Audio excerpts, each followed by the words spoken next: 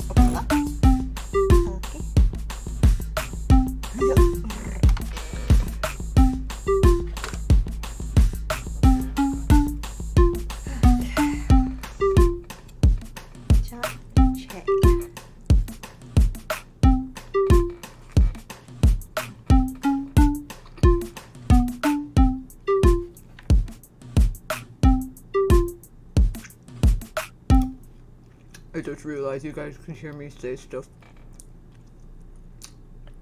Oh well. Hi, I'm Gomiya, I'm a bear. I made food, and now I'm eating it. Wait, let's put on desktop audio. Okay, there we go. I'm gonna be playing Heck Plus. Oh god, this is really fucking good. I should have made this earlier. Really easy too. I hope volumes are okay. I heard what sounded like Bear falling over. Bear did not fall over. Bear is constantly in danger of falling over in their own domicile, but no worries. I did not fall over at all whatsoever. Jeez, man, that warning is as long as my essays. Yeah. Please note that I don't actually know what's in this game. I have not been spoiled for what happens in it. Let me get back out of studio mode. But this is all shit that happened in the first game. And this is a sequel actually to a game that I played. It is called Analog: A Hate Story. It is one of my favorite games. It is a visual novel, and a lot of shit went down. Like pretty much everything up in that warning. Now, less of that has been going down, except for like the casual misogyny. That's definitely been happening. But everything else is something that I am not doubting that this game can and will go into. So just take care of yourselves. Other than that though, this is a very long story-driven game, so there are usually two types of people who attend these streams. The first type of person are people who have already played this game before and are just watching me voice act the game, which I very much appreciate.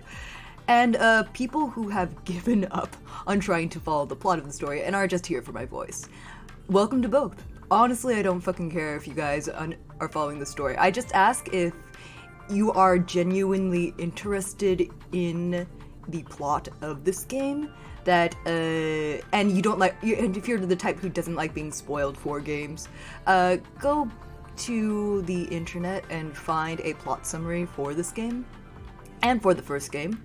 Or if you would like to go in for the long haul, I do have my entire voice acted session for the first game, and a little bit for the second game up on my YouTube, so that's a good place to check those out. So I'm still on the server. Did you turn on big biomes? I don't know. I don't know how to turn that on. If that's like a plugin or something bigger, I have absolutely no idea. If that's something that I have to manually turn on, I probably have not done it, no.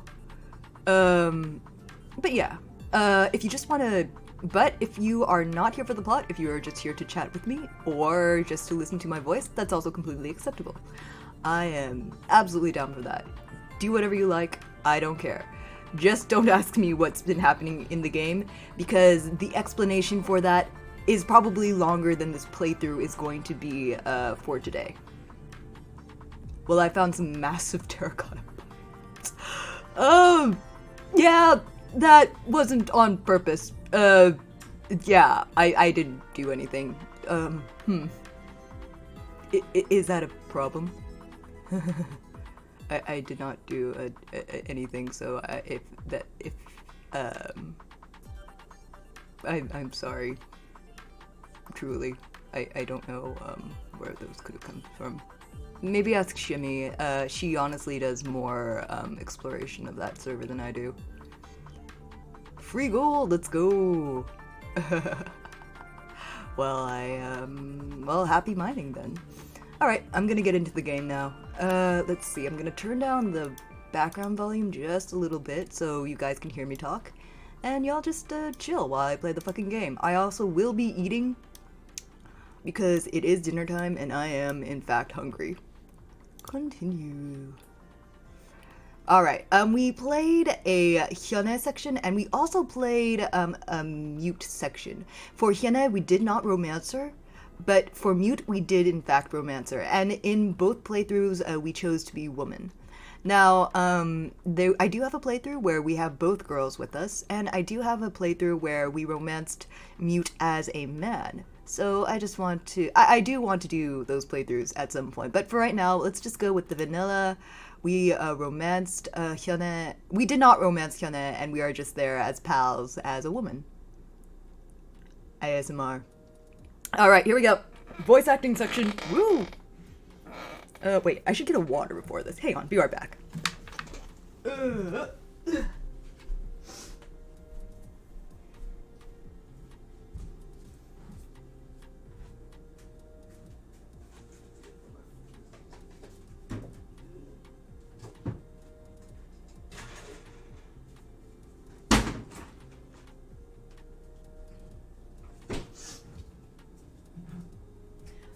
Not me saying, let's go, and then immediately getting up to go find something. God. Oh wait, it was right there! It was right next to my fucking foot! Because I knew that I'd be doing this. Wait, no, it's not. Wait, where the fuck did my water go? Huh? Do I need to get a new water?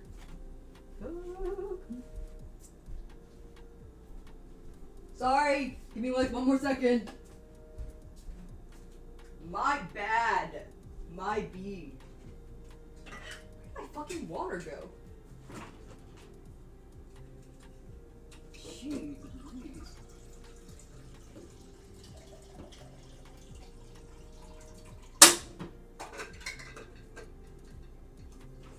Also, this game is very text heavy. There isn't a lot in the name of action going on. We are just literally sitting down and reading logs. So if you're expecting something dramatic to happen, it all happened in the past. Ismark, the struggle to find water. Mood. Alright, whistle wet. Now, for the voice acting section. Alright, make sure that my microphone is working. Here we have see a bear in its natural habitat foraging to find a nearby spring. Mood. Alright, here we go. Good morning.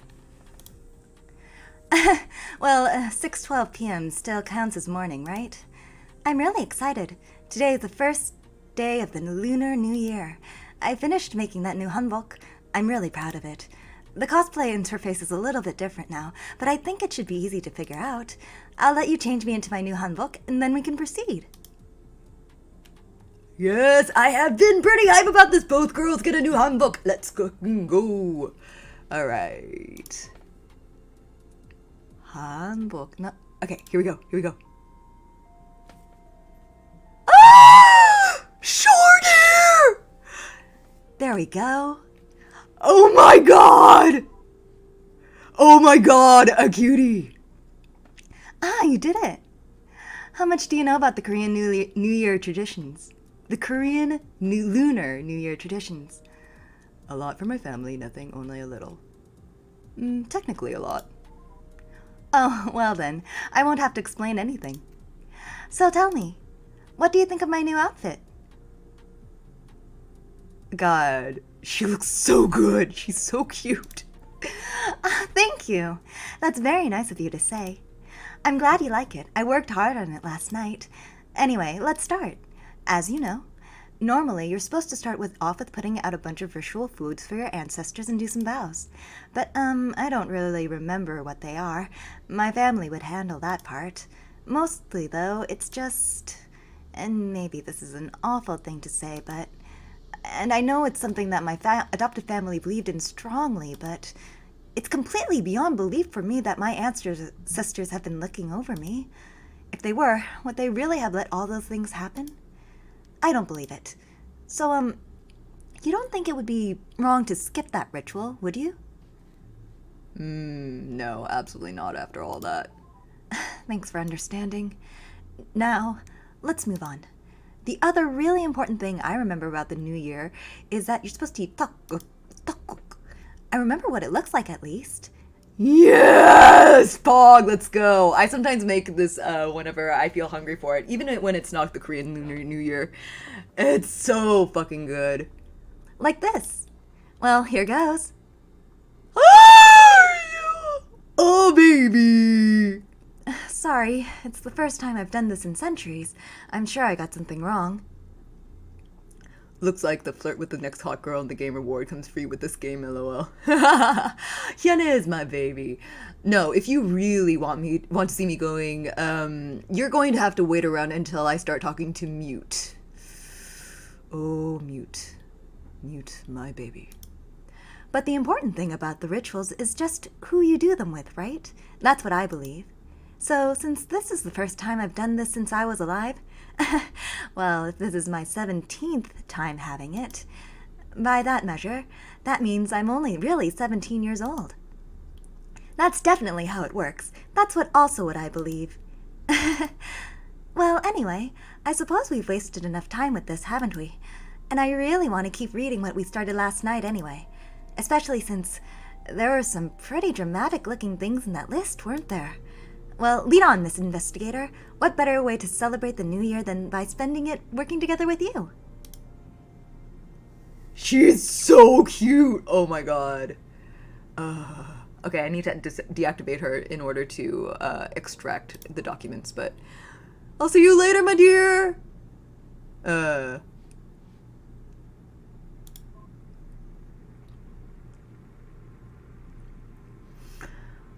Alright, let's see.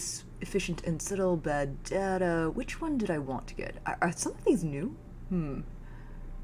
Elegance, inner cat-like grin, grandmother knows best, hair charms. The hairpin, research problem, a curious word. Kim Soi. Which ones did I want to do? I feel like Hosoyoung, I did this one in the other one. Rendezvous in the Dark, the new council, record office, the Lineage Act Amendment. I think... Oh, what the fuck? Updated wrinkle face texture. I think some of these are definitely new. That boy, Baoyu. I think that this one I am interested in now that I know about Sungbok and Mimi's relationship. But we'll see about that, because I think this is one that we need to look at. Lineage Act, Medina, without him, Records Office Unity Act, Election Night 2, Pyeonnemun, Pale Bride. Definitely want to look at this one at some point. Kim Soi, Una, Ha So-young, Kim So-hee, The Death of Mute, which we've already downloaded. Okay. So I've got 2 so far, and I'm only allowed to do 6 at a time. And I've got 39% power right now. Wait, hold on. If I delete these... Oh, I get 43% per day. Okay.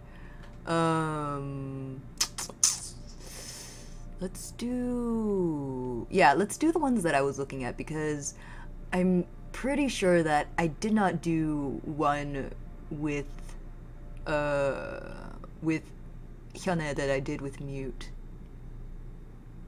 I think it was this one, or it was not that one.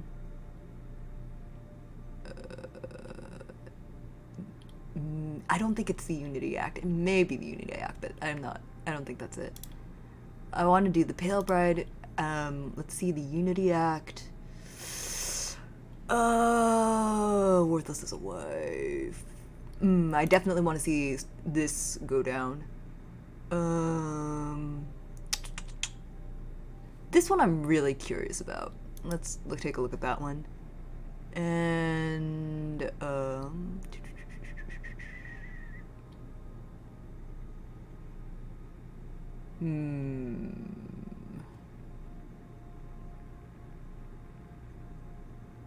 Medina. I don't know. Everyone seemed very surprised by my Medina voice, so let's do another Medina extraction. Alright. And then we'll just commit to these 6 right now, and then we'll see if we want to switch over to Mute after that. But for right now, I like the idea of just sticking with Hyuna for a little bit. We might stick with her for the second set of batches before we switch over to Mute, but I don't know. Alright, let's see. And I'm doing these in chronological order usually, so let's take a look. This one seems to be chronologically first. Let's Crush a Rebellion by Mute. Alright, I gotta turn on my Mute voice. Give me a second.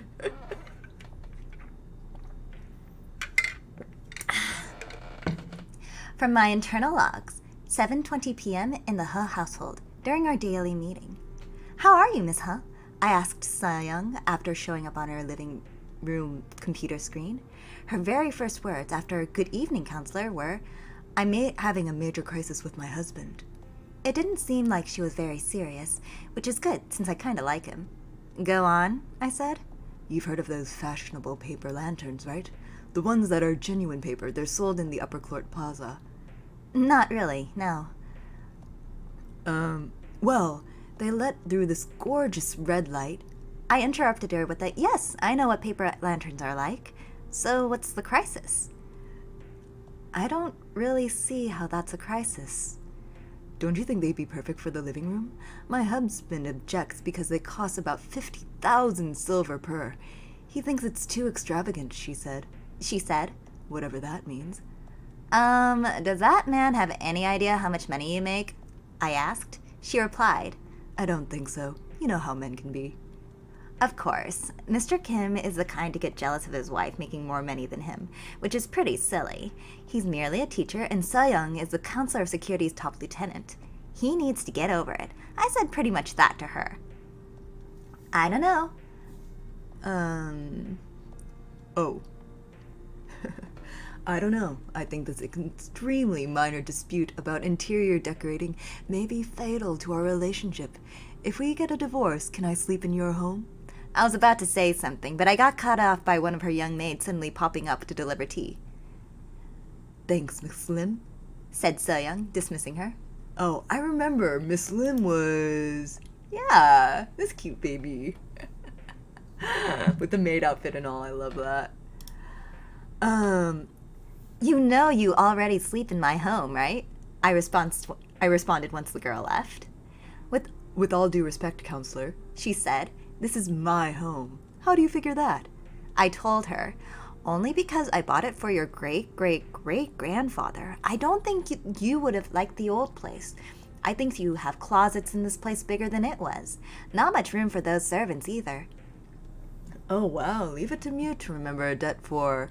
She paused, counting it on her fingers. Centuries? That would be 200 years ago. 1,600 years old even. Wow. It's not that long, I told her. She was amused. You're awfully old, she said.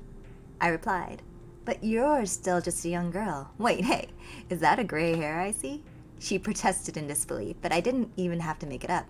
She totally is starting to go gray. I mean, she is like 38, so it's hardly strange. No way, she said, getting bothered. Maybe I'll stay with my husband after all. You're mean. Because he's too nice to make fun of your childish response to aging? I said. No, she said. Because he's got terrible eyesight. Oh no, before all of this went down, So Young had a sense of humor. Oh, poor babe. Yeah, it's petty, but I think they're making fun of each other because they're really fucking good friends. It's petty, but Mute is a charmer. Okay, I said, amused. Let's get to business, all right? She nodded, turning serious. What's the first order, then? Well, wanna crush a rebellion? I asked. She got excited again. Do I ever? Can we actually do that? She asked, but with a smile on her face at the thought of it.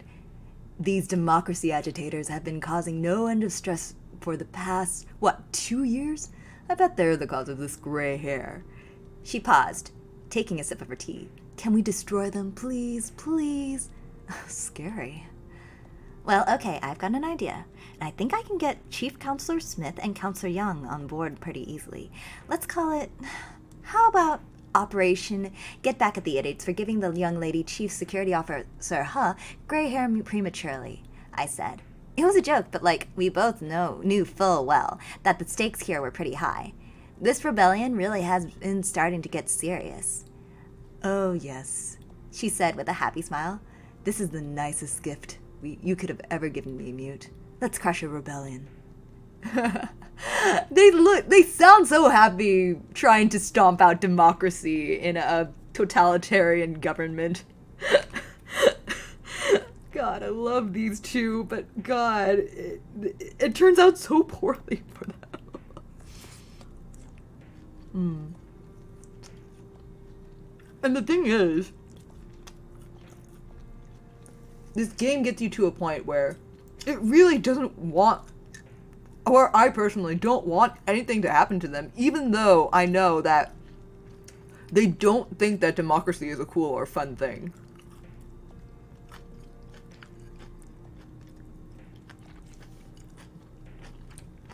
Divine.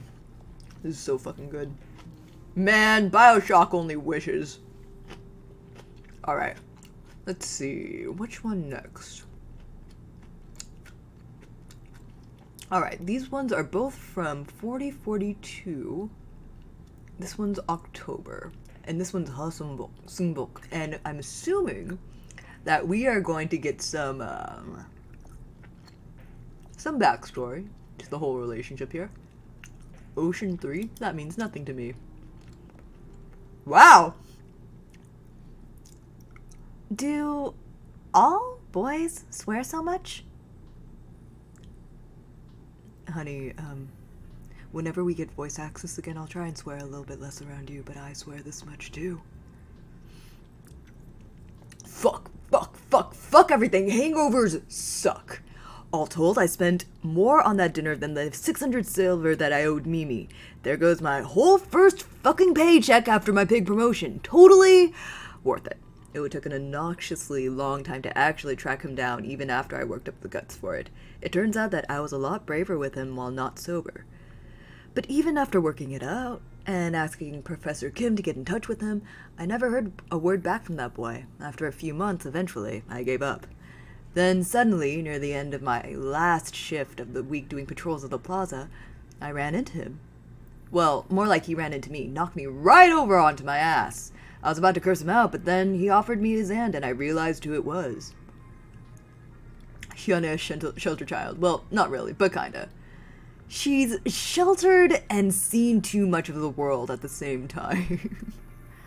What is going on? Oh, honey.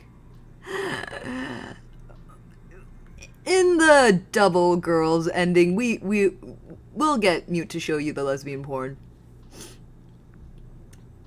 Sorry, come on, hurry up, he said, helping me to my feet, then suddenly starting to run, still holding my hand. I had no choice but to follow him. I didn't want to let go and miss my chance. We spent a good minute darting through corridors and between shops, and even took a shortcut through a tea house that was definitely the kind of shit I'd normally give someone a citation for. Anyway, eventually, we stopped to catch our breath, and he explained that he was running away from a couple of men who were angry at him because he had cleaned them out gambling. I checked the time, officially off the clock. Let me make it up to you. Buy you dinner, I said, in a perfect world where I'm actually as charming as he is and don't choke on my words in front of a pretty face. I'm not even going to write down what I actually said. I'm hoping by the time I read this again, I'll have forgotten it entirely. Edit. Well, that sure was wishful thinking. In all timelines, Mute will always show the lesbian porn. Thank heavens for that. We'll add some gay porn to it too. Get her some fucking culture. Aw, poor thing. Take me to the Golden House, then, he said with a lilt to his voice. Oh, how scandalous. You want to see more? I have more depravity. Oh my gosh, aren't they so degenerate? Do you want to see more? I have so much more. Oh my gosh, I've been waiting forever to share it with someone. I have no idea how I've survived this long without showing all of my lesbian porn to everyone. Mute is so funny. I don't think I can afford that, I tried to protest. Sure you can. And you owe me. Big time, he said. After more back and forth of that, I relented. I pretty much had to. Fine, I'll take you to Golden House, but only because it'll clear my debt, I said. And because, honestly, I did want to impress him deep down. Deep down, I did want to impress him. The thing I wrote before sounds way more dirty than I meant. Me, I'm no good with words. Oh god, fools do fall in love. Anyways. Oh, wait, hang on. Western food, I miss that. Anyways, I took him there, and while I don't really know much about Western-style food, it seemed pretty good to me. He just kept ordering more wine for the both of us. That's enough, that's the last one, I kept arguing. But then each time he'd clasp my hands and say, it's not paid off yet. He could have said anything, really. Ayo, Freudian slip. The thing is, it's not actually that bad. He just has his mind so deeply in the gutter about this pretty dude that he's just like, well, I'm gay and I can't stop thinking about it. Everybody else must see it too, right? And it's like, Sumbokani. Now I'm thinking about it.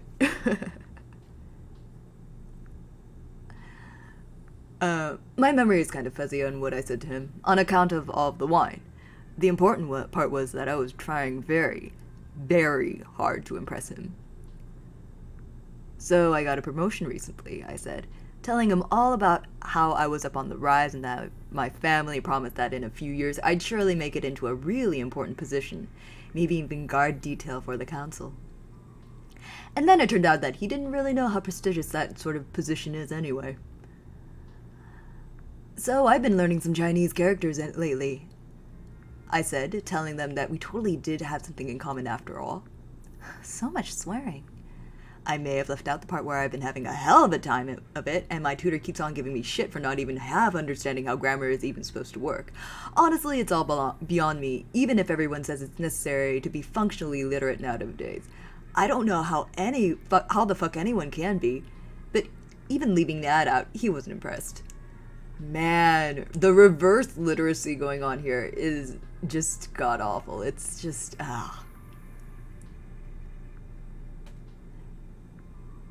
Yeah, I'm not going to lie, my brain would never ordinarily impress him deep down into an innuendo. Right!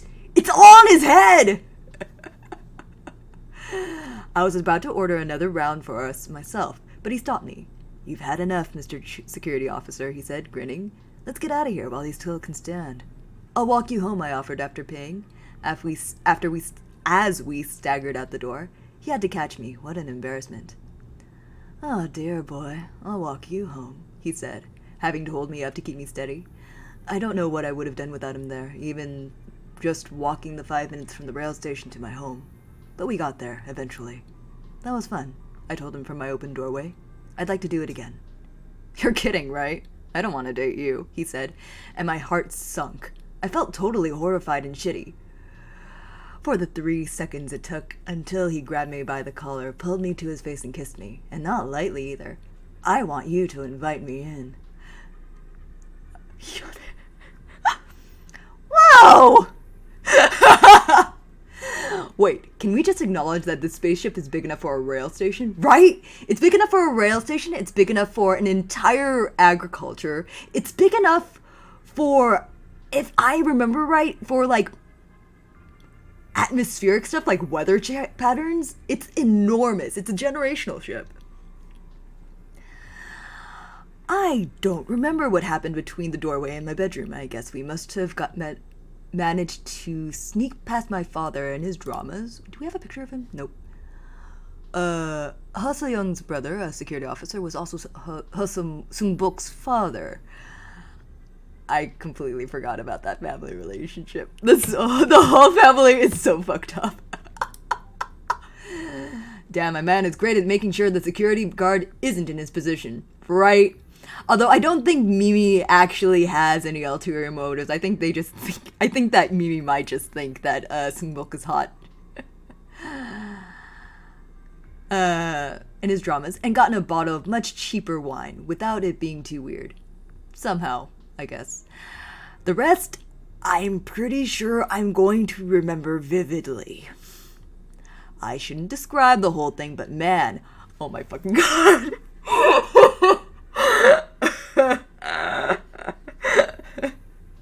I feel like okay, hang on. No, I have sexual content up there. It should be okay. Alright, here we go.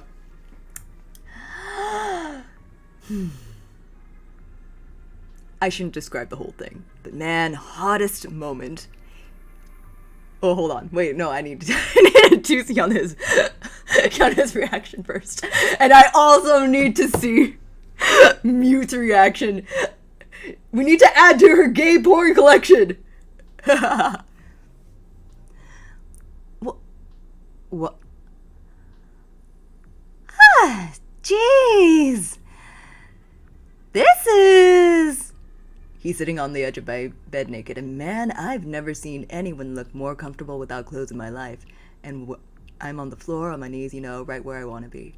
Give me another drink, I tell him, raising my empty wine glass. He gets this totally wicked grin, then suddenly swats the glass out of my hand, and in the same gesture grabs me by the hair.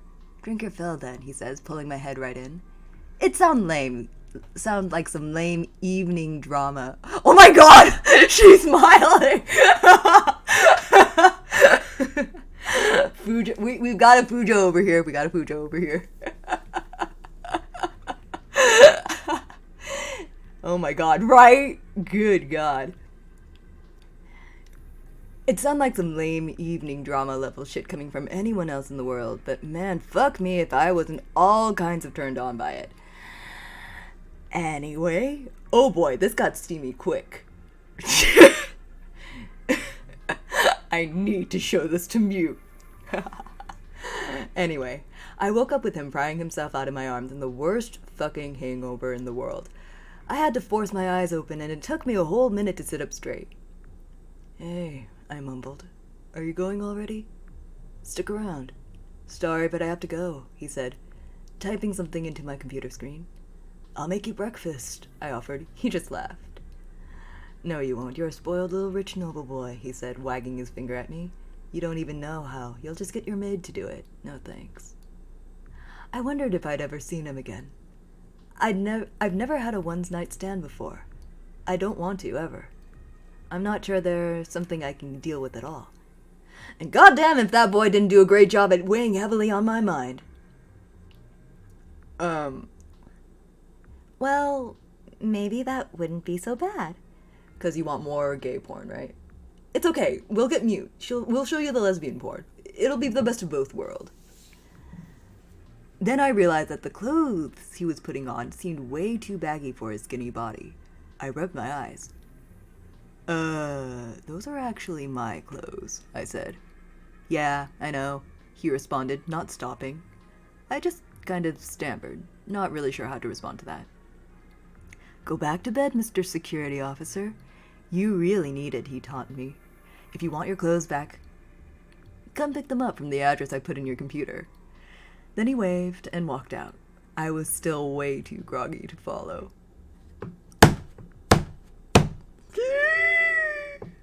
Oh, good. Good for Mimi. Boy who knows what he wants. Boy! Right?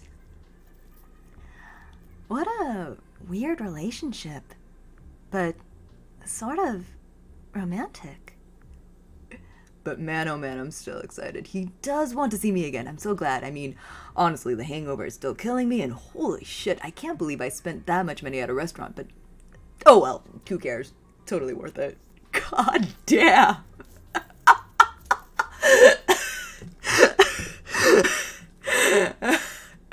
We must focus, gentlemen. Sort of romantic, really, Hannah? Sort of. Just a little bit romantic. Oh god, I cannot wait to read that one on Mute's perspective. Alright, next one is going to be 4042 again, the Lineage Act Amendment. Here we go. Alright. Before I declare, this is the records office, and we are back with the counselors. Before I declare council back in session, I'll ask, have the counselors with differences on the one lineage amendment resolved them, or will this simply be a repeat of this morning? I'm okay. I think we've come to acceptable terms. Then we can proceed. Council is now in session and the floor is open. Is this before or after Ryu took control of everything? I'm not actually sure. I mean, 4043 is where things kind of went to shit, right? Or was it 4045? I know everything starts ending in the same way the records start ending in the first Hate game. I just don't remember what the date was. I'd like to modify my amendment to stipulate that all the provisions are optional, and the member of the family who receives the mobility stipend can be selected arbitrarily by the counselor. What's the point of that? The point is that not every family is led by the eldest son. If we are to restrict the nobility stipend to a single branch of the family, it is important that it's not given to the wrong one, as we discussed this morning. Like, at length. So why not just give it directly to the counselors then? I don't really get all this stuff about money. As the counselor of security would say, more subtlety is required. It is better to make it about families than it is about individual men. That isn't something I'd say. Do you still disapprove of the act, even with Counselor Smith's amendment? Well, I still think this one lineage nonsense is a stupid idea. I don't see any point in prioritizing elder sons in particular, even as a statement, and alienating branch families has absolutely no logic to me. This is going to have all kinds of serious repercussions in the future. They're not going to be on my family, though. You want to hoist yourselves up on your own petards? That's okay by me. I definitely disapprove of the act, but in the capacity of the counselor of security, I won't object. That will suffice then. Are there any counselors that do have objections or further items to propose? None that have a chance of carrying, no. Then Counselor Smith's item is added to the amendment then, and the debate is closed. How does the council vote? The Council of State is in favor. The Counselor of Agriculture is against. Sorry, but I have to tell my family I tried. Also against, for the record. You know what? Counselor Yang is good people. He might be a bit of a dick, but I like him. Counselor Te. The Counselor of Culture is in favor. You're a bitch. Counselor Han. Counselor of Engineering and Science is in favor. The Counselor of Education is in favor. The Counselor of Captaincy is in favor. The counselor of security is against. Have fun explaining this one to your cousins, boys. It is not on me. I love Mute. The amendment carries. 5 in favor, 3 against. Moving on. Yeah. This is all just a return to Confucian style thinking. I'm not sure why Ryu really wants this all to happen like this, but it's just not a good vibe. Alright, Pixel, see you later. My bot yells at you, so I don't have to. Alright, here we go. Let's see. Yeah. So we are back to me Gina. Time to put the Gina voice on again. Oh, I think I know how this ends. Alright, here we go. Dear Diary, I can't believe she'd do that to me. I hate her. She's the worst. I hope she gets what she deserves from that man she's decided to leave me for. How could she do that to me? Hate, hate, hate, hate, hate, hate, hate, hate. I was at the theater to tell her my decision about... Oh no. Oh, geez, I just realized how badly I screwed that up for me. All because I was stupid enough to be love-struck by that stupid, selfish woman. Oh no, what am I going to do now? I was at the theater to tell her my decision about that man my parents wanted me to marry. He was so icky, I told her. He was like a dozen years older than me and has this beard that was just yuck! Well, I'm sure you could convince him to shave it, she said distantly. I was surprised. Don't defend him. I could never live with someone like that. Besides, I'd have to be away from you, and I could never... I trailed off. Anyway, I told him no. I was totally uninterested and that he should go find some girl his age instead and maybe ask her directly instead of going around to her parents. My father was upset, but I had to. So that's the end of that.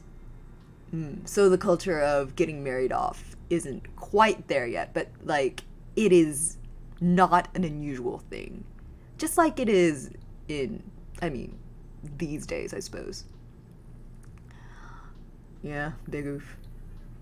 We have to break up, she said suddenly. Nothing else.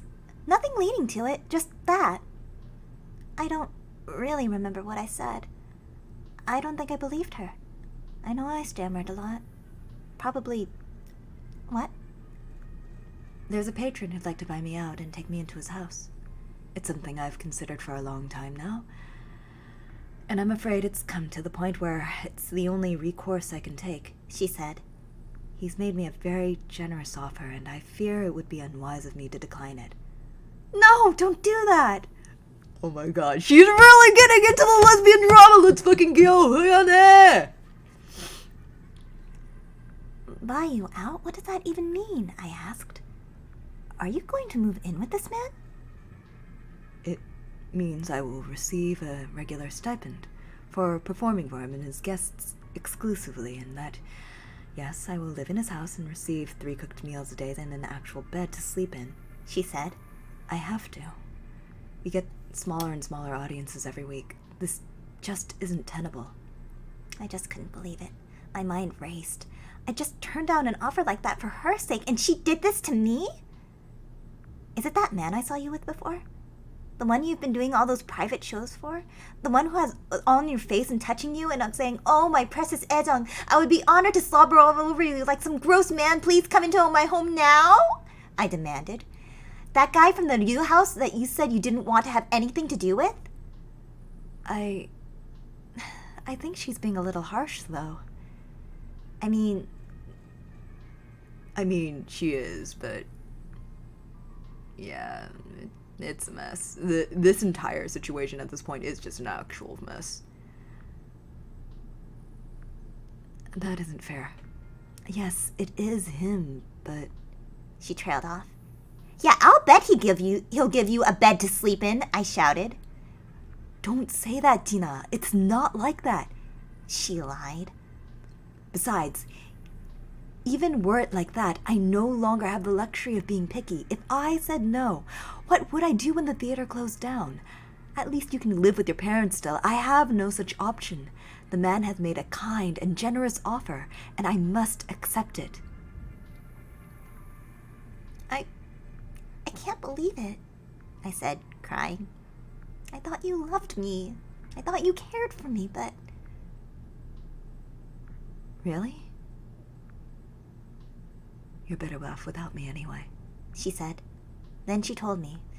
I can't really remember her exact words now, but she told me that she didn't feel as strongly about me as I did for her, and that she regretted being a crutch for me as long as she did, and that our relationship was a mistake and she should have done this far sooner. Fine! I screamed at her. If that's how it is, fine. I'll get out of your life and leave you alone to your precious, kind, and generous man. I started to storm off. Wait, please, don't leave like that. Please stay. She begged. Our relationship is doomed, but it doesn't mean I didn't like being with you. Please, stay one more night. I couldn't bear it if my last memory of you was a sad one. I thought her voice was always so graceful before.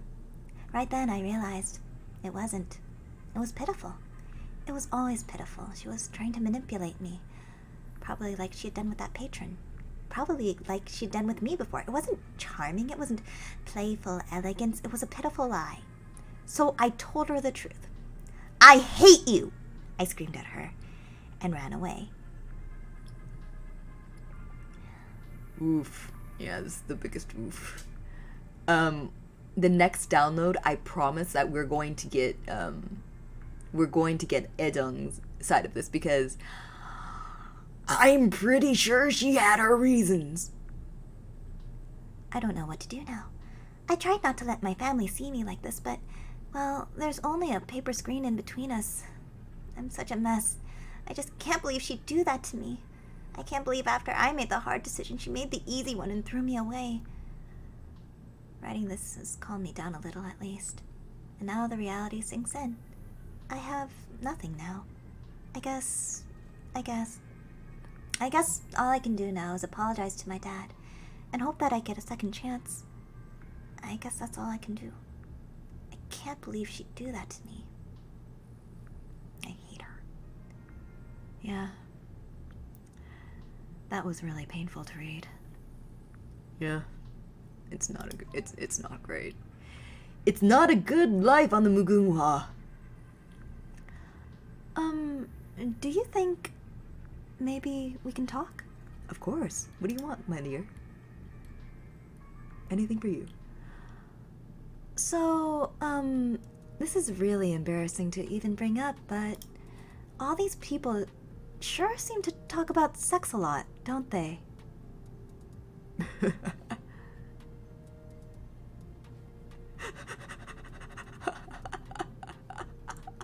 The expression that she makes. What is my actual answer to this, though? Well, the thing is, we are looking at their private diary entries, so honestly, no, there isn't anything wrong with that. Oh.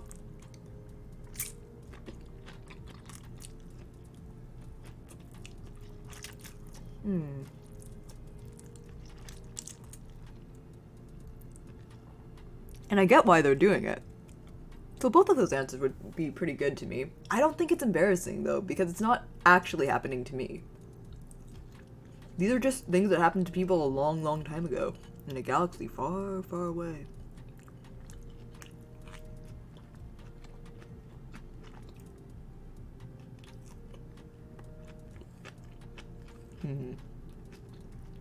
Sorry, I'm really fucking hungry.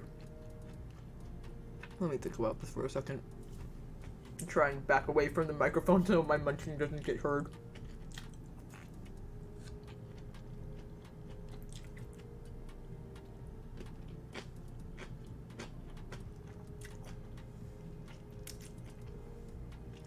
Yeah, I don't think there's anything wrong with that generally. So I think that's gonna be my answer, but it's because it's their diaries, man. ASMR munchies, you know?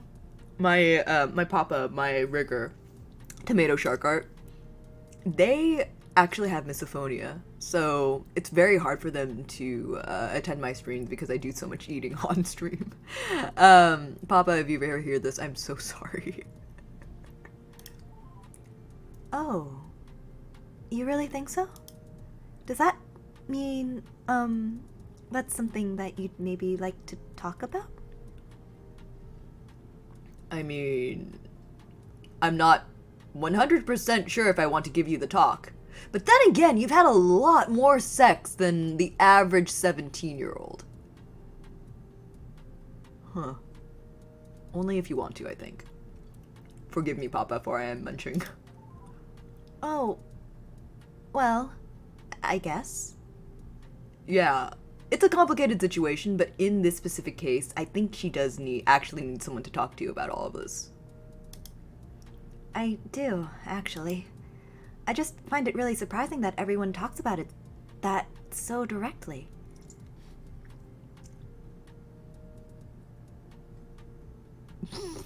bear-like prawn talk.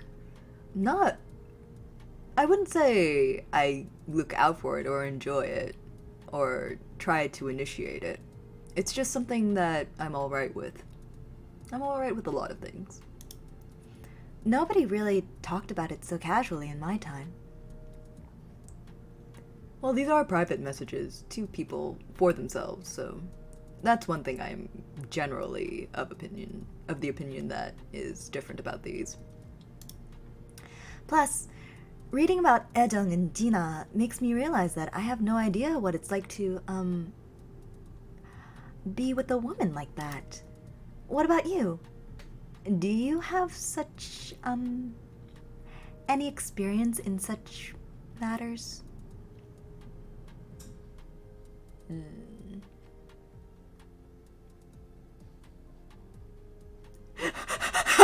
The little finger going up.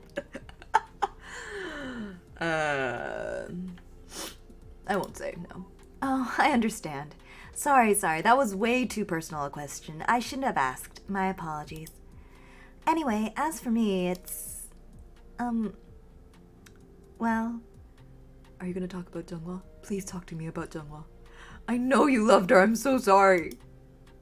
Oh, jeez. I'm sorry, I can't say it. It's just too embarrassing. Forget I said anything. Let's just go back to reading together. Sorry. Oh, she's so cute. Alright, let's read the documents. Wait. Nope. Nick.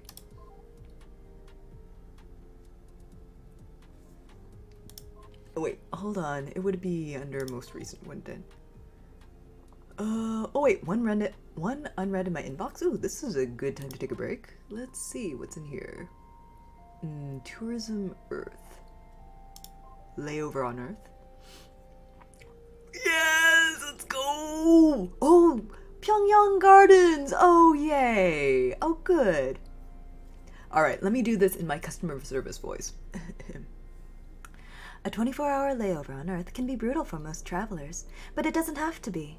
With most spaceports linked by orbital trail transit, taking a day trip on the surface has never been easier. Remember, days on Earth are traditionally segmented into 7 per week, with most regions observing 1 or 2 of those days off. Make sure you're not trying to visit during a weekend day, or you might be terribly disappointed. Here are some of our favorite, lesser frequented day trip that anyone can experience on Earth. Pyongyang Gardens, open to the public all days, but tours unavailable on Monday or Tuesday. Like most major metropolitan areas in the region, Pyongyang is climatized to a year-long comfortable spring, so while the countryside will be buried in snow in February, the city itself is nice and warm, perfect for watching the flowers bloom on its famous rooftop gardens. Lake City Ruins. What kind of capitalist hellhole is space if they don't even have the concept of weekends? No, they do have the concept of weekends. It's just that maybe they've progressed to a point in society where people have enough space in their schedules to just schedule their own breaks that the idea of a regulated break isn't really a thing. I don't know. Maybe they live in a utopia. Who knows? Lake City Ruins, closed to the public on Sundays. Experience a guided tour through the preserved ruins of Lake City to see a glimpse of quaint 23rd century life. Tour routes are well marked, well monitored, and completely safe for any visitor. For those not interested in long hikes, a trip on the recently restored electric underground rail system is still a must-see. The future being in a utopia? X to doubt. That's fair.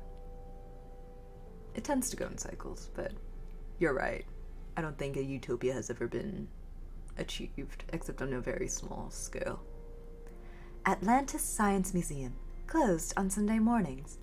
All of the Science Museum's exhibits are worth visiting, but the current special holography exhibits on both dinosaurs and other prehistoric animals and the Lunar War are absolutely outstanding and must be seen. Plus, a 3-hour trip counts as your annual education requirement, just going to show that learning can be fun.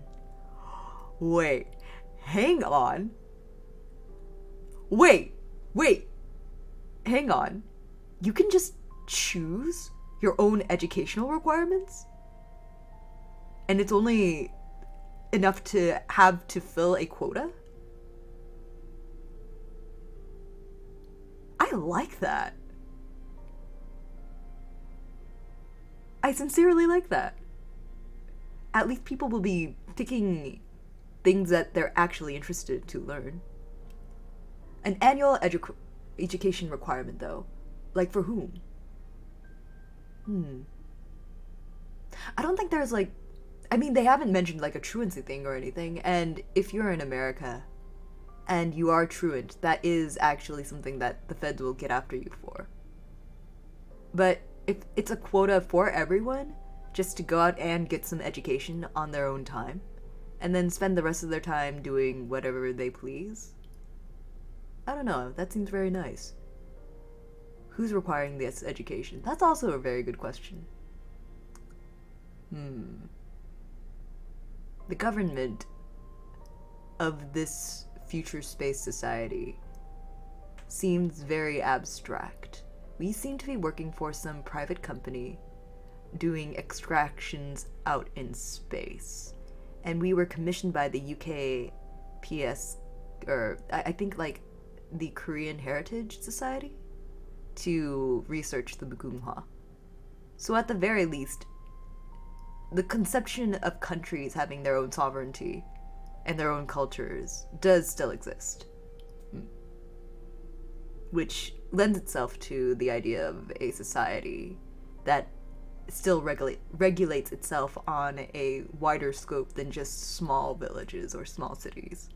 It's not a city-state sort of thing, unless city-states do exist in other small pockets of the universe. These are all really good questions to ask. I would love it to be a utopia, I would. Maybe I'm idealistic.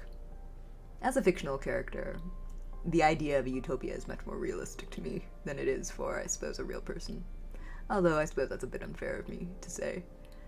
Alright, let's see. Show and read, here we go. Alright, next one is gonna be the Unity Act. Let's see.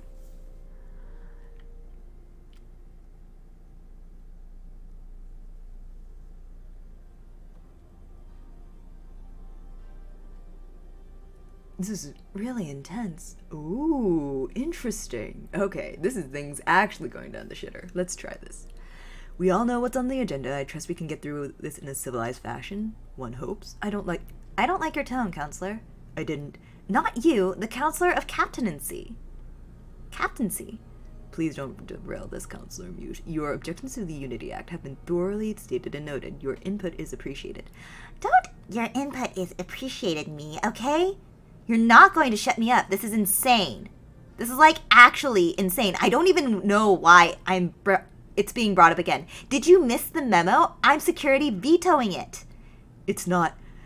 How the hell do you justify that? It has nothing to do with the ship's security. I don't really get it, but... are you kidding? Like, seriously?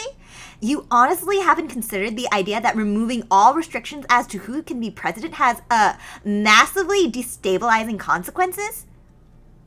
It really seems like she believes strongly about this. So... Ryu was the one who made the concept of democratizing possible. Please read the record, Counselor. You'll find that an amendment has been added to the Address of Security's concerns. The Act very specifically says that it only removes all non-criminal, non-age-related restrictions. There aren't any destabilizing consequences. That doesn't address my concerns at all. I will not budge on this matter, okay? The security veto stands, and, like, I can't even believe I actually have to argue why separation of powers is important. On what grounds do you even argue that the security veto would apply here? This is the bit where Ryu gives himself both the power over the counselorship and over the presidency. Okay, I understand now.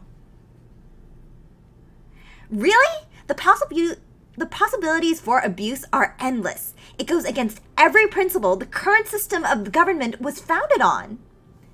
And that's a reason not to do something, Counselor Mute. You're surely not to suggest that those principles are unassailable. How will we ever improve our society if we defend bad ideas simply for the sake of conservatism?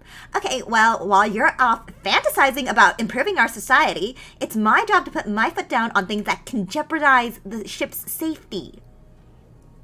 If the act is amended, would you even consider the possibility of rescinding your veto? No. Then please let the record be updated to include a signed document from President Park, overriding the security veto. Not this time, Mute. Oh shit! And by this time, President Park had been arrested by the council. So basically, they have been doing everything they please, but this is the first time internally they've had severe objections to their own actions, to the point where the counselors are, or at least Mute, is actually rebelling against whatever idea is going forth. God, the drama. Of course he did. That's cause for alarm in and of itself. Don't you see? He wants the ability to run for a second term. If we actually let him stay in the public spotlight for that long, that gets rid of our strongest control against democracy movements. Like, if you think they were getting bad before, can you imagine what they'd be like after 10 years of a single unified charismatic leader with a government platform? 15? 20? Do you really think that would be okay? Except we've completely knocked the wind out of the movement's sails. Yes, you have. But not for you. Wait, if she was worried about there being just one leader forever... Right? The Ryus were emperors after the change. God. It all comes together! Well, maybe he's thinking of that. It's merely wishful thinking. Great! So now you're just offloading the problem onto me in the future. It's lost momentum now, but what about like a century from now? Our actions here have serious consequences. It doesn't look like you're convincing anyone. No, a long pause follows. Okay. I'm willing to compromise. I know when I've lost. I'll support the act. Just give me an amendment that ensures a president can't have 2 terms, okay? Hell, even specify that it only applies to non-noble presidents. Just give me something here. I'd be willing to say... I don't think that's necessary. You'll second the motion, Counselor Joe? Sorry, strike my remark from the record. Ryu has Counselor Joe in his pocket, and I don't know why. What? How is that even controversial? I don't see any reason for further debate on the matter. Come on, there's no reason not to. All I want is to ensure someone like President Park doesn't run again. Will anyone second the amendment? I'll move to vote on the act as it stands. Nobody? Seconded. Oh, I see. The motion passes. How does the council vote? The Counselor of Culture is in favor. The Counselor of Engineering and Science is in favor. In favor, also in favor. Wow. Shot down. The Counselor of Captaincy is in favor. Same. The Counselor of Agriculture. This is so fucking casual. Every single other vote has been in favor, in favor, in favor. A lot of people are just going same to this. Like, there's absolutely no fight in them. God damn. The Counselor of Agriculture is in favor. And the Counselor of Security against, one assumes? The Counselor of Security abstains. No, this is the first abstention from a vote by Counselor Mute in the ship's history. Very well. The act passes 7 in favor with 1 abstention. And that's everything on the agenda. We'll reconvene after the presidential election. Council is now dismissed. God. That is a lot. Can we still not read The Death of Mute? Yeah, that's still... processing. Jeez. I haven't found the right key yet. I'll let you know when I do, promise. I really want to see what this is. Alright, let's see. Pale Bride. Kim Soi. It's translated as the Pale Bride instead of Sick Daughter for consistency's sake. The ship sailed on getting that one right a long time ago. Damn, he deadass said same, right? Fuck. Oh, that's me. That's me. She's writing about me. Oh, it's the baby. That's me, Kim Kyone. Look, there's even a photo of me. Oh my god. The non-anime interface for everything is so much. Let's see. Kim Soi. Well, I guess that story sort of came true after all, huh? This is from the Kim family. I think this is a woman? Pretty sure. Apartment status, bed is made. A few dishes need to be washed, takeout containers need to be taken out to garbage, floors clean. After 2 years without any sort of breakthrough and dozens of appeals without any form of acknowledgement, I believe I have discovered the evidence that I need to provide definitive proof. There have always been a bizarre family legend of an eccentric but brilliant ancient earthborn ancestor who saved his terminally ill daughter through unconventional methods. In some tellings, she is a ghost that lives in the computer. In others, she is sealed away in an alternate dimension to return when the ship has landed on a planet with fresh air. I learned the truth from my grandmother at the New Year's gathering. In reality, she does exist, and is merely in cryonic sleep in the family storage closet. I caught a glimpse of her at that gathering and realized that she is the key to proving my thesis. Today, I returned with my husband to their home, having offered her a great-grandchildren-related bribe in order to have access to the sleeping pale bride to run tests.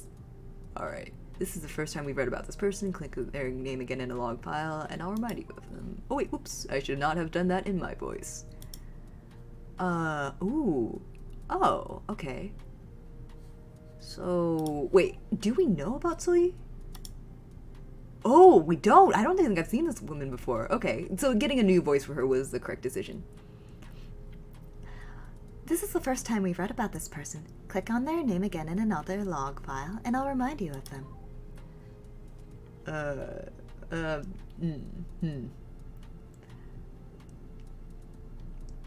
My theory is, as long as she has not consumed food or water or breathed air in nearly 1600 years, if there has been a significant increase in ambient radiation in that duration, she should be significantly less affected by it. Her chamber was sealed partially by glass, so she may not be completely unaffected, but I anticipate that the difference will be readily observable. The technology involved in her preservation seems extraordinarily designed. I can't believe that it came from the same level of earthborn brilliance that built our ship. Earthborn brilliance? Finally, someone who acknowledges that my real parents were smarter than the people later on were. You're right, Kyone, and you should say it. While my husband was gracefully distracting my grandparents by listening to their stories, I set up in the storage closet, attempting to open the capsule labeled Kim Hyune, Pale Bride. This action was easier said than done. A separate, hacked-together computer was regulating the capsule, but the labeled switch for opening it was non-operational. I needed to connect a secondary battery and insert an override key to enable the switch. Huh, that's a good idea. It did not help that I was very trepidatious to fiddle with the Earthboner design technology that was completely over my head. Accidentally causing damage with my clumsiness would have been disastrous. She figured it out. Why couldn't my adoptive father be as smart as her? The warm-up cycle took a good 10 minutes. As I watched her, I became very aware of the fact that she was a real girl. A very old one. An orphan who lost her family centuries ago, who likely had her own hopes and dreams. I found myself hoping that one day we would find a way to let her live the rest of her life, although, given the state of modern medicine, optimism would be sadly unfounded. Very unfounded. Yeah. Sorry, Hyuna. Even after she was brought back to life by the machine, she did not actually awaken, going from a near-dead state to merely sleeping. She looked very peaceful. I tried not to disturb her too badly when I took a small sample of her blood. Still, she started to open her eyes, mumbling quietly. I did? Who are you? She asked. Go back to sleep, little one, I said, touching her face gently. It's not time to wake up yet. Oh, baby! Oh, protects Kim So-yi with my life. What happened to her? Oh god. Try to open cryo chamber properly. Smash the smash the glass with the hammer. God. God. The worst. Oh, why couldn't it have been Kim So-yi? A good person. All right. I don't remember this at all. All right, she murmured and closed her eyes again. I suddenly felt guilty and quickly put her back into the freeze where she belonged. It is justifiable, of course. She remains unharmed and will continue to rest peacefully. I doubt she will think of it as any more than a brief dream.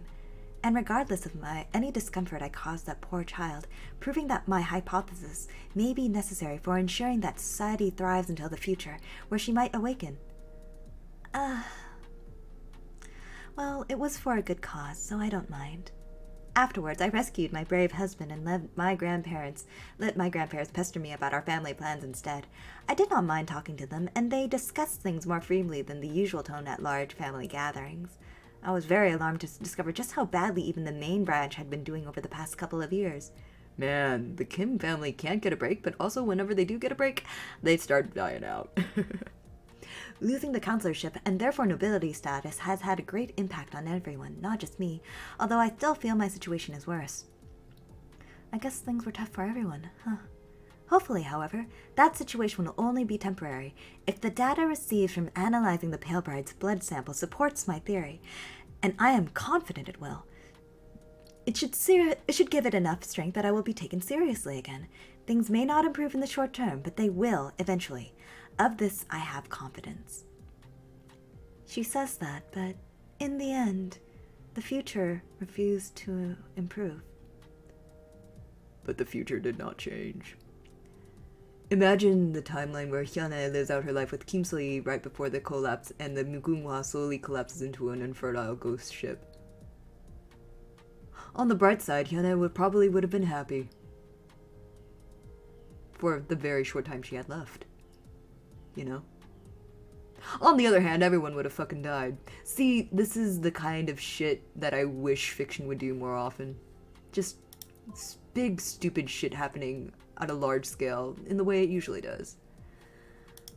Alright, we can still do some extractions. I guess we will go ahead and disable Hyuna for a little bit while we look for more things. Once again, Hyuna did nothing wrong. Absolutely nothing wrong. She was absolutely totally correct in everything that she fucking did. She did not a single damn thing wrong.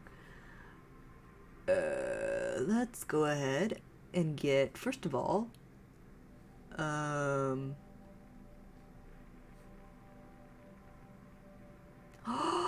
Kim So-yi was fired? What the fuck? Oh, she was fired and then she tried to get research on the Pale Bride. Oh, okay. Got it. Okay. Let's see. Hair charms. Bitmap data. God, this is so good. Okay. I want to get So-yi's story from the very start. So let's grab this.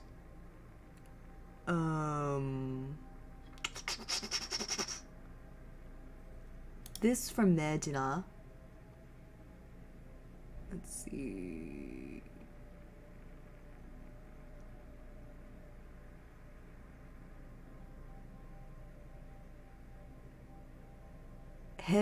Okay, Ha Edong, which is, this is the message right before the breakup with Jina.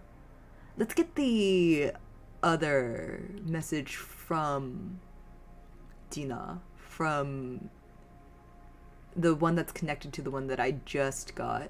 Hate the mornings after, there we go. Let's see. Let's see, so I can do two more. Let's do the entire Edong and Jina story here. Kim So-yi gets a pay cut. And let's get a daily report in. I think that's everything that I'd like to do. Keepsake from Earth. Soyoung's smile. Book value in the mirror. This is something that I'd like to see eventually, but...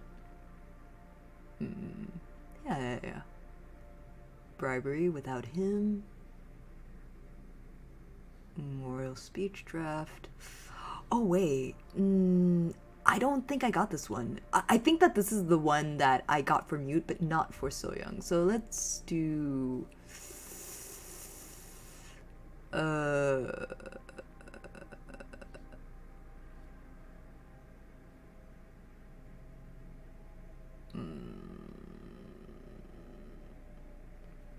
Yeah, let's take out this daily report and then put in... No, not that one. It was this one. Okay. Alright, committing. And I eat while the power goes down. Hopefully we'll have a little bit more power tomorrow. But for right now, I'm very, very good with where we are.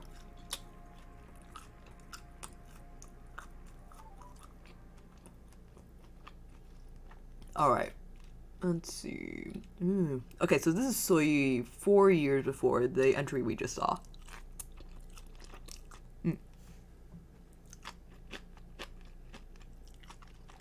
Lunch crunch.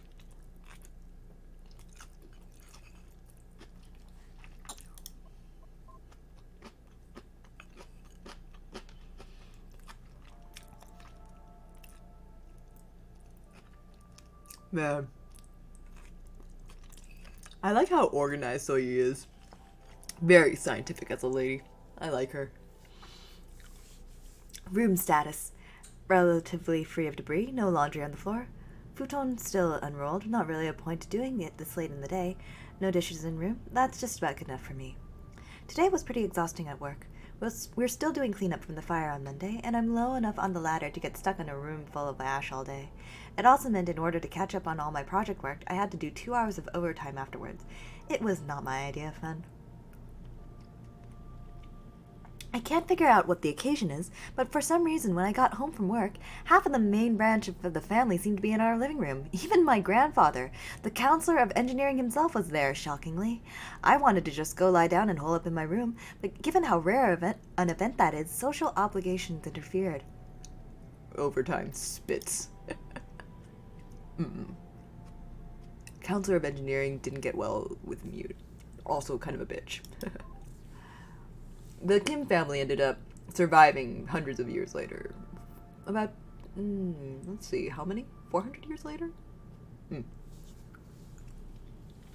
After thanking grandfather for getting me that job once more, which he seemed nonplussed on that subject of, my grandmother instantly dominated the conversation by asking me if I had found a man yet. My standard response? I'd love to, but work keeps getting in the way. She apparently didn't buy it. Why not? Isn't engineering a male-dominated field? She asked. It's not wrong, but nearly every single man is either named Kim or married to someone named Kim. There's a few exceptions, like my boss, the gross one who forces me to clean up ashes instead of doing important work. I left that last part out in my answer to grandmother. I really like that she's an engineer, and I like Soyi. Oh, Hyane. This is your ancestor. Wait, no, you're Soyi's ancestor, technically. Oh. It's just nice to know that not all the Kims were absolute dickheads. It's not like I don't want to find someone. I'm sure I'd like to move out from my parents' house and have someone for companionship and eventually have kids when my career gives me the time for it. I'm not opposed to marriage. I really want it, but I don't think I'm brave enough to say the only reason why I've gotten to 22 years old without ever having a boyfriend is because I'm hopeless with men, in front of an entire main branch of the family. Or even in front of anyone. I feel pretty embarrassed in even writing this in my diary where nobody but me is going to read it. Yeah, that's exactly what I wanted to grow up to be like too. She understands. Aw, baby. Babies. Oh, so he's so good. Woman, am I right? Oh, baby. And I like the fact that she ended up finding a husband that she really ended up liking. Oh, wonderful. I mean, society went to shit very shortly afterward, but at least Soyi was okay for a little bit. I was happy for a little bit. So, I think I was supposed to be offended when she asked, "What if I found someone for you?" But actually, it seemed like a reasonable enough idea. She has good judgment, probably, and I don't believe in nonsense like love at first sight. The idea of getting together with someone through a matchmaker doesn't sound very hard to justify. Besides, if I don't like whoever she picks, I can always just say no. Right? Able to say no. Huh. Yeah. Society, right? So I asked, "Do you have someone in mind?" She seemed pretty taken aback by that. My parents, not so much. They didn't say anything. The bottom line is that it seems I now have a marriage interview with a Mr. Pyun at some point next month. Apparently he is very sweet, dresses handsomely, and works as a cook for a living. These all sound like good things to me, although I worry about what sort of man would resort to matchmaking. Well, I'm not one to talk. I think it's going to be fairly weird, but I'm looking forward to it. Well, that's nice of her. Oh, she married the boy! Look! Mr. Pyun, the old man Kim So-yi was going to have a marriage interview with. Aw, good. She did end up marrying him. Aw, sweet. Very good. Hae-dong. Now, this is the entry right after she met Dina for the first time. Or spoke to Dina for the first time. Oh dear. My performance last night must have been my worst yet. I got no less than a dozen lines wrong, including the no unplucked flower one, meaning that the entire meaning of my speech at the climax was reversed, to say nothing of the entire cue that I missed while I was worrying about missing a cue. Sag, not my Gifieri headcanon. Also a decent choice. To say that it was disastrous would be a dramatic understatement. It was calamitous, utterly amateur hour on my behalf, and I have the utmost certainty that even the audience could tell. And of course, this was the performance to which I had invited the girl with the flowers from the other day, the one I was trying to impress. I would have died of shame on the spot if I could. Utterly calamitous. I completely undermined the whole meaning, I argued with the others, pouring myself another glass of well-needed wine. Somehow, even my co-star wasn't taking me seriously. Wow, how poetic. It's a complicated play, love. Nobody other than us noticed it, I guarantee it. They just go off of what the program describes it as meaning anyway. Temmie said, rolled his eyes. Please stop self-effacing for attention. Temmie was an actor in He Edong's troupe. He was, known for cross-dressing roles. He was kind of dreamy. I absolutely 100% think that Mimi is Temmie. Which means that he was dating Sungbok. And that completes my headcanon of WLWMLM unity in this game. I am doing no such thing, I protested. I looked to the other girls in the group, but they just shrugged. But before I could say any more, the door slid open, one of the stagehands appearing. Sorry, Miss Edong. There's a common girl who's really insisted on seeing you. She says she knows you. What should I say? Oh wait, this is the guy. Oh, he has his voice now. He asked. Oh no, Gina. I winced. I couldn't face her, not after that disaster. Tell her I'm not here. Tell her that I have died. Tell her that I have died of shame and therefore am not here. God. Edong rocks. She's me. I'll say that you're busy, he said uncomfortably. Wait, who's this Gina that you're so afraid of? The great and haughty Edong, scared of a commoner? Temmie mocked. Send her in, this must be seen. Oh no, that's so mean. But Temmie is teasing her, and it's fine, because they're very close and they understand each other's relationship. Drama queen, right? But she just fucked up in front of her future lesbian lover. I really think that she has some reason to be worried. Okay, sir, the stagehand said, and closed the door, despite my obvious distress. Please at least treat her nicely, I implored Temmie. Oh, don't worry, I'm not going to be mean to her. I'm going to be mean to you, he declared. Yes! I knew it! I was able to respond by asking how I might be able to tell the difference. The unity! The friendship! But at that moment, the door slid open. Sorry. I didn't mean to interrupt. She exclaimed, bowing unnecessarily. I just wanted to thank Miss He Ejung for inviting me here. Sorry for the trouble. I'll be going now. Come in. Any friend of Ejung is a friend of ours. I insist, he said. Oh, I'm not really. She said quietly, gazing at me, seeming worried. I gave her a sympathetic look. I mean, okay. Thanks.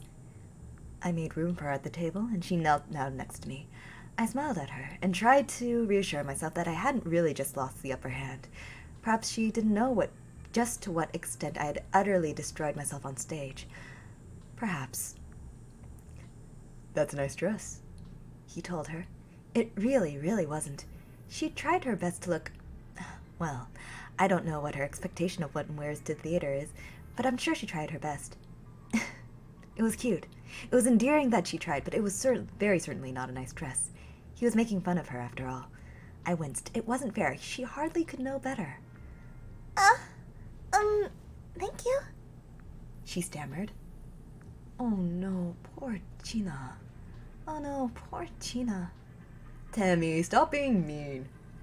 I wanted to die right there on the spot, or swoop in and rescue her with a clever repartee. But before I had a chance to think of anything to say, she just looked at him with a look of amazement and said, There's just one thing I'm confused by, though. I looked away. I was simply unable to watch this unfold. I had invited her there, and he was simply going to devour her whole. I had not understand just how truly calamitous this was. And what's that? He asked with a smirk. Well, it's something Miss Ha Ejong was telling me. She said it's impossible to embody, playful elegance if you use mock flowers, right? She asked. I looked straight down. She was just too naive for this. She was going to be destroyed. Of course, he said. Okay, that makes sense, she said enthusiastically. Then she said the unexpected. So, then don't you also lose the playful elegance if you use mock compliments?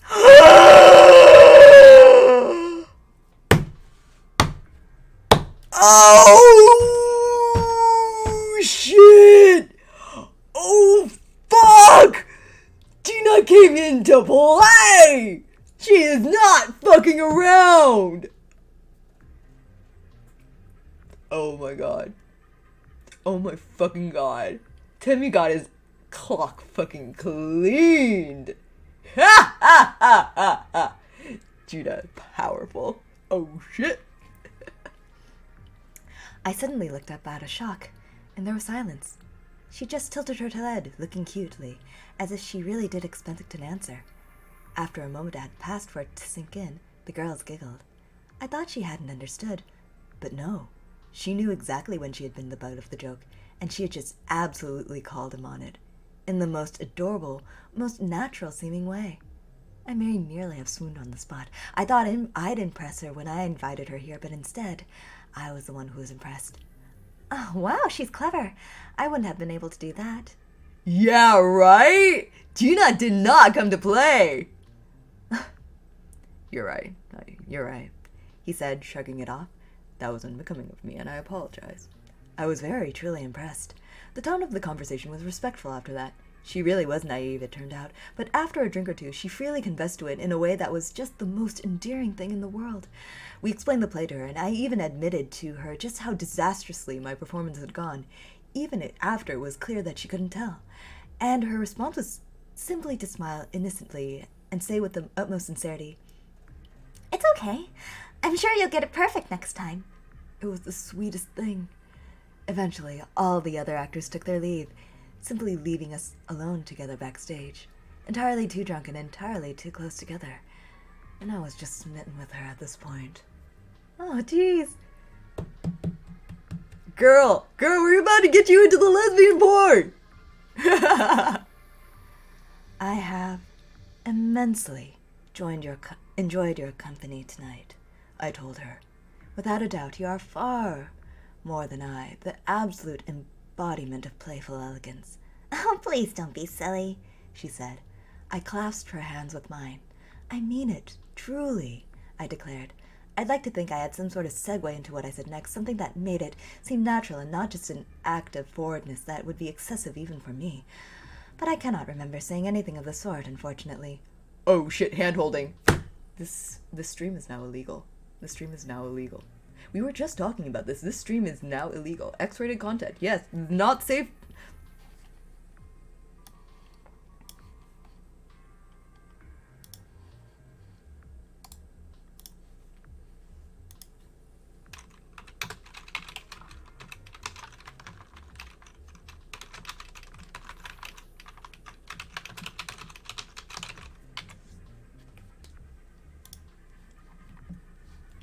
There. Now you all know.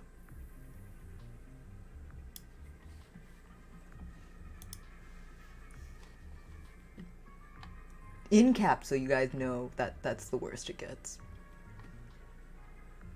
Phew, thanks for the trigger warning. No problem. I'm always looking out for my audience. Sometimes. Sometimes I'm not. All I remember is staring deep into her eyes and declaring, "If it'd please you, I'd rather like to kiss you right now." She blushed. "This is so embarrassing!" She blushed profusely, and I immediately regretted saying that, realizing that I'd removed remarkably too fast, and was acting remarkably too drunk. Okay, sure. She stammered, sounding reluctant. "My apologies, I shouldn't have said that. I don't know what I was thinking. Please forgive me," I said to her. No, She looked down. I'd really like it if you did. Please, that'd be nice. I raised her chin with my finger so I could look her in the eyes. "Really?" I asked, with uncertainty. Really? She stammered, trembling slightly, as I stared her in the eyes. I mean, if you want. It's okay if you don't. I think, geez, I'd just like it if you did. Really. "Very well," I said, and then I leaned forward, clasping her hands and gently kissed her quivering lips. They felt so delicate against mine, and I could nearly taste her surprise. Then I kissed her once more, unable to help myself. "You smell nice, little flower," I said softly to her.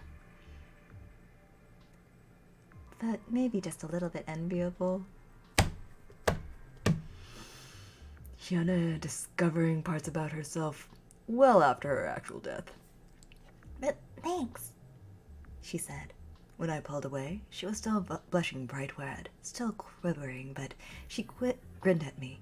Then a worried look overcame her face, and she looked around the room. Oh no, is it midnight already? Oh geez, I'm so late. I should have been home ages ago. I have to leave, I'm sorry. "I'm sorry, forgive me. You don't have to say that," I told her, letting her go when I realized I really just had scared her off. I'd come on to her too strongly, and she wanted to be a good sport. But the kiss really did scare her off. What a fool I am, I thought. "I'll let you go. I didn't mean to push you like that." No, I like that. I'm flattered that you'd even look at me like that. I mean it, she said, rising to her feet. I shook my head. "You don't need to say that. Don't worry about offending me. I understand. You don't need to worry about seeing me again, so don't spare my feelings." "I'm not!" she exclaimed. "I like you. I think you're really cool. Please, believe me." Then she pulled out an ugly hair clip from her hair and handed it to me. "Here, hold on to this. I'm not giving it to you. I want it back, okay? I'm trusting you to hold on to it until I can be with you again." There is a parallel here. Giving away clothes. Jine giving away her hairpin, and Mimi stealing Sungbok's clothes. I want this to happen a third time. I took it from her, not sure what to say. She started to run away, shouting back at me. Bye for now. Till next time." "Till next time," I said, trailing off, watching her run away. Is this what adult relationships are like? A little bit, yes. only once she left did I realize that my heart was actually racing. Gina may be cute and timid, and as fun to play with as I had expected, but, well, I certainly had not expected to grab hold of my heart like that. I thought I'd be the one to sweep her off her feet, impress her, be the charming one.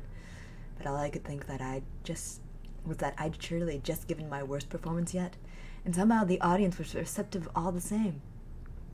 And despite the stammering and the excitement and the blushing, I had no doubt that she was far more graceful than I had been. Right after she left, I clipped her pin in my own hair.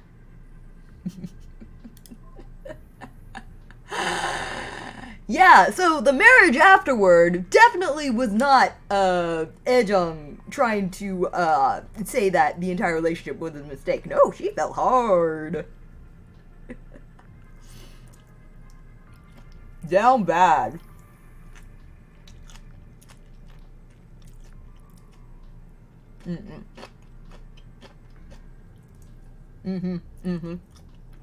Damn indeed.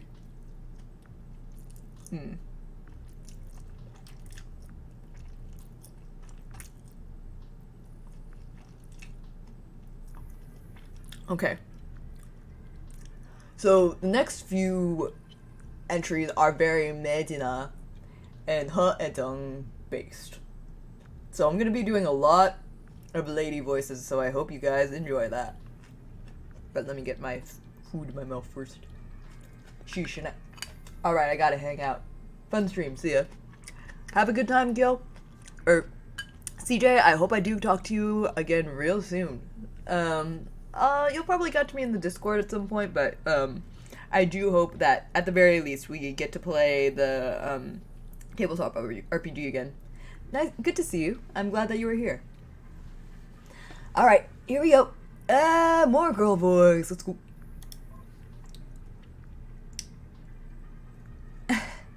Girl feelings. I know what those are like. I'm sure you do. Dear Diary, oh, I am so in love. I just got home, and after I finish eating, I need to get back to work. But right now, I gotta write this all down because, girl feelings! Yesterday on our day together, Ed actually held my hand in public.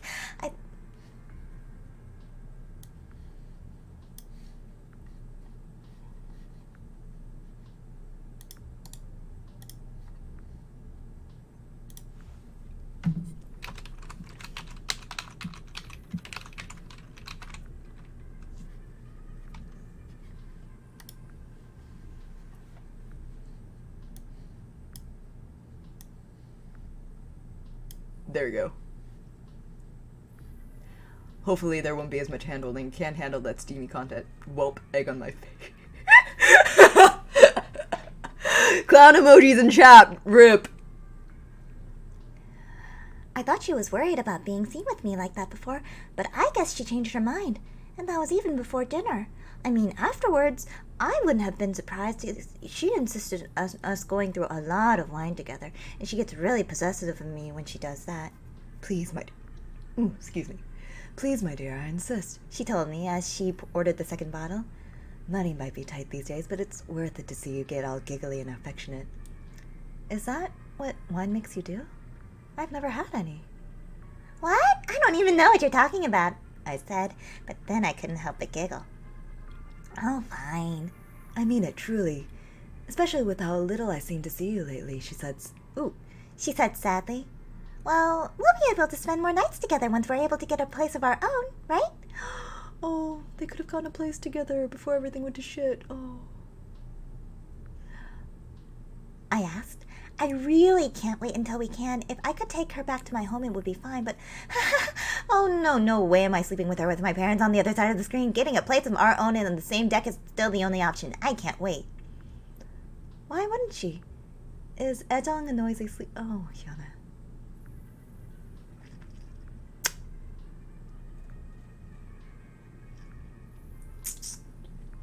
We'll talk about that later, okay, honey? Just later. Right, she said. And then took another drink. Afterward, we went back to her cozy apartment behind the theater and we drank some more. Oh my. It pretty quickly got to the point in the evening where she could just not keep her hands off of me. Which, oh my gosh, I just still cannot deal with it at all. At all. You know, I stammered, if you keep being like this with me in public, all those band girls who call you big sister are going to get jealous. My, are they now? She said in that super husky voice of hers that just totally makes me melt. Then she started to stroke my hair. I wish. Sadly, there's not many of them anymore. Single girls just don't go to the theater these days, it seems. Good. I said, I want you all to myself. I do miss all those love letters, though. My, they would say the most flattering things. This is really, really, really. Yes, it is really, really, really. She teased me. Then she walked over to the futon and slipped out of her dress like it was the most natural thing ever. And oh my gosh, every time I see her naked, I'm just so blown away. That gorgeous black hair resting on her soft, totally smooth, perfect curves, and those long legs and long fingers and perfect just... Jeez, I have to stop. I can't do her just as all with all my babbling, but she could do anything to me after saying that, and she knows it. Well, I could call you that too, and I know way more about what makes you beautiful than all those girls did anyway.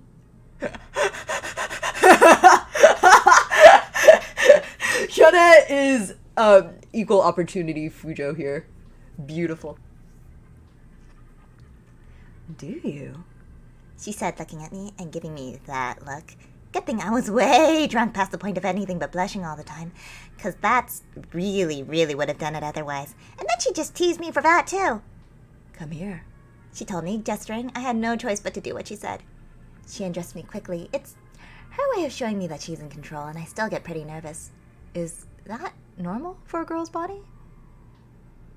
I mean, really, I'm just terrified. What she realizes just how much out of my depth I am compared to her. It's not as bad as it used to be, especially that first time she saw my boobs. But oh my gosh, I feel so aware of how gross and sweaty my body is, and how it's got little hairs where she's perfectly smooth, and how my boobs are tiny compared to hers, and I just don't know what she sees in me. I love her, and I know she loves me back, but I just don't get it sometimes. You've always had titties, girl. I'm sorry. But then she pulled me onto her lap, and we kissed, and then we both giggled at how we touched. We tasted like the peach drinks we had just finished off. Oh, jeez, oh, jeez, oh, jeez, oh, jeez. Every time we do this, I just suddenly get really, really want to play with her boobs because, oh my gosh, they are the softest. Then she gives me a look, and I stop, but after a while this time, I just couldn't get over how perfect her body is. This isn't just love-struck rambling. It really, really is perfect. Oh my god. Oh my god. I ended up kissing her neck, and even that was just so soft. I don't really know what came over me, but I kind of really felt like binding her. I don't know. I feel bad now, but I just felt like I really wanted to leave a blemish on that super perfect body of hers. Oh my god. She is a carnivore. And I guess, to show that she was taken. I don't know. It's stupid and sounds awful when I say it now, but it started out gentle and she let me, so I kept going, and it didn't even stop when she cried out. I didn't even think to stop. All I could think of when I heard that moan of hers, that, gosh, I wanted to hear more. This is really... When I pulled back my head to look at her, it was just, gosh, it really did stick out so much. Her complexion perfect and skin totally smooth in every other way except for that big red blemish. And knowing that it was mine, I felt like I really wanted to do it again, but then she grabbed me strongly and kept kissing me. Then she pinned me down and went at it more.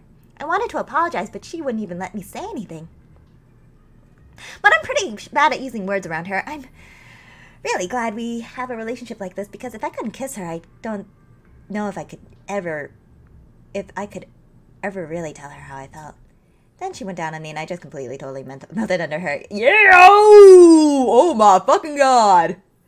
I really wish I had done the same for her, even though she's pretty much a natural at making me cry out, and I never know what I'm doing. But we pretty much both passed out right there, if we could. That's unlike...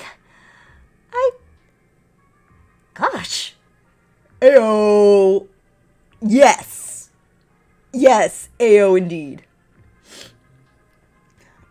When we woke up, we were both just all tangled together naked on top of her sheets, and she slept with her head on my waist. I really, really didn't want to leave. I hate the mornings after. Why do our amazing evenings have to end? Gosh, I'm just so in love with her. I wish it was possible just to spend an entire day with her and not worry having to work and scramble home in the morning and... Why don't we already live together? It's not fair. This is a little indecent, but also a little...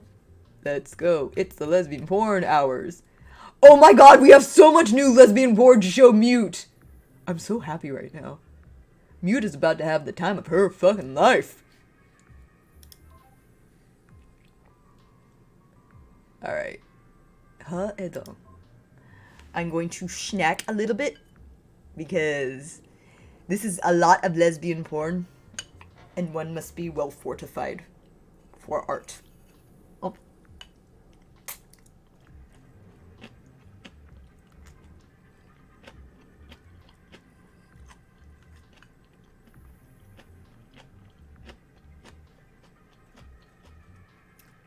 Alright, be right back. I need a cold shower. Cheers, mate.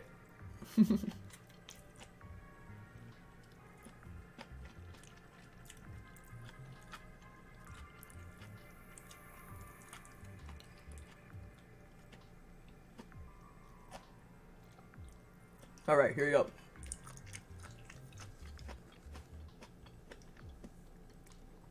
Oh, that's bad.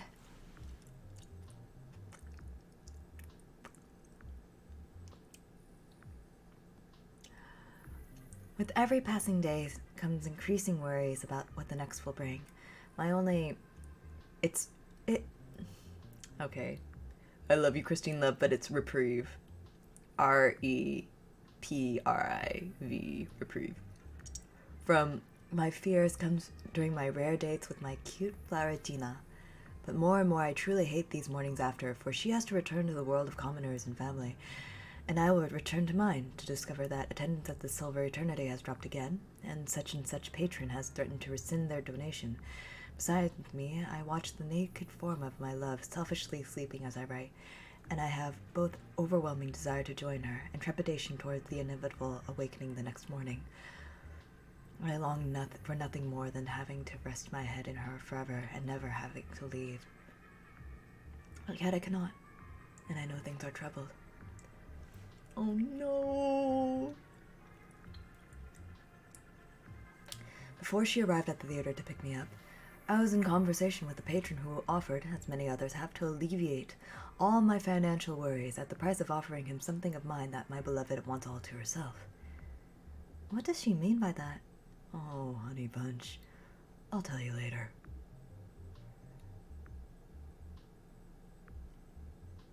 I let him show the typical amount of inappropriate affection, his hand on my cheek as he made his extraordinary demand, and when I declined, it was not out of a sense of dignity, but out of love for Dina. Still, she walked in on that sight, and while she said nothing, I am certain that it worried her. I tried to make up to her with displays of over-affection, as I cannot bear the thought of worrying her cute little head. Oh, that's sweet at least. I held her hand as we walked to the restaurant and even let her order a second bottle of wine. Every time I am with her, my mind enters an endless spiral of worries that the moment is wrong, or that I am not delivering enough. I don't know if that will ever go away. Perhaps that's simply how love is. Despite my age and my pretenses, I have little genuine experience in such matters. Oh, I thought this would be more lesbian porn, but this is lesbian pain.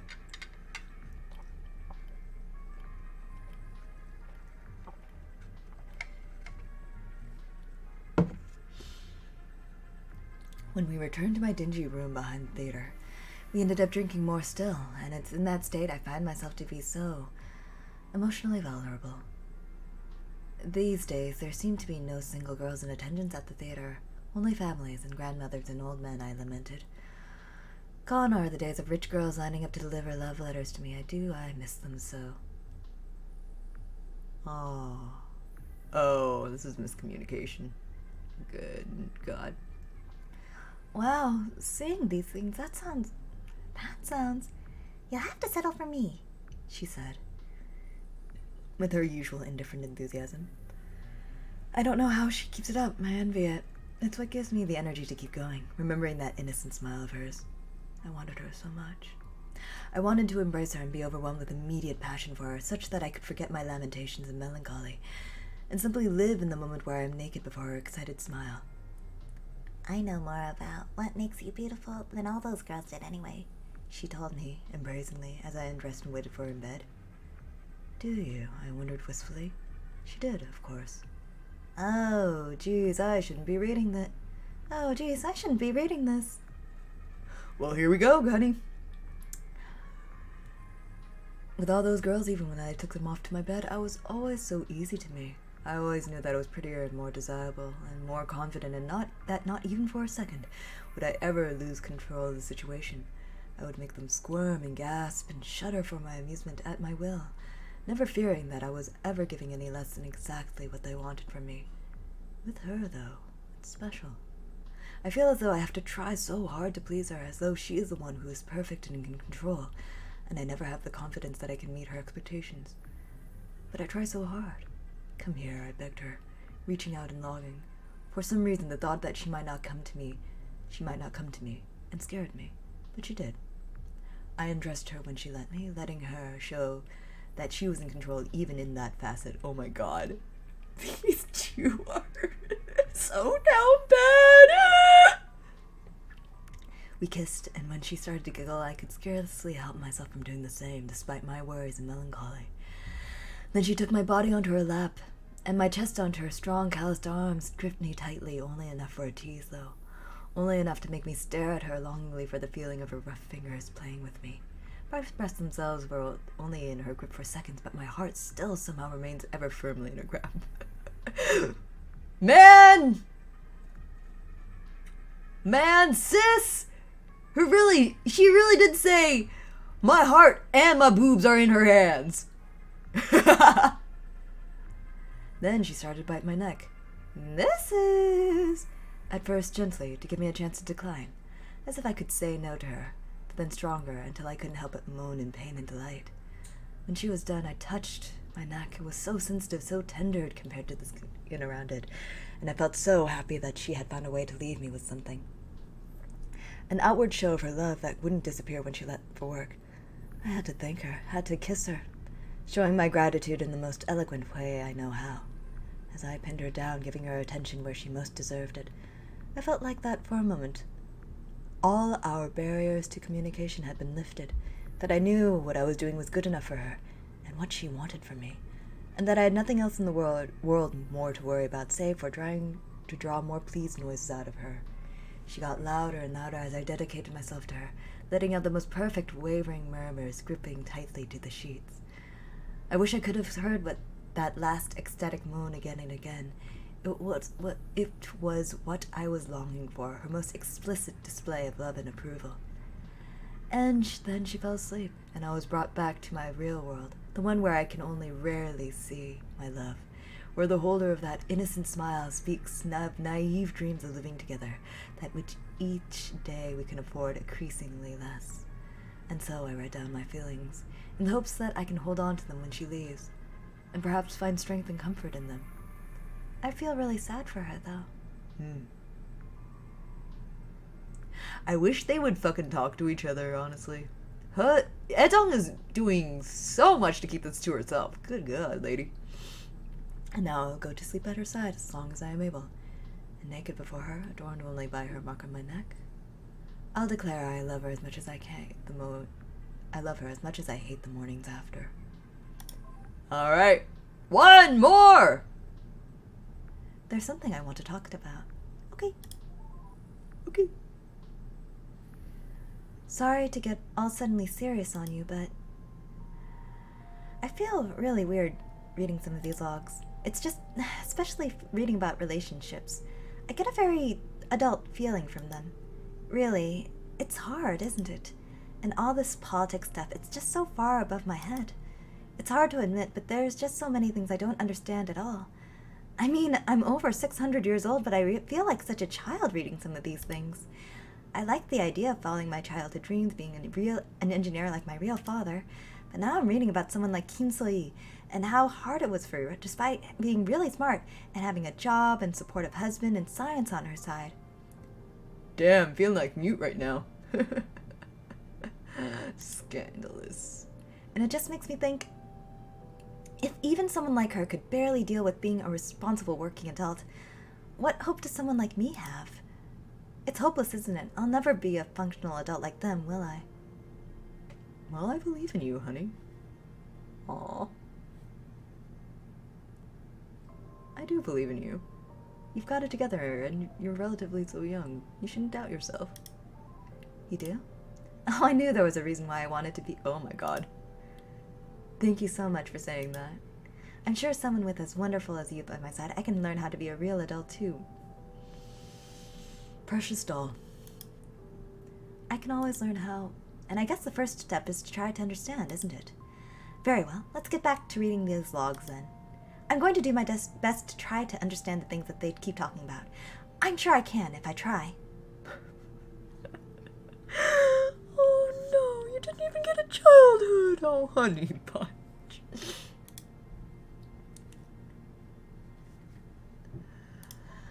Alright, one last one from Miss Edong, and then we're going to Park Jin-sung about the memorial speech for He Seo-young's husband, if I'm correct. To be fair, Hyunhye are only functioning a fifth of the time, if even. This is true. Sometimes I think kids kind of have it right. She's so poetic about everything. I fear that I may only be causing my cute little flower Tina to wilt. Does my presence in her life bring her hardship? By being the subject of her impossible dreams, do I only cause her more suffering when the seams of the artifice become exposed? I fear that I give her false hope, a false sense of security, and that it will only make things worse when I fail her. Worse, I find myself shielding her from the truth. Thank you! Oh my god. Finally fucking say it. I wanted to tell her about the patronage that I'd been reluctantly forced to consider. That was my intent when I came to see her. I knew something so pivotal to my future, and therefore hers, was something that I needed to discuss with her. When I arrived at her family stand on the plaza, at closing time, a man who I rightfully assumed was her father was engaged with an intense-looking conversation with her. I would have stood nearby and wait for them to finish, but when he saw me, he walked out without another word. A troubled look was on his face as he passed me by, and he just shook his head at me. In retrospect, I know exactly what the look signified, for I know it was out of earnest concern for his daughters, my love's well-being. But at the time I knew not what to make of it, and was more concerned with Gina herself. Well, fathers don't always know what's right. You are correct, Ejong. Oh, you are correct, Hyunhye. No smile lit her reddened face, only tears. She stared at me, quivering, light glistening off her eyes. Then she rushed towards me, and when I hugged her tightly, she let go of whatever inhibition was holding her back, and started to cry with great sadness. Oh no. I felt a pang in my chest to see her so, and all I could do was stroke her hair and tell her, there, as she cried into my shoulder. I wished I could find her a more private place than just letting her cry in public, but her home would be more crowded, and the back room I sleep in was in use during the day. If only I still had the apartment behind the theater. At least there weren't many people about at this hour. After a while, she calmed down a little bit, or at least ran out of energy to keep up the sobbing, and I sat her down. Hi, Asriel. Bear's doing wonderfully. Bear is, just got through reading a lot of lesbian porn, and now is reading lesbian sadness. So, sorry that you got here at this point. It was fun a lot of the time earlier, but we knew it was gonna come down to this. Welcome. Oh, little flower, do you wish me to get you some tea to help calm your nerves? Then we can talk about it, I offered. She nodded. Thanks, she said, and I was grateful because I needed it for my own nerves as much as she. Huh, okay then. This is an adult-only stream for a reason. There was much hand-holding. Indeed, frequent hand-holding. Explicit hand-holding. I left her alone and hurried to the nearest machine I could find in the plaza. When I returned, she didn't seem to have moved at all. I sat down next to her. Oh, wow. I forgot about canned tea. I kind of missed it. Hey, I said to her, wrapping my arm around her shoulder. Hot or cold? She sniffled. Hot, please. She said. I handed her the can. She opened it, took a very long sip, and sighed. Tell me about it, dear. Sinful hand-holding isn't allowed. What? Canned tea? You've never had canned tea before? Canned tea is awesome. You should try it if you ever have the opportunity. There are the American kinds, of course, and I like the American kinds as much as the Asian kinds. It's probably one of the only ways where I feel as though teas are comparable on both sides of the pond. Oh, wait. Like a beverage can. Yeah. No, I normally get the tea bags. That's fair. I'm having bagged tea myself right now, so it's not as though it's, like, unheard of for me. I just like the canned stuff, too. I thought, like, a soup can. Oh, God, that's really good. I like that. Dad wants me to get married. No! She's so invested in this lesbian relationship. She said in a wavering voice. My family gets paid so little these days. It's so hard with 5 people in our one-room home, and, well, look at how big I am. I practically eat enough for 2. She said, laughing awkwardly. Then she started sniffling again and took another sip from her tea. I mean, it's always been crowded at home, even before Grandma and Grandpa moved in, and I always wanted to move out anyway, but we can't afford to. I said what we were both already knew very well, or we'd be drinking wine together in a restaurant instead of vending machine tea in the back of a stall. She started to cry again, and I felt another pang in my heart. My levity had only made things worse. Yeah, she stammered between sobs. Dad was talking to me. Oh, please just hear him out. He's a good man. I mean, the guy himself. I'm sure he's nice, but I want to be with you. I love you. I want to be with you. She's so caught up in it. I love Hyuna. No, don't marry some old man. You have someone who loves you. Tea soup. Maybe mint tea could be good for soup. Tea soup. I held her tightly as her poor tears gripped my heart, and I wished there was anything I could do. What about the stand? Wouldn't you make more for the money if you could still work? Even if you didn't keep any wages for your own savings, perhaps it'd be better?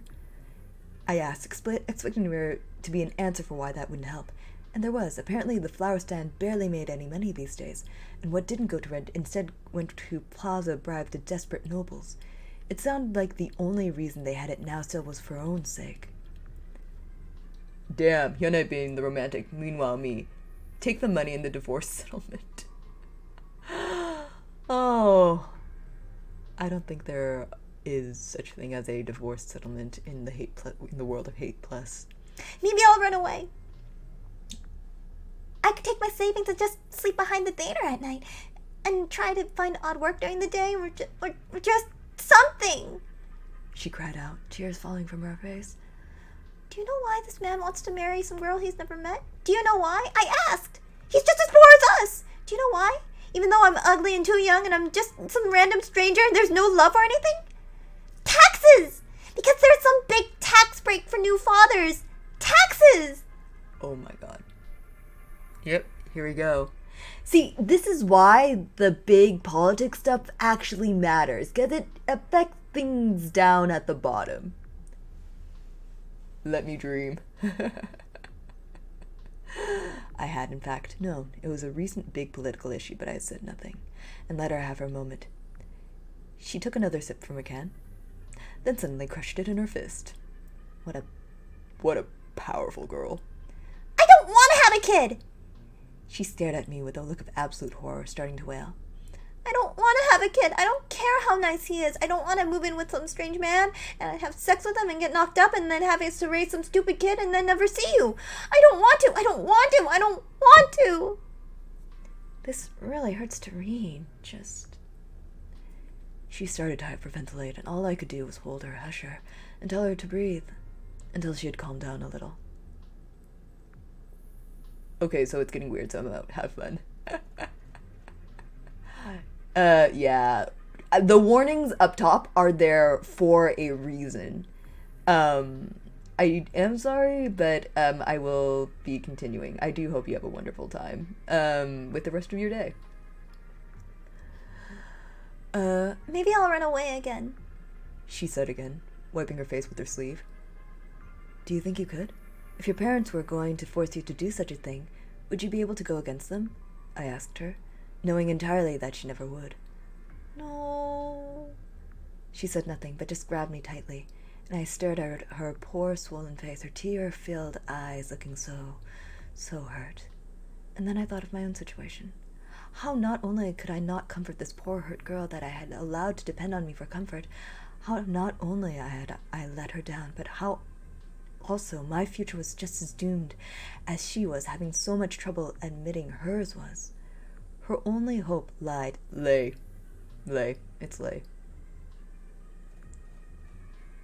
Someone just fucking hire me to do copy editing. I'm a really good editor, guys. I'm a really fucking good editor. And it pisses me off to see editing in published games done so poorly. Especially in a game like this, where the prose is actually really fucking good. Mine, in the graces of a private patron. Either way, our love would inevitably be torn asunder. They were such a good couple, though. You're correct, Hyune. At least it would offer stability. Somehow escaped my lips. I hadn't meant to think aloud like that. She had no words. She only grabbed me tighter and started to wail loudly again. If that's what love's like, maybe it's better that I never knew it. Honey, you did know love. You loved Jungwoo. You did. If it not in the romantic way, just in a way where you guys were just really, really close. I think love is a good thing. Oof. She cried a river of tears against my breast, sobbing uncontrollably, and I found myself overwhelmed by pity. I started to cry a little too and forced myself to remain silent, lest I somehow found a way to worsen the scenario even more. Oh, Ejun. She's too much of a realist for this. Alright, a memorial speech draft. Here we go. Park Jin-sung.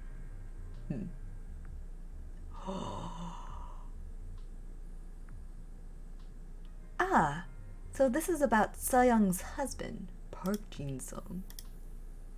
Okay. And this is Professor Kim, who was married to Seyoung. Got it. Hi, I'm Park Jin-sung. If you don't know who I am, I'm the student representative and, in Professor Kim's absence, now acting president of Academics Against Neo-Confucianization. There it is. There it fucking is!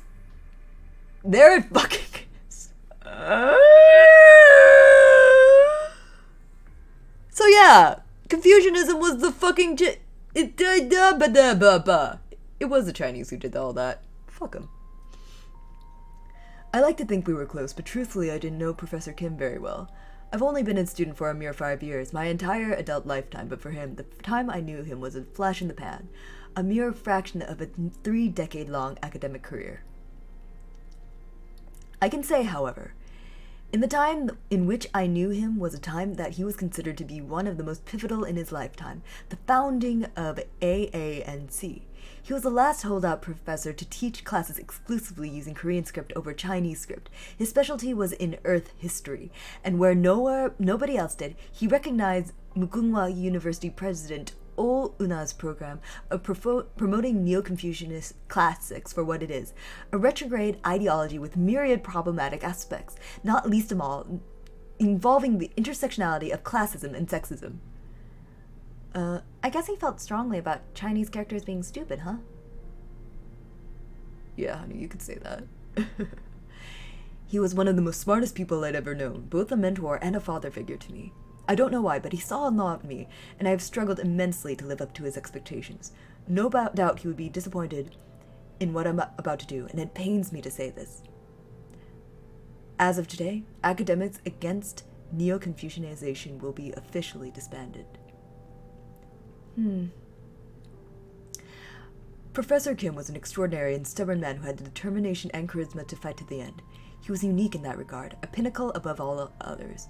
Nobody could possibly fill his shoes. Without him, AANC doesn't have the leadership or the clout to keep on going on.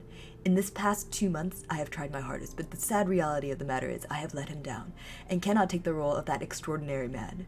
With nobody else willing or able to step up to that role, I'm afraid there's just no point in going on. To everyone who believed in me, I'm sorry. To everyone who believed in Professor Kim, I'm especially sorry. This is my failure, not his. I will, however, thank the university for graciously deciding, despite their disagreements, to dedicate this auditorium in memorial of him. Well, that's nice, I guess. I ask you not to remember him by what has happened to the AANC in his absence, but to remember him for his willingness to fight for what he believed in, for his brilliance and compassion, for all the scholarship he contributed to this on the subject he loved, for his ability to inspire anyone to understand the importance of studying history. I'll end on this note. One day, when I was having an absolutely misery of a time with some silly adolescent relationship problem, I confided in him, rambling for 2 whole hours about how I didn't know what to do and could he offer me any advice. He listened to it all very patiently, and when I was done, he was silent as he thought about it for a good while. Now that I think about it, these are private entries. You could probably chalk up all of the grammar errors up to each individual person just doing their best with the Korean language. But at the end of the day, good grammar! I know it! I wish other people knew it! Finally, he said to me, here's the most important thing, Mr. Park. For fuck's sake, it's not always about being clever. You have to be decent to her. For fuck's sake. It's not always about being clever. You have to be decent. It's easy to be angry, to cast blame, to be spiteful. But I hope, if there is any way I can redeem myself in his eyes and live up to the standard he'd set, it's making sure his legacy is inspiring people to be critical, to be curious, but to, above all else, always be decent. You have to be decent. It's all a translation error. Yeah. Translation diff. Thank you.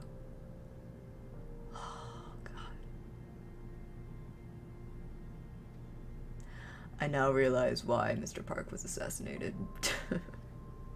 Poor Professor Park. Alright, we got 1 set left, and I think I will actually... I started about 2 hours ago. I think I'll take a break, actually. And I don't know if I'm gonna go back to mute today, because... doing this much voice acting is actually pretty hard on my voice. I may start a little bit of mutes, but I don't think I'll go all the way through everything.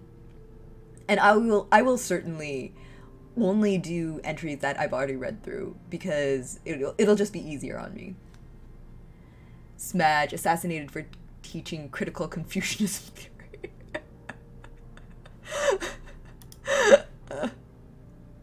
Sad. 1 unread? What is this? Please do not ignore Mr. Sungli.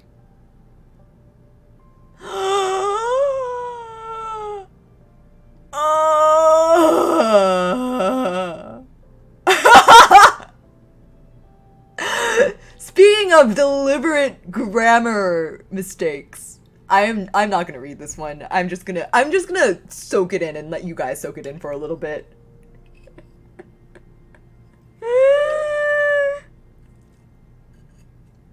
Actually, while you guys are soaking in, I'm gonna go get myself more veggies. I'll be right back. 43,600,000 union credits. So upset that this was before NFTs. Right! Oh my god!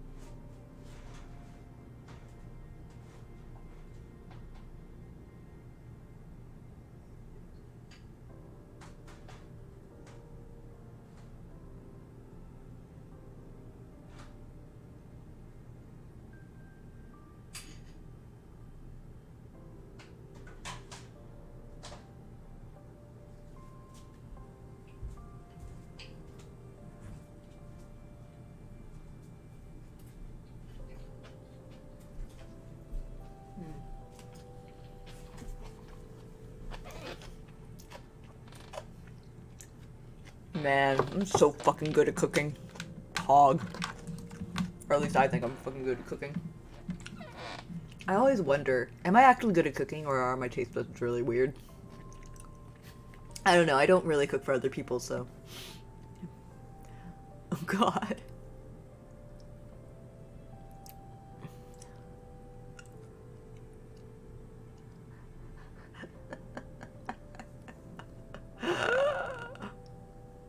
¿Por qué no los dos?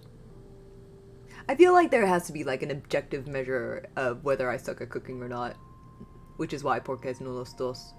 But like, you know. Alright. Return to home screen. Alright. Let's disable Hyuna one last time. And, do an emergency diagnostic, actually. No errors found. Good, good, good. Good, good. IDK, will a dog eat it? Is a pretty low bar. I suppose. Extract new messages.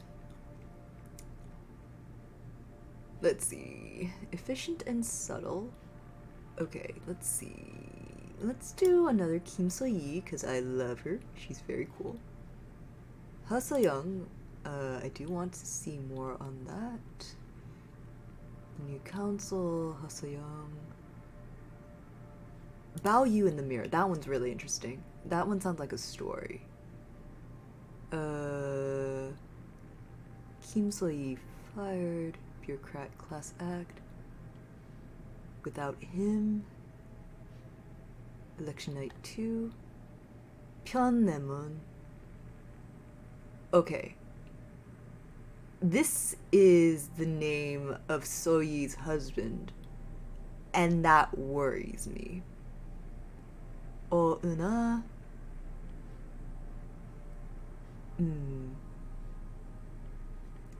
Alright. Let's see. Efficient and subtle.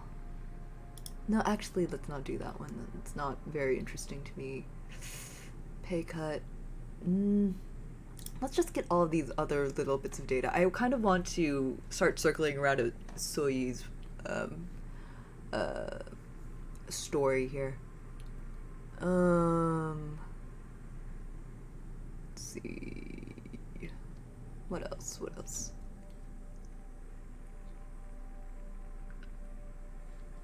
Let's see. Election night 2.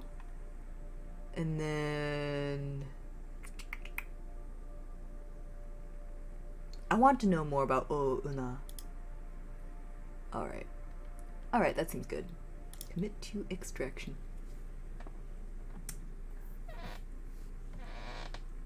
It's 100% objective. Well, I mean, yes, but that's just edibility. Whether it's good, okay, fine. I guess whether it's good is kind of a subjective thing after that. I think I need to put more salt in this. Be right back.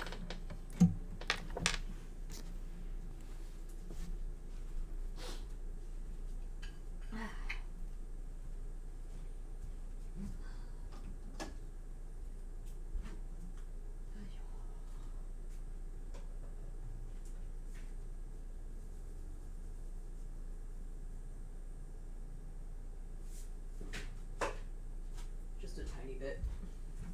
Should bleach otherwise.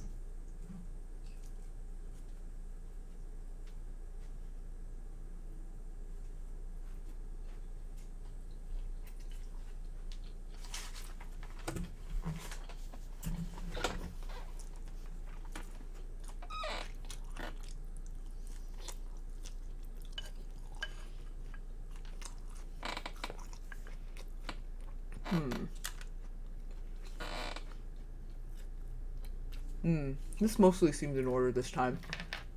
Just the stuff from 4042 seems a little bit weird. Okay. A curious word. Let's see. Oh, Kim So-yi got married. So, she got married. Apartment status, just moved in. Perfectly clean, closet full of brand new cushions and linens, cupboard full of spotless dishes, bed is made, husband's insistence. Husband. Husband. What a curious word. I don't think I will ever get used to the idea. I mean, it's only been a day, but fiancé sounded just as curious to me, too. Hold up. Looking up machine-looking algorithms to create a 100% objective cooking rating AI. Godspeed, you are doing God's work. As stated, the wedding was today. Grandmother insisted on having a big formal affair of it. Certainly not in my interest, but my only condition was that I was to have no part in the planning. It seemed to make both her and Nimun happy. Oh, okay. I begrudgingly dealt with the stuffy traditional clothing for her sake. After all, without her matchmaking, I never would have been married to begin with. It was evidently in my best interests, though. Oh, that's really romantic, though. After the ceremony concluded, I had another chance to converse with my grandfather, and after an entirely accidental slip of the tongue about my disgusting boss, drinking was a factor, I must confess, I am unused to how free it seems to make my tongue, I found myself with a promise of promotion to technical specialist. Even for a wedding present, that was a tremendous gesture. I'm intensely looking forward to going back to work now. Finally, freedom from the embarrassment of cleaning ashes and the ability to perform research. I will, of course, not be given my own assistance from the start, but it's still a huge step up. Okay, on the one hand, nepotism. On the other hand, Soyi seems pretty decent. And, she kind of needs it, honestly, in the society coming in. And she does get fired later, so, you know, for obvious reasons. What else happened? Conversation with parents about moving out was emotional on their part, but largely unremarkable. They will cope.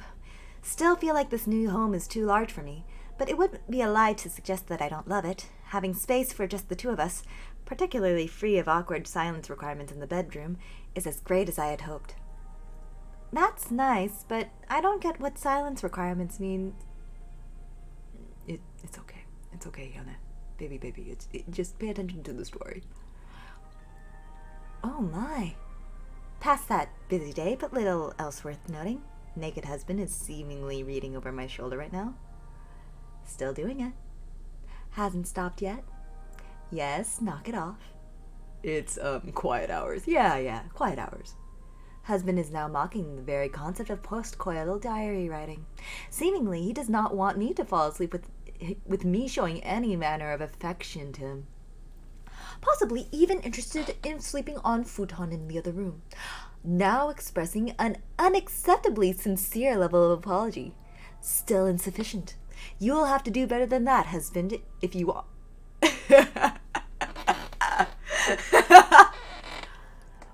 Aw, they sound like a cute couple. I'm happy for them. Yeah, me too. Well, some arranged marriages, you know? I mean, what is a dating app but just a matchmaker service? Ayo! I think that's your third AO of the... Okay, hold on. Let's gamify this a little bit.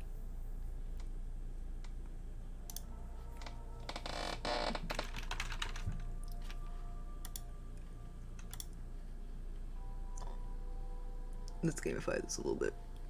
Ariel. Make this like, what? 48 seems good enough. And then let's do an outline in white. Alright. Oh wait, hold on. And then let's make the font itself black.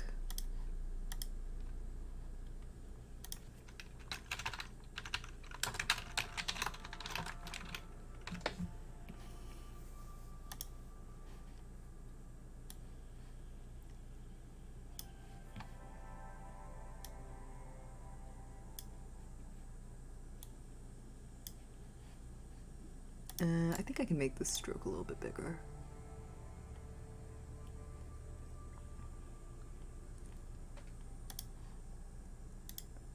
There we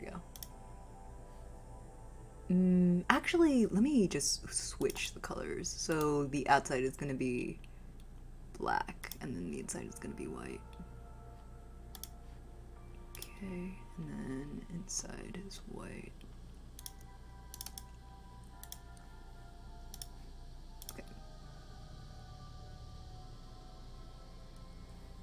Is that right? Yeah. Okay. I think that means that the outline's gonna have to be a bit bigger though. Yeah, there we go. Perfect, perfect. All right.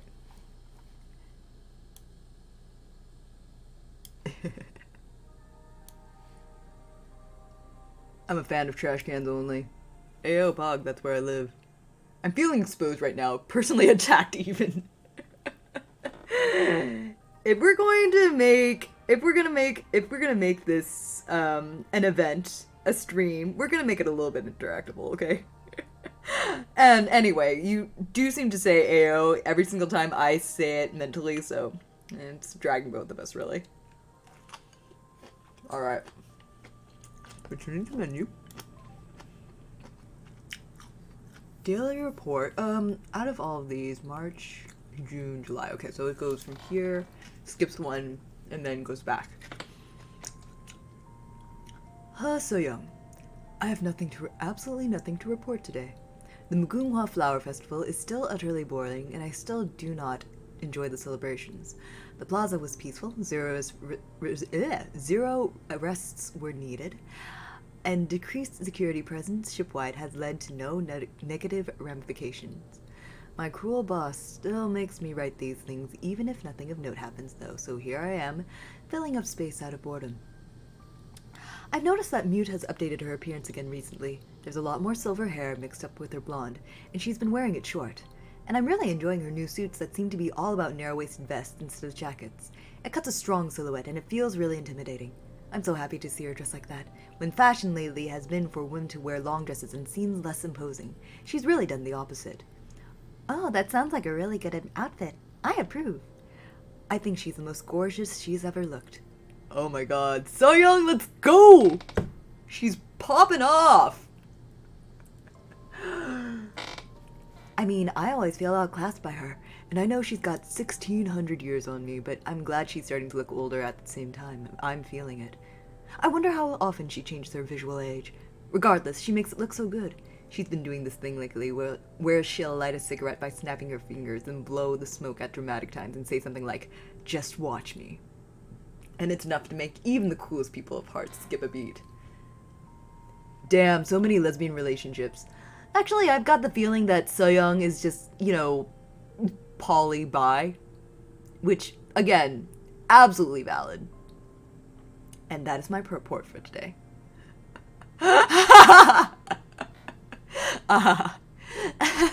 Oh dear. Do not do this ever again, So-young. It is embarrassing on every level and not the point of daily reports. I will replace you with a large potted houseplant if you ever turn in a report this unprofessional again, okay? Methinks the lady doth protest too much! Mute, you like it, don't lie.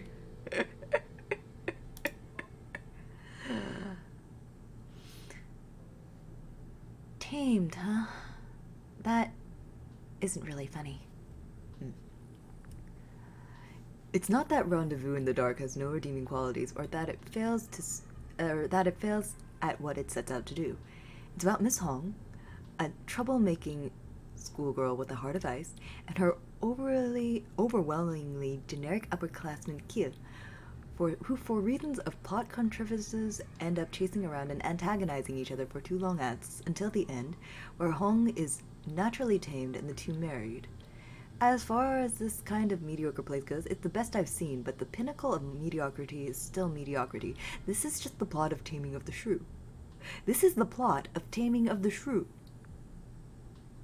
Are they saying that the plot of Taming of the Shrew is mediocre? It's just a romantic comedy, but it's good. What the fuck? Also Mute, privately. Damn, that was scandalous. Damn, that was scandalous. I'm going to preserve that in my source code so I can know how to respond to such the next time. That's right! It's just embedded in her source code. God, it's just a part of her. The problem is that it doesn't tell a compelling story or have any cohesive themes because it's not supposed to. It's designed to be broken up into short, humorous scenes, each with a punchy conclusion, so that they'll work out of context when performed in front of a private home audience as a form of disposable entertainment. See our editorial this month for a less cranky take on the changing demographics of the theater editor. And it is disposable entertainment. This is a play that's supposed to be funny even if your mother-in-law is talking through half of it, and to its credit, it succeeds on that merit. But so what? I don't really get it, but it does sound boring. So this is Taming of the Shrew, but worse. Okay, I'll take that.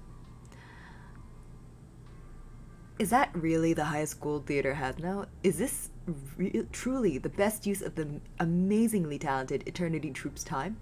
Anyone who truly cares about art and theater will continue to be dismayed. With all that said, if there is one woman in the world who can sell the impossibly bitchy jerk turning into a love-struck wife and imbue the role with perfect comic timing, it's Edong. And Nita Ni managed to own his character through sheer force of his own personality whenever he's on stage. Although unfortunately, lately his roles at the Silver Eternity's actual theater have been performed by understudies.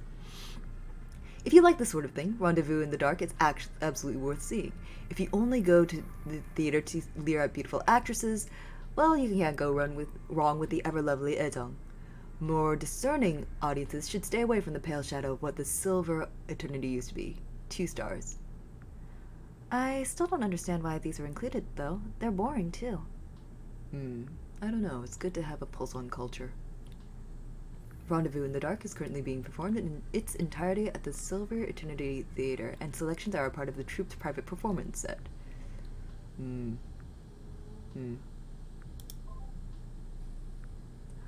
Bao Yu in the Mirror. This is Sunbok. This is a little bit later that year.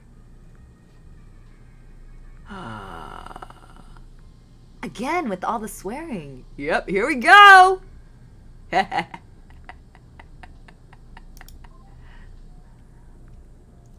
knew that boy was cruel, but man, I didn't realize just how bad he was. What a fucker!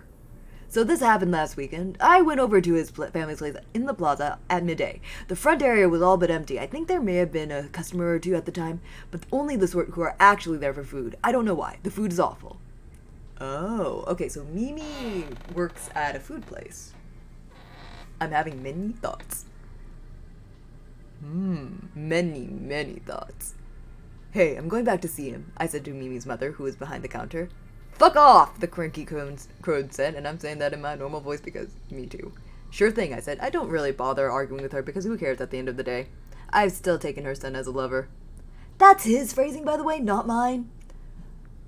I don't really think the idea of being taken is as romantic as he says. Different strokes. Not mine. I would have just said I was banging him, but he told me, I like the sound of taking so-and-so as a lover. I want to be taken as a lover. Taken. That's the kind of possessiveness I like the sound of. I don't really get it, and I also don't really think anyone would believe that I'm the one doing the taking. Sure, I'm taller and manlier and the noble, but he's a domineering little man in comparison to me. But if he says he likes something, then I'll do it. So he's been taken by me as a lover. Anyway, I walked into the perfectly legal friendly gambling room in the back. He wasn't playing. He was studying at a computer, which isn't really weird or anything, but he seemed to be studying together with some other man, which surprised me. I mean, I wasn't jealous or anything. Well, fine. Maybe a little. I mean, he does flirt with a lot of men and women, but I don't care about that, because he's trying to get money out of them, but I know I'm special. Or at least I hope I'm special. Honestly, though, I was mostly surprised at that point. The flirting with other men is only while playing cards, and studying together is our thing. I said hi to Mimi, he turns around to wave at me, and the other guy turns around, and look, this is important, I swear. He looks just like me. It's fucking uncanny, okay? Studying hard? I asked Mimi. Still classic literature. The one you said last week was so easy when you did it. Wow, weird. He said, affecting a pout. It was cute, though. Although I was worried, rightly, that I'd actually hurt his feelings. I've been really struggling, so I'm taking a break from gambling to dedicate myself to my studies. In retrospect, the idea of him taking a break from gambling should have been the giveaway, but I'm dumb, apparently. He's been doing pretty well, though. I'm proud of him, his friend said. Want to take a break to go out for dinner? I offered. You're welcome to come too. I trailed off. Sorry, I don't think I got your name. You two don't know each other already? I would have thought since you're both, Mimi said, surprised. Huh? Both what? I asked, confused. You're both from the Huh family, he said. You've really never met? No, I said, earnestly surprised. I stared, trying to figure out if I had seen him before, but I couldn't remember seeing him at any family gatherings. That didn't really mean a whole lot, though, because, seriously, fuck family gatherings. I pay as little attention as I possibly can to them. I don't think I could name half of my cousins, truthfully. Were you at the last family gathering? Oh my god. I wasn't, unfortunately. Just in case you're reading mute, perfectly legal. I wasn't, unfortunately. I was ill, he said. Fair enough. But I'm Huh Sungbok. It's nice to meet you. What's your name?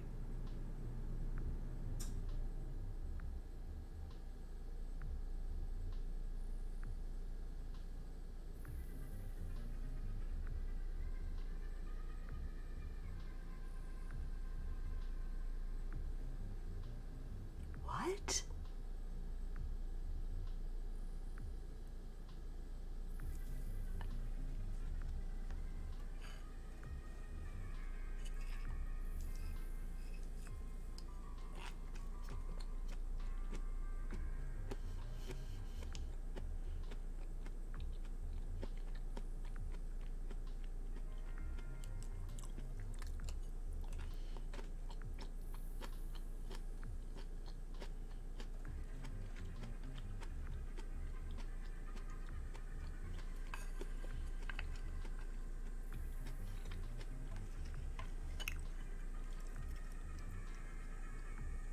My jaw dropped.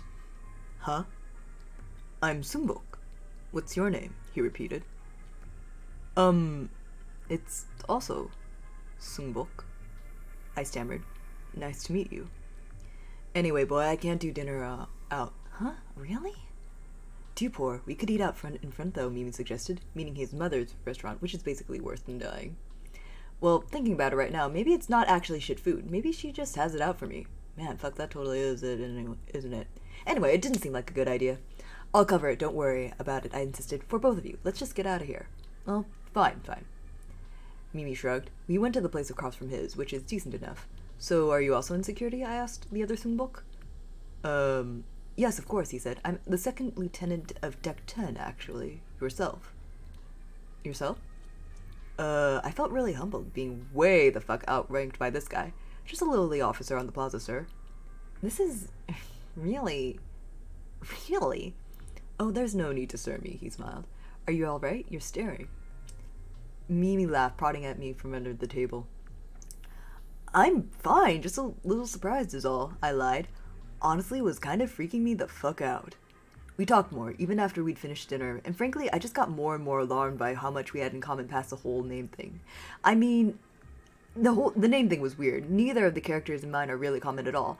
And it turned out that he even wrote them in the same way as mine. And he ordered the same food as me right before I did and was about the same age, which made me feel pretty shitty about my own accomplishments, let me tell you. Men or women? I asked. Oh, woman, he answered, definitely woman. Well, finally there's a difference, I said, exasperatedly. Mimi cleared his throat conspicuously. Well, except for him. He's cute enough that anyone could make an exception for him. The other Sungbok said, looking at him. I was thinking maybe studying together with Sungbok could be a regular thing, Mimi said, making flirty eyes. Not in my direction. I'd like to get through Dream of the Red Chamber together with him at the very least, since he's read it. So have I stammered, awkwardly trying to fight for his attention, because I am an idiot. Oh my god, this is a practical joke, isn't it? This is just a fucking prank. Mimi is a genius. He is actually evil. Well, we've just gotten to chapter 20 together, where Bao Yu leaps in front of the mirror, remember? Mimi smiled. Besides, don't you think that it would be nice, me being together with Sungbok and Sungbok? I wouldn't have to take up so much of your time, so you could focus more on exams, so you could get promoted. I just gaped in horror at his proposal, as if he could fucking suggest such an awful thing. I wanted to spend more time with him, not less. And it was just, fuck, they thought that I was basically replaceable in his eyes. I'd been worried about that in our relation, that I was just some interchangeable noble in his eyes. And this was just making all of that worse. I really don't think, that's just kind of, I stammered something like that. I can't remember the exact wording. Mimi, I don't want to be replaced by some mirror version of me. That's... And then I stopped mid-sentence. It was a fucking prank. Do you think he's figured it out yet? The mirror symbol asked him, trying to stifle laughter. I can't keep this up anymore. I told you he hadn't read it, Mimi said enthusiastically. You're fucking with me, I finally said. A little, Mimi said. Come on, dreams of the Red Chamber! You were supposed to have studied literature as a part of becoming an officer, the Mirrorsung book said to me, suddenly switching to a lot less stilted voice. You don't remember the part where Bao Yu meets the other Bao Yu? The thing we spent the past hour reenacting? I was never really good with classical literature. Oh, I thought it sounded unbelievable. A little. The words of a legend. A little. See, I'm right, aren't I? Mimi asked, lifting at the Mirrorsung book expectantly. Well, all right, fine, Mimi, he said, reaching into his purse and putting down the money on the table. Like I said before, of course it couldn't be true that Mimi was taking a break from gambling. Who's a giant fucking idiot? This guy! I cracked up before he figured it out. You win. I'm speechless. Then he said goodbye and left. Fucking hell, I can't believe you'd do that to me! I yelled at him, honestly upset. Mimi, you giant fucking cock! Mimi got up and came over to my side of the table, sitting next to me. He really swears so much.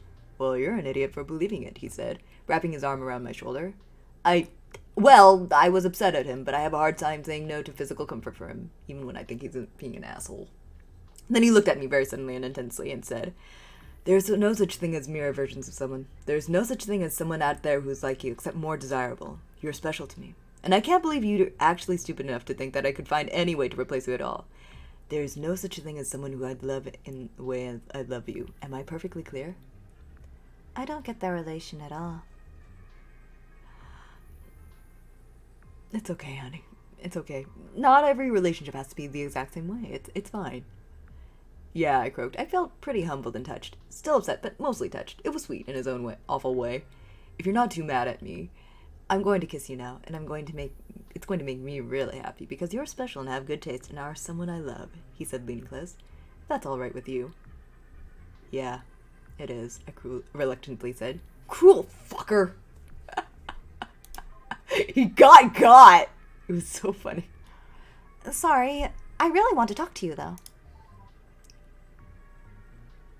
Sorry.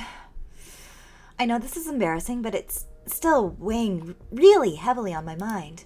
All these people, married or not, talking so much about sex, and they talk about expressing their love in so many different ways.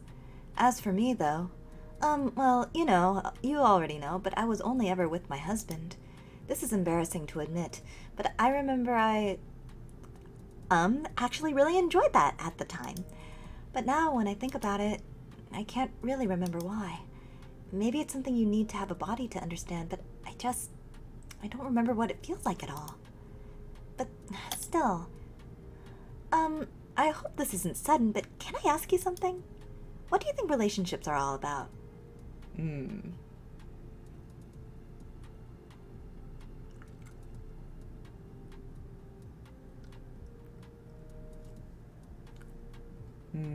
Definitely not carrying on your family. That's bullshit. Oof. Yeah.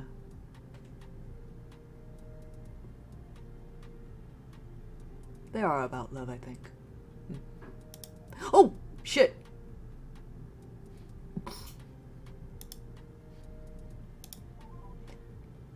That's so romantic of you. I think love is really important too. Reading about all of these relationships from the past, somehow I get the feeling that they all believed in love. Or maybe at least they were all about being there for each other. Freudian slip. Yeah. And I guess, being together in that way was just a part of that? If it was with someone I loved, I think I'd really like that even more. the idea of being with a woman was never even presented to me as a possibility to me. And, honey, I never said anything about that. Girl, you okay? I wonder what that's like. Well, the way Ezon describes it sounds really nice. Reading about all of this might be a little embarrassing and so foreign to me, but it makes me feel like I can believe in romance again, that it's not just some childish thing, and it makes me want to experience, well, being together with a woman. I'm sorry I'm babbling about such an embarrassing thing. Hyuna, baby girl. Let's get back to reading. Not that I mean I just want to read things that are dirty, just investigating. I want to get back to reading so we can continue investigating. Geez, let's just get back to it. Oh god.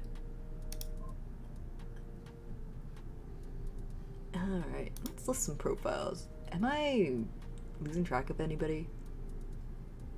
I don't think so.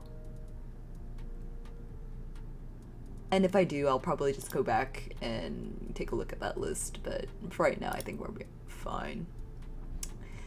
Election night, here we go.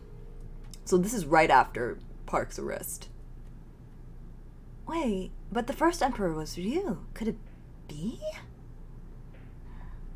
From my internal logs, 9:01 p.m. in He Soyoung's office. Well, polls are now closed, I suppose. She said. Who even cares? I sighed. We both know there might as well be only one candidate in the running now. 5 years of President and Chief Counselor Ryu. Like, maybe he'll invent some new titles for himself now that he has all the power on the ship. Grand Emperor Ryu. Yeah. Good God. I lit a cigarette, wishing that I could have gotten the emotional release out of it that the man I was imitating had gotten. Then I reflected on it and remembered that he didn't get anything out of it either. It was just an addiction. What's this going to mean? She asked. I knew that she already knew exactly what the implications were. It means he's pretty much defanged the security veto since he'll have the presidential override and all. I said. I can't believe this actually happened. And my worry was always with 5 more years of President Park. Like, I never thought it could be this. Yeah, you think, Mute? Has anything like this ever happened before? She asked. Yeah, in 2551. I said, recollecting the comparison that's been on my mind the most of late. There was a revolution. It only lasted like 5 years, by peasants who believe in total democracy. They managed to steal the root password and held the ship hostage until we surrendered. We had no choice. But it didn't last, right? You were able to put things right in the end, weren't you? She asked. Yeah. I trailed off. Yeah, but it was absolutely catastrophic. Star got irreparably damaged in the process. He was the ship's navigation AI, and those revolutionary fuckers killed him. Oh no. Mute. Oh no, Mute had a friend. His name was Star. We got the people under control in the end, but the damage was already done. Like, if something that bad happens again, no, it can't, okay? It can't. What do we do now then? She asked. I could see fear and uncertainty in her eyes, and I really wanted to say something to reassure her. I wanted to have a good answer. I always wondered what happened to the navigation AI. Oh shit, that's why there were more AI slots. Right! There were 6 of them! And Hyuna was very recent. Maybe some of them were just, replacement cores just in case something happened to one of the original cores, but at least one of them had to have belonged to at least one other AI. Huh. Who knew? I don't know, Soyoung, I said. I've got nothing. Break open the vintage $38.99 that you got from that kid in the last election, I guess. I think drinking vicariously through you is the best I can manage this evening. Wow, this atmosphere is... Oh, I forgot all about that. I've been saving for... Well, it hardly matters anymore. I suppose I might as well. She said, getting up to find the bottle. I already knew what she'd been saving it for, anyway. Her 20th anniversary.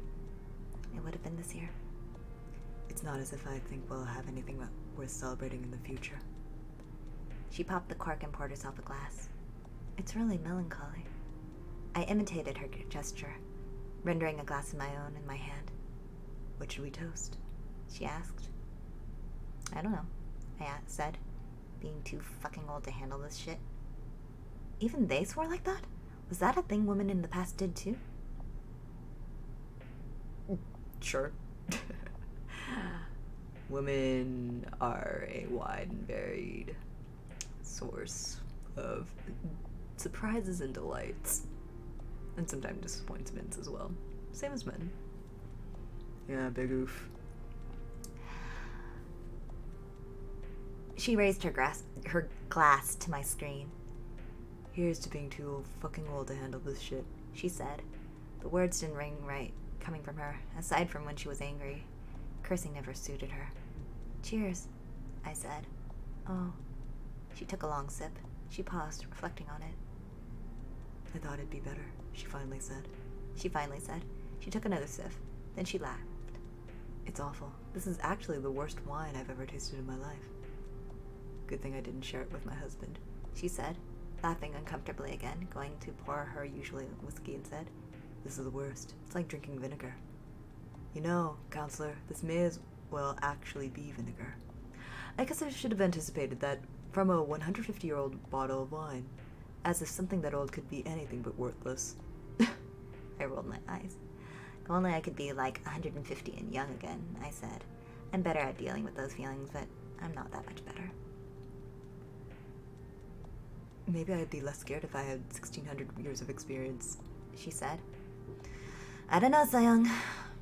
I'm tired. I'm just so fucking tired, Sayong, I said to her, taking a drag. Everything is changing. All these young men in politics are causing so much damage, and I'm just so tired. She moved her chair close to my screen. How can you be tired? You're a computer. It's not as though you can have a body that can age, she asked sympathetically. Well, you know, I'm made of all sorts of little processes that get increasingly bloated over time. Every time I get a new piece of input, I have to process it and cross-reference it against the data from all those years of experience in order to contextualize it, I told her. I'm not designed for this. I was only supposed to be around for 1,000 at most, okay? It just gets so tiring. I'm so sorry, she said to me, looking like she had taken it harshly. I feel as though I missed the last election night. We spent all night scrambling to put down protests. Things felt so simple and under control back then. Look, Sayong, we'll get through this. One fraudulent election isn't enough to render us powerless. I promise, okay? I promise you, I said. Ouch. So this is how you do dramatic irony, I suppose. I'm just scared now, she said, putting her hand against the screen. I'm not allowed to be scared. I'm expected to be strong, commanding. I should be able to stare down any man. I should be able to keep on top of everything that happened on the ship. I should be able to protect my family. I should be able to raise my daughter. There's too much on me, and I've failed too many times. I'm scared. I'm not allowed to be scared, but I'm scared. Yeah, I guess it really is hard to be strong. I know, it's okay. Look at me, I said, drawing my own hand touching hers, and trying my best to come up with bravado. It was the best I could do to comfort her. I'm fucking mute. AI in charge of the Mugunwa's securities operations. I've been keeping the Mugunwa safe since 2390, and I will do whatever it takes to keep it that way if it kills me. 2390? Interesting. Okay, 2390. Quick mental math here. Is that 1,600 years? About, yeah. 1,654, to be precise. So there was a before. And wait, when was the thing with Star? When did Star die? 2551. So that was 70? No. 60 years after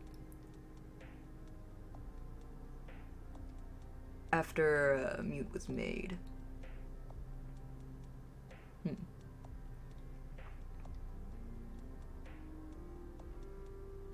Oh wait, no, 170 years. So she was about 200 years old when Star died. Huh. Wait, 2390 AD, we still using the Gregorian calendar? I thought this was some Stardate shit. Yeah. I mean, the Stardate in, okay, so the date in this game is 4044, for this Stardate. And that, I think, is Gregorian time. Stardate in this game happens when the rulership of the ship changes from the Gregorian calendar over to the new Confucianism calendar. But as far as I can tell, this is meant to take place about maybe 5,000 years after all of this went down. And this happened another 4,000 years, well, no, 2,000 years after the current date, approximately. So this is something that's taking place about 7,000 years into the future. This entire conversation with me and Hyuna and Mute. Wow, this is... Look at me. Look at me in the eyes. It's my responsibility to keep things under control, Lieutenant. All you have to do is follow orders and believe me when I say things are going to be okay. They're going to be tough, but they're going to be okay. It's not your job to worry about that. Let me be strong. Let me be in control. I believe in you. Do you trust me, Lieutenant? Can you follow that order? Somehow, this atmosphere feels really intimate. Man, Mukunwa, just full of lesbians and gays. Damn, this is not the place for Confucianism to thrive. She stared at me, finishing her shot of whiskey in one. I had given this speech to her before when she was still afraid to be so familiar with me and had much younger eyes. And I'd given that speech to at least a dozen men and women in the past. I'm no longer able to tell if it's bullshit or not. Yes, ma'am, she said quietly. Thank you. Good, I said. Then believe me, we'll get through this, okay? Just watch me. I guess sometimes Mute could be a nice person, huh? At that point, I checked the network for notifications. As I suspected, the election results had come in for all that they mattered. Now come on, get up, I said to her in my best approximation of a matronly voice. The election results are in 5 years of Chief Counselor and President Ryu. Do we have a dossier on the biggest threat to the ship's security? You mean Ryu? No, we don't, she said, her voice becoming less shaky. Well, let's get it together, Lieutenant, I ordered her. Yes, ma'am, she said, confident again. Oof. Sad champ. Sad fucking champion. Oh, nah. Here we go. This is from Mute. Okay. Wow, even more hostile than it was before? So-young, we've got a serious problem, I said immediately after appearing on her living room computer screen. Has the situation with the council gotten worse? She asked. Yes, obviously, I said as if she couldn't tell.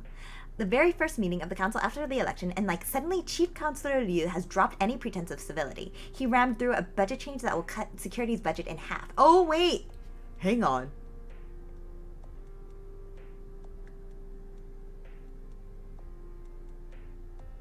I guess she must have felt powerless, huh? To you. Oh yeah, I've read this one before. This is the one that I mistakenly given to Mute because I thought that we'd already read it. Alright, we finally found it! Yay. So I will only be reading Hyuna's stuff from here. I've already read this out loud, and this was from Mute's perspective. And if you would like to see that, you'll just have to see my log from last time.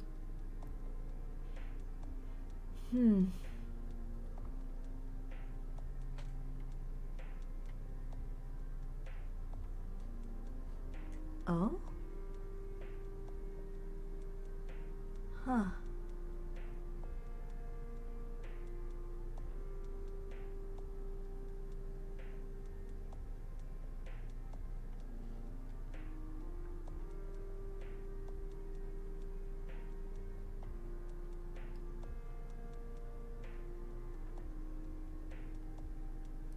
Oh, I guess even back then she didn't do that.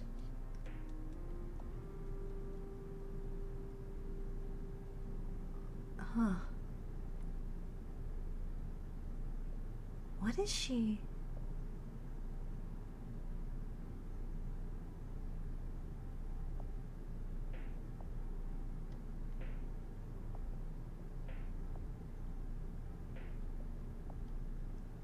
What? Who? Was it? Oh boy. Do we still not have the death of mute? Ha! We do not. Return to index. Alright. Return to home screen. How many entries do we have? Oh, one Reddit in Reddit inbox. Please deliver the AI. Huh. I hope this... John Kim. I hope this letter finds you well. Thank you again for your work in recovering the Mukunghwa's records, and at least partially solving the mystery of what had caused the tragedy on board. We hope you find the agreed-upon payment to be acceptable. However, there is still an outstanding issue. We have reason to believe that your report was not entirely forthcoming, and that you were able to recover an AI identifying as Kim Hyun-hye from the ship as well. I'd like to personally remind you that the terms of the contract were to deliver all data recovered from the Mukunghwa, which should include all code associated with her too. Don't worry, we have no interest in prosecuting her. Nobody in this galaxy has the authority to, regardless, nor do we believe her to actually be the same entity as the woman responsible for committing genocide on the Mukunghwa. However, as the sole survivor of the ship and the carrier of Kim Hyun-hae's memories, she could provide invaluable information on the disaster that occurred, and it's important she testifies her experience to us. You don't have a vested interest in obscure UK SPA history, but for the sake of all those people who died, it's important that we learn all that we can. Your employer has told me that you will be in the solar system within a couple of days. We'd be very happy to arrange a meeting with you and the Hyun-hae construct while we are in the region. As this was part of the already paid for contract, I hope discussing this issue with your boss doesn't become necessary. It's just very important that we hear all there is to learn. Looking forward to hearing from you soon. John Kim, Seju Colony Historical Society, Seju Colony, Titan, Jupiter, Sol 5. So Seju is on a moon of Jupiter, Titan. Huh.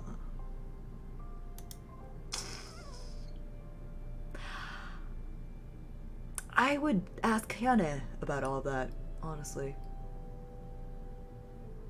I think that's her choice.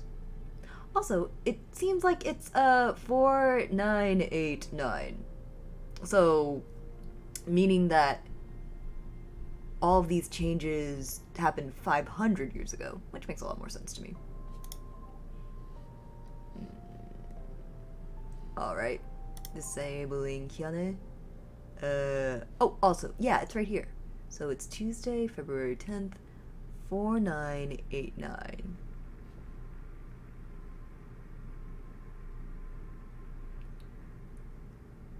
$4,043. Oh yeah, it's like 1,000 years ago. Do AI have rights in the future? We don't know, my guy. How much more power do we have left? So we have enough for 3 more. Okay. Let's see. Kim So-hee, the research problem. Ha So-young, we need to do the records office. And then Ha Sung-bok. Alright, that should be enough. Let's not kill our fucking ship trying to get more gay porn.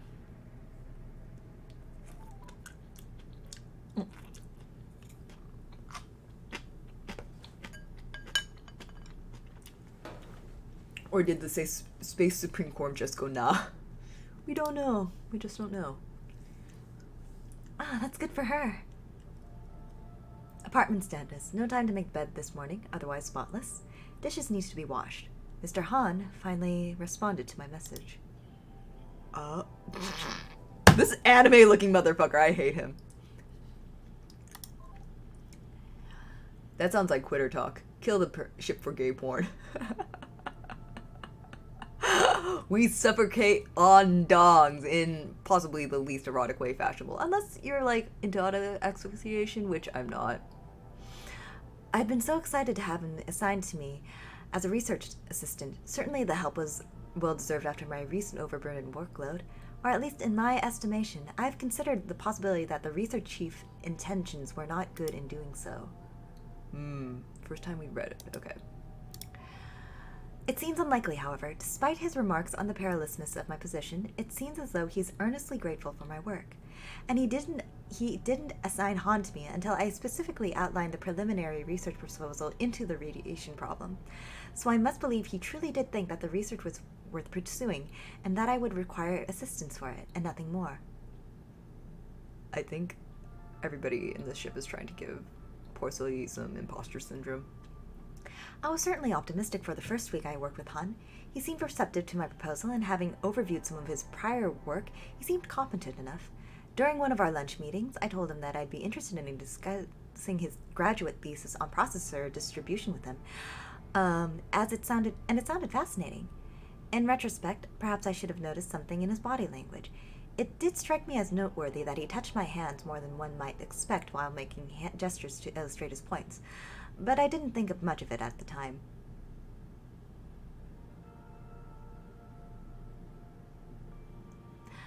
Han, are you trying to hold Kim So-yee's hands? She is married. Mr. Han, that woman is married. Do not hold her hand. Monster. I don't know. I'd really like it if someone touched me like that. That's because you're not married anymore. Well, you were married, but your husband's dead. And he should be. Bruh. If I counted all the bruhs, we would be up in, like, at least the 50s at this point. Unsolicited hand-holding. Yeah. Yesterday evening, at his suggestion, I invited him to our apartment to discuss the proposal in depth. It seemed reasonable enough. Or more accurately, I wanted to show off how nice our new apartment is. I hadn't had any prior opportunity to do so. Because of that, I went along with his suggestion. Criminal, absolutely criminal. Yeah, it is actually a crime to do that. It's actually, he could get the death penalty for this, honestly. After getting tea, I sat down on the couch to show him the proposal document I had written up. I had to be next to him, or he wouldn't be able to see it. After a brief discussion of the general thesis, particularly as to the difficulty of discovering what safe levels of gamma radiation should be when in a closed environment as the Mugunwa is, I decided to tell him the more radical part of my theory. Whoa, really? I mean, I remember that was a really big problem in my time. Oh my god. Now that there is no risk of a coworker overhearing, I have a confession to make, I said to him. He seemed receptive. I actually wish to investigate a secondary theory in the bounds of the project. I hypothesize that not only does ambient radiation have a deleterious effect on fertility, but that ambient radiation is outside of safe levels, and therefore it has been a contributing factor to the Mugunhwa's declining birth rates. Perhaps not the major one, I admitted. It was certainly not something I wanted to present to the research chief without being able to provide a connection, but I unreasonably assumed that I could trust Han with it. Oh my god, she was actually trying to save the fucking ship. She was going to save the fucking ship. And then they just wrote her off. 5 years later, they just fucking wrote her off. Fuck this ship, honestly. Oh no.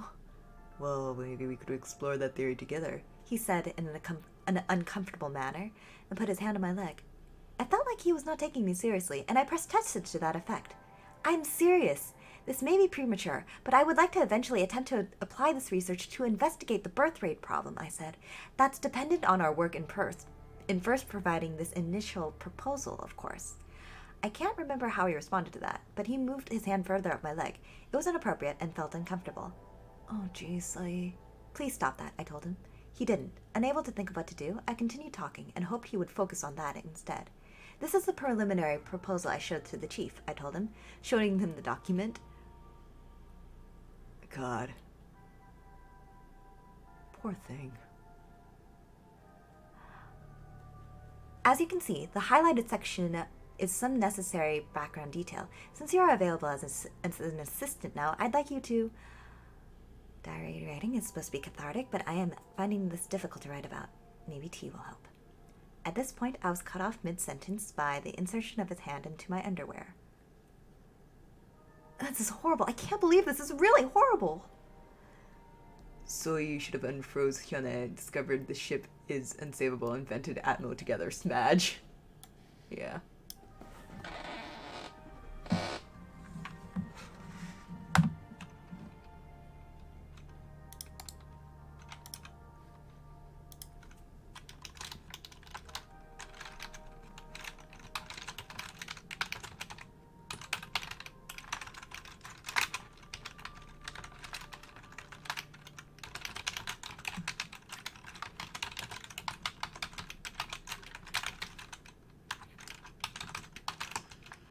Man, we're getting into it.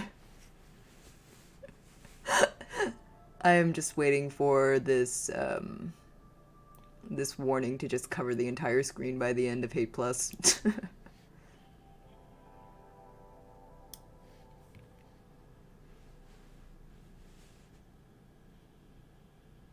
This was far beyond the point of uncomfortable. I'd like you to, I started, but was interrupted by another movement.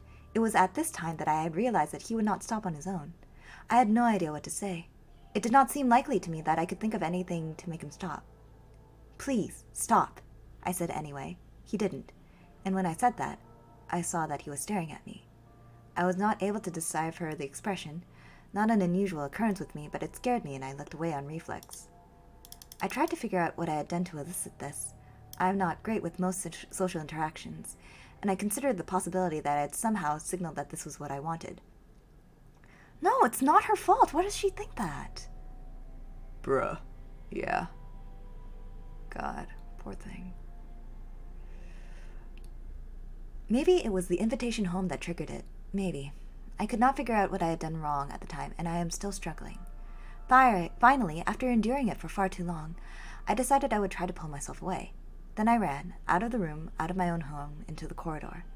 Even at the time, it occurred to me to be thankful that he let me run. He could have easily overpowered me. Ever since I first had that thought, I am having a hard time not imagining what it would be like, and it induces a sense of nausea. I would go so far as to characterize the thought as horrifying. I would like to stop thinking about it. Oh. That sounds so scary. I hid at the office for 2 hours, pretending to be doing overtime. Nobody questioned it anyway. The thought occurred to me that I could have simply hidden in another room of my home. The bedroom and the washroom doors both lock. But it was too late then. From the office, I wrote him a message telling him that it would be in both our best interests if we mentioned the instant nobody. And I told the research chief that his help was unnecessary. It took many rephrasings until I had something that I was satisfied with to send to Han. I ended up phrasing it as a threat. I could only hope it would be taken seriously. Oh, sorry. Realistically, I could have probably waited a shorter period than 2 hours to return, but I wanted to be certain he'd be gone when I came back. Thankfully, he was. Instead, Nemun was there to greet me. Are you okay, sweetheart? Oh, he asked immediately after welcoming me home. I do not know how he could tell something was wrong. I said nothing. I couldn't tell him about it. There was no way. I'm unworried about him judging me or blaming me, but regardless, I do not think he would understand. Probably he would want to cause a commotion over it, file a complaint, or some equally troublesome gesture. You look really upset. Do you want to talk about it? He asked. I shook my head. Okay, of course, that's fine. Give you a hug, at least, he offered. He's such a good man. I'm really glad she had him. I nodded, and he hugged me. I'd only nodded reluctantly. I had thought. I really did not want anyone to touch me after that whole instant. The idea of a man touching me just made me uncomfortable to think of. Yet when he put his arms around me, despite what I thought, I ended up gripping him very, very tightly, and held on for far longer than considered normal. I realized it wasn't the same thing at all. My reluctance was unfounded. Being held like that could not have been any more different. I am not really certain as to how to describe it, so all I can say is that it made me feel safe, and felt a sense of longing to just stay like that forever. I'll make dinner for you, sweetie, He offered. How about soft tofu stew? Extra spicy, just for you. Dubu! That'll make you feel better. I doubted that any food would make me have that power, but offering to make my favorite for me was a very sweet gesture. I'm glad he's here. Thanks, I said. Just sit back and relax, okay? I'll have some tea for you in a moment, He told me. Naaman, good.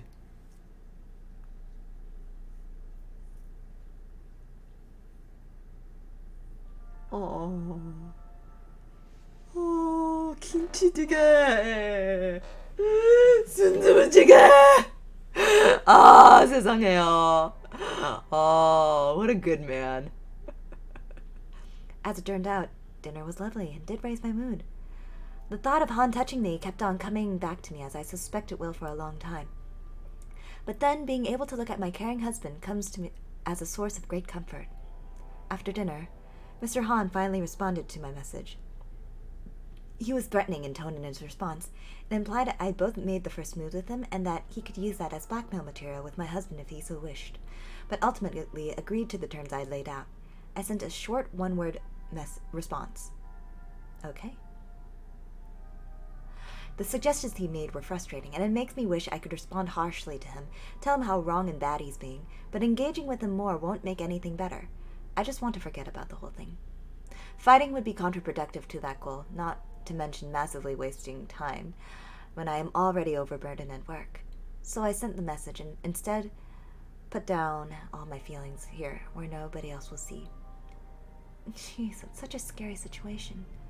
I wouldn't have been able to deal with that.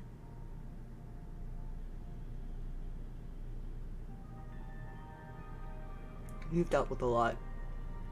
I'm glad that this wasn't it. And now I will wash the dishes with lemon, because I am tired of dwelling on this. Oh, sweet baby. Oh no! Oh no! Does this mean I have to remember a whole new set of confusing names? I'm sorry, baby! I'm sorry, baby girl! The Mugunwa High Console session for June 27, 4042 has now begun. This is the first session since the meritocracy exams, and there are a lot of new faces here. Congratulations, counselors. Plus one very old face. Counselor boy, you're not allowed to go very far if you don't learn to respect your elders, like now. Just an observation. Oh my god. Counselor Yang. Good god.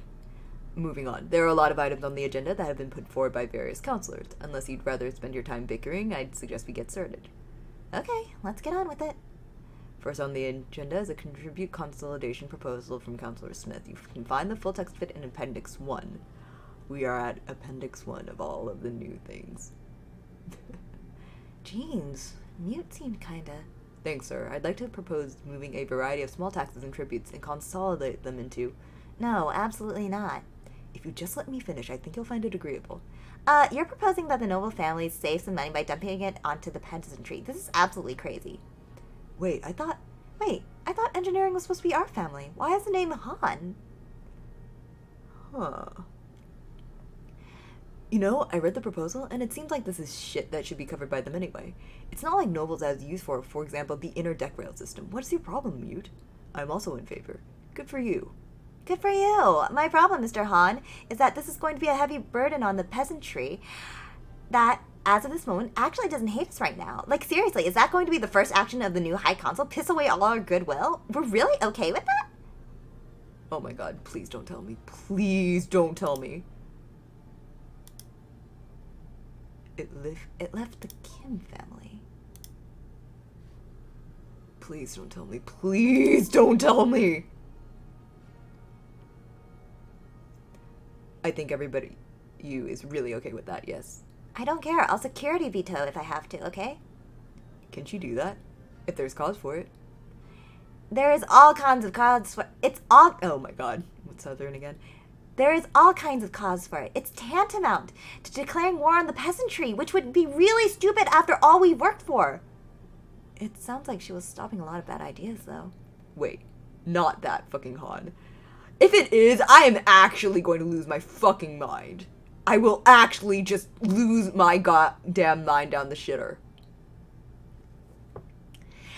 And it's also security risk. We do that, it's going to lead to public demonstrations. Look, I appreciate what you're trying to do here, okay? I get it. I totally do. You're right, transferring it would be more fair. And I'm sure everyone here wants to save the extra silver. And you're new, so I get it. But you need to understand that is not how we do things here. The makeup of the council may have changed, boys, but it's still important that we're subtle in our actions. This is not subtle, okay? God. That's sanctimonious. That's the truth.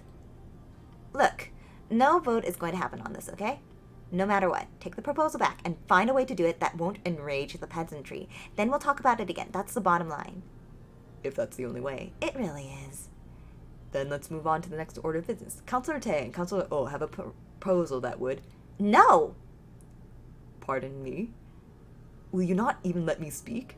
Save your breath. It's a terrible idea. The effect will be that no peasant will be able to use any of the ship's computers. You realize this, right? That isn't what it says. Oh, come on! You know that's what's going to be the effect, though. This is kind of insane. What's wrong with encouraging the peasantry to seek out a proper education? Because it's not going to encourage them to do that. It's going to encourage every single person who's ever written a letter with the word democracy in it to riot. We're going to see things on fire. Probably even outright banditry. It's important that we raise the level of literacy. As the meritocracy exam results demonstrated, it's a massive problem even in the upper classes. Yeah, well, if you think it's going to have that effect, then you're even dumber than your predecessor. Harsh. That's completely out of line. Yeah, withdrawn. But find another way to promote this agenda. One that won't end in my department needing to put out fires. Will you abuse your security veto for everything this council puts forward? Just watch me. Then there is no point in prolonging this. Next item on the agenda is a proposal tabled by Councillor Young. The proposed Electoral Monitors Act. You can find the text of it in the 5th appendix. I hope you won't be vetoing this out of hand, Councillor Mute. Well, I don't like the part where it takes money out of my budget for officers not under my control. But I don't think it's a security risk, no. For everything else, the purpose of the act is to provide an independent third-party monitors for the presidential elections to ensure they occur without the fear of tampering that's lingered in the past. I'm sure that the Counselor of Security will attest to how much of a problem this can be. Yeah, it's a problem, no dispute there. Taking it out of my budget is kind of problematic, though. Councillor Smith, can you think of any alternative funding sources the act could be amended to use? No. In fact, I don't see any reason to put it to a debate. It looks like Councillor Mute will simply have to deal with it. I'm moving to call a vote immediately. Oh, yeah. On the one hand, defund the police. On the other hand, this is literally an AI. I think there are different demands to be made here. Oh, I see how this is. Seconded. I thought also I can second it. Yeah, same.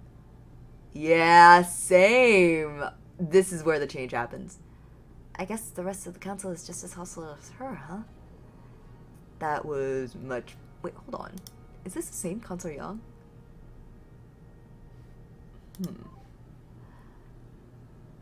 Of all the petty...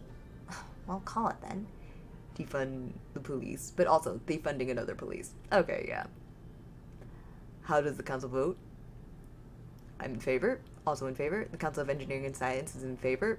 The Councillor of Culture is in favor. The Councillor of Captaincy is in favor. Likewise, the Councillor of State is in favor. Okay, the Councillor of Security is in favor. The act passes unanimously then and will be sent directly to the President for signing. It's traditional at this point to take a break for the morning at around this time. I motion to recess. Seconded. Gladly. The council will reconvene in an hour then. Dismissed. Here we go. Back to gay drama. Wow, this boy swears so much. I love that this is her only comment about smoke. I am so sick of spending time with my extended family. I don't think I've ever met a single person who thinks these family gatherings are any fun. Everyone I talk to seems to secretly hate them, every single one, but we all pretend to care and take interest in how every random, unimportant cousin has been doing and who's just got married and who fucking cares about it all. This time, someone apparently paid serious money to hire an entire troupe of actors to perform short scenes in the living room, which at least shut down the conversation. Unfortunately, the performances were complete shit. I needed to get away, and slipped out in between set under the pretense of trying to find the washroom, in hopes of falling in and therefore having an excuse for not being around. Whoa! Well, instead, while I was wandering the halls of the main branch of the absurdly large home, I ended up stumbling on the weirdest scene, a table with a card game in progress on it, with an old professor of mine at one end and a mostly naked, flat-chested maid sitting on strewn about clothes. I like playing Huatu, though. The cards are pretty. Huatu! I love Huatu. Huatu is so fun. If you've ever seen Hanafuda, those are the same cards. Approximately. Is this Mimi?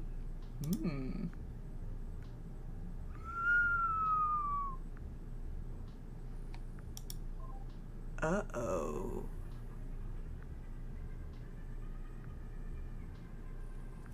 Uh-oh. Yeah, I got the sense that he was cheating, but I did not realize. Sorry, I was, looking for the washroom, I said sheepishly and started to back away. It wasn't even like the door was locked. It was closed. I wasn't trying to sneak in anywhere. They were just there for anyone in the hall to see. Wait, don't go, cute boy. The maid called out. Do you want to play Huatu? We could really use a third. Is that okay? I asked, looking at the professor, terrified that I'd interrupted an intimate moment. Then I remembered the last time I'd visited their home looking for his wife, the chief security officer, and how he was indisposed then, too. That was a weird fucking night. Yes, if you have silver to play for, he said with a shrug. It really did seem like he didn't care. Sure, I said. Even then I got the feeling I was about to be hustled, but whatever. Anything to escape the family. I hear that, he said. Bloody in-laws. I'm a hoe too, I said, then introduced myself. You're Professor Kim, right? I had you in an Earth history class. Let me guess. First year, you and every other officer in your family, he said. Go ahead and deal, Mimi.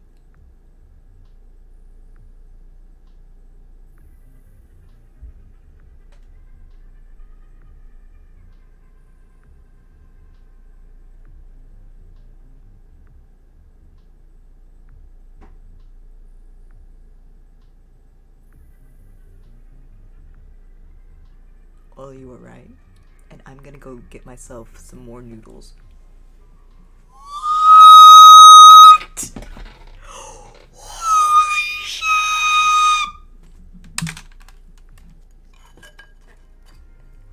What?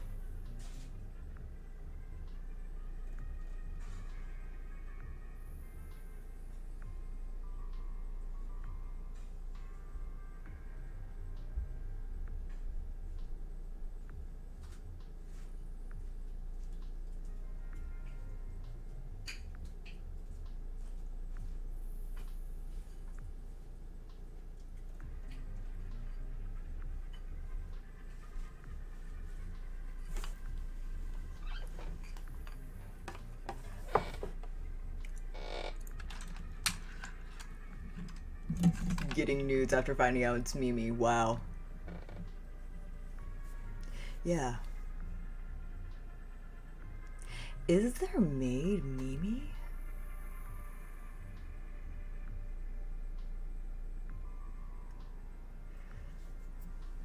I can't really give a play of the game itself. I don't really remember that well. It probably didn't help that after putting our silver for the stakes, Mimi kept pouring me more and more to drink.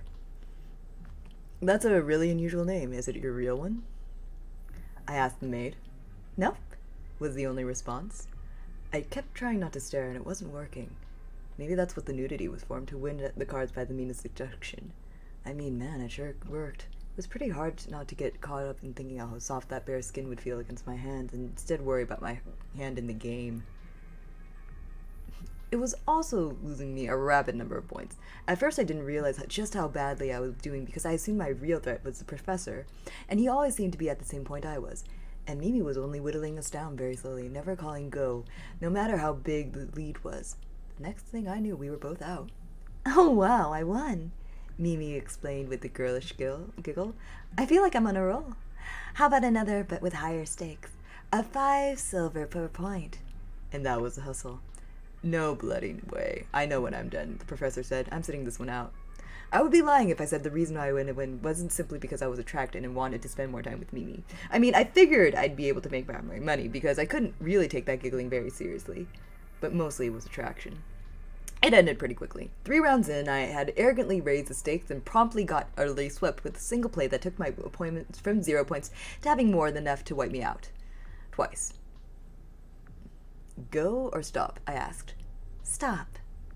That puts me in an awkward position, I explained. If you do that, you'll win and I'll be out, and I don't have anything else in my purse. But I'm having a lot of fun playing with you, but if you say go, we can take another few rounds. No. Stop, was the response, followed by a cutesy head tilt. Then I watched as my money got swept off the table. I'm not playing for fun. I'm playing for money. You're vicious, I teased. I have to be, Mimi explained. I've got tutors for my entrance exams to pay for, and I am but a poor little thing. The last word was dragged out. It was a little bit too cutesy. Tutors? The exams aren't that hard, I said. And when did you take them? 40, 30? The professor scoffed. 37, I'm not that old, I said. Well, they were a lot easier then. Anyone could get in. How many Chinese characters do you know, kid? So even then they were using Chinese characters? That's so stupid. Yeah, you missed the legislation on that. That went right over your head. I thought back to school. He asked, rolling his eyes at me. I thought back to school. He was actually my least favorite professor. I thought he was pretty obnoxious. I don't know. Not that many, I admitted. Yeah, right. Nowadays you need to know 1,000 in order to get in. Mind you, you'll have a lot of trouble in a lot of classes if that's all you know, but it's the bare minimum, he told me. Holy shit, I said. Yeah, well, that's what's important nowadays, he said. How's that? I couldn't imagine why. Don't ask me, he said. I'm a history professor. It's way out of my bloody field. I don't care about Confucius. If I had it my way, it'd still be like it was before. I see, I said. Hence all the tutors, Mimi said, pouring me another drink. Hey, how about another game? I think he's had enough to drink, the professor said. In retrospect, he was absolutely right. I'm fine, I can handle it, I said, absolutely wrong. I'm in security. We drink pretty fucking hard. So my wife keeps complaining, he responded. Fine. If we're the stupid part of the evening, I'll leave you to it. Have fun, kids. He turned to look at Mimi. I'm going to find the maid you swindled for that uniform from, since half the work's done for me. Give it back when you're done. I'm going to go find the maid you swindled that uniform from, since half the work's done for me. Give it back when you're done. Mimi? Mimi! Yes, sir.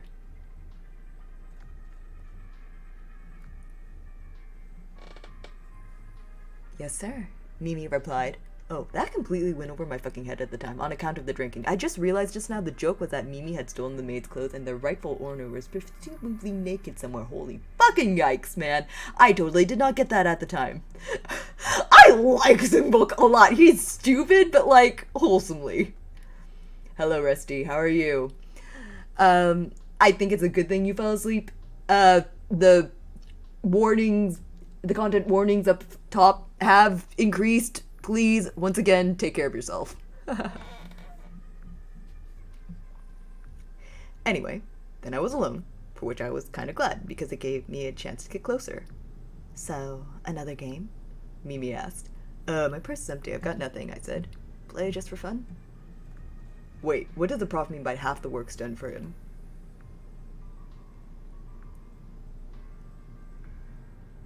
Ah. The professor is cheating on his wife, and presumably he's going to go find the naked maid to do that with. I'm sorry. I missed your message right after that. I do apologize.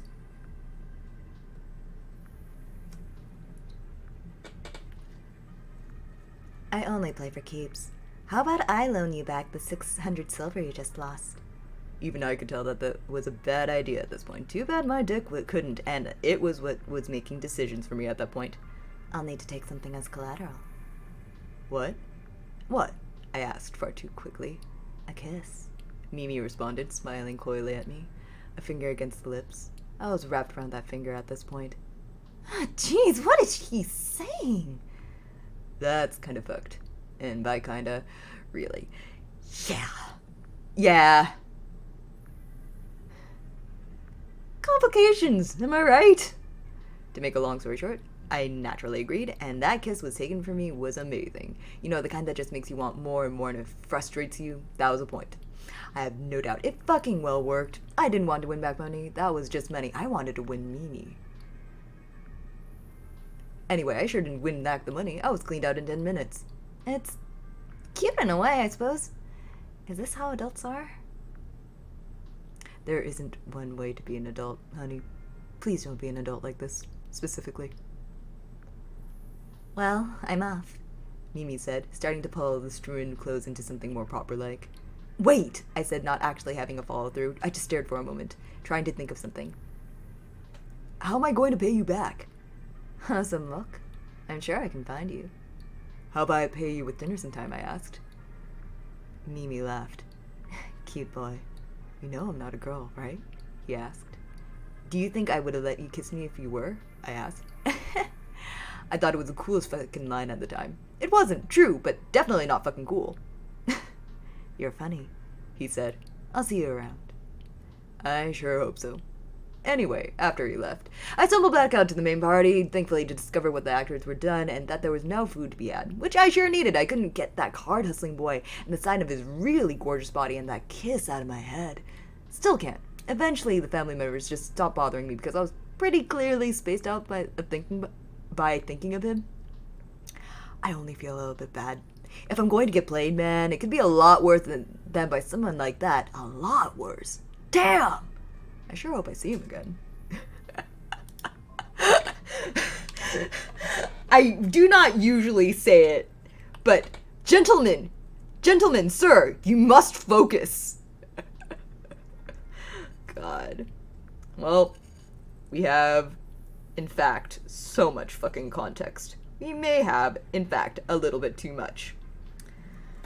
And that ends Hyena's reading for today. I will be switching over to mute, and now that I think about it, since I will be reading a lot of the same content, I will not have to actually do a lot more reading. So mute's version is actually going to be really, really fast. So here you are. I will be, in fact, going through mute's route, but just give me 1 second to eat my needles.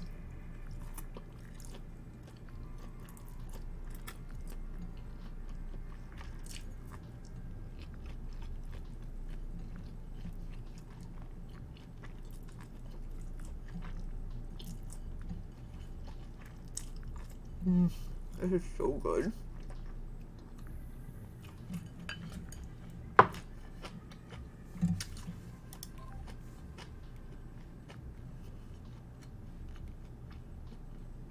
Alright. We cannot get any more gay porn. If we try to extract any more, our ship will die. So, we are just gonna create a new save file. Let's just create it right on top of our first because I think it should be alright. I don't think we hit any flags that I consider important. Yeah, we're fine. Alright. And now we are going to go ahead and shut down. Main menu. Wait, hold on. Wait, could we have done anything more? Let me just grab that. Yeah, return to home screen.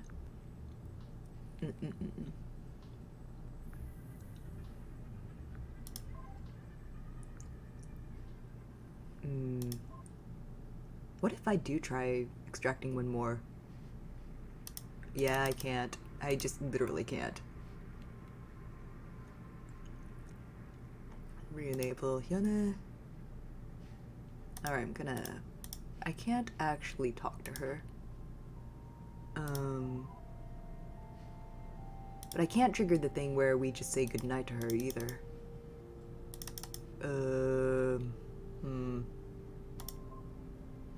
Cancel? How do we trigger the next day? Nah, I like her current outfit a lot, so let's just go back. Hanbok is fine. We only have 1% power. How do I... Hang on. What if I go to the main menu? Wait.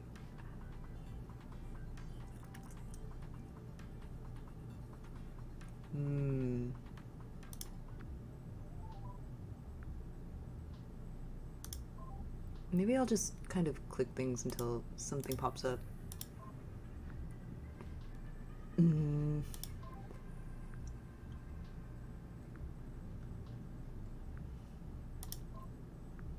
I don't think I'm missing anything though. Yeah, I've seen pretty much everything by now.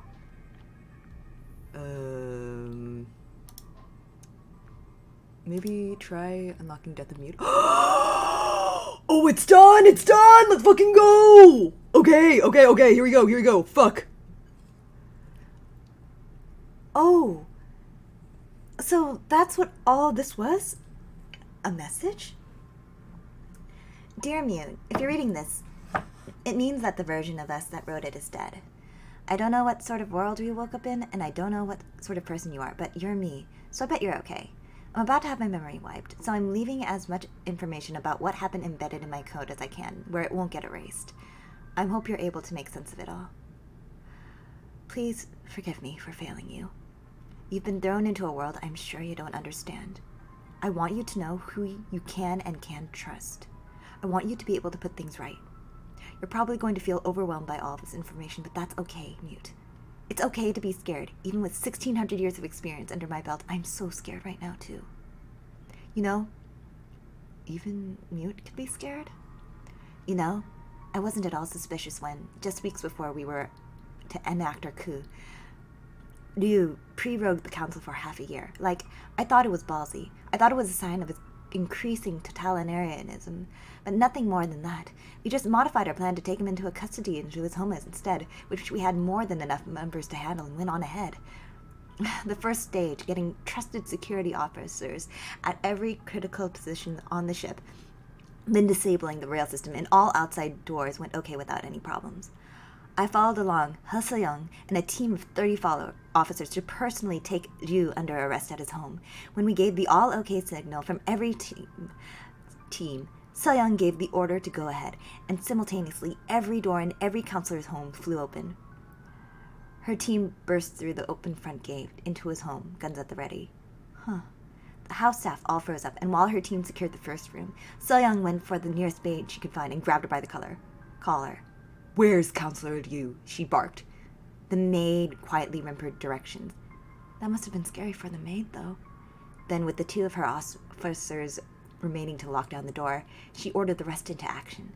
Before we managed to reach him, we ran across Ouna, guarded by a single pair of men in electoral monitor uniforms, with her weapons holstered. Oh my god. With their weapons holstered. Oh my god. This is why. Fuck these specific police. Fuck all the police, but these specific police. I felt good.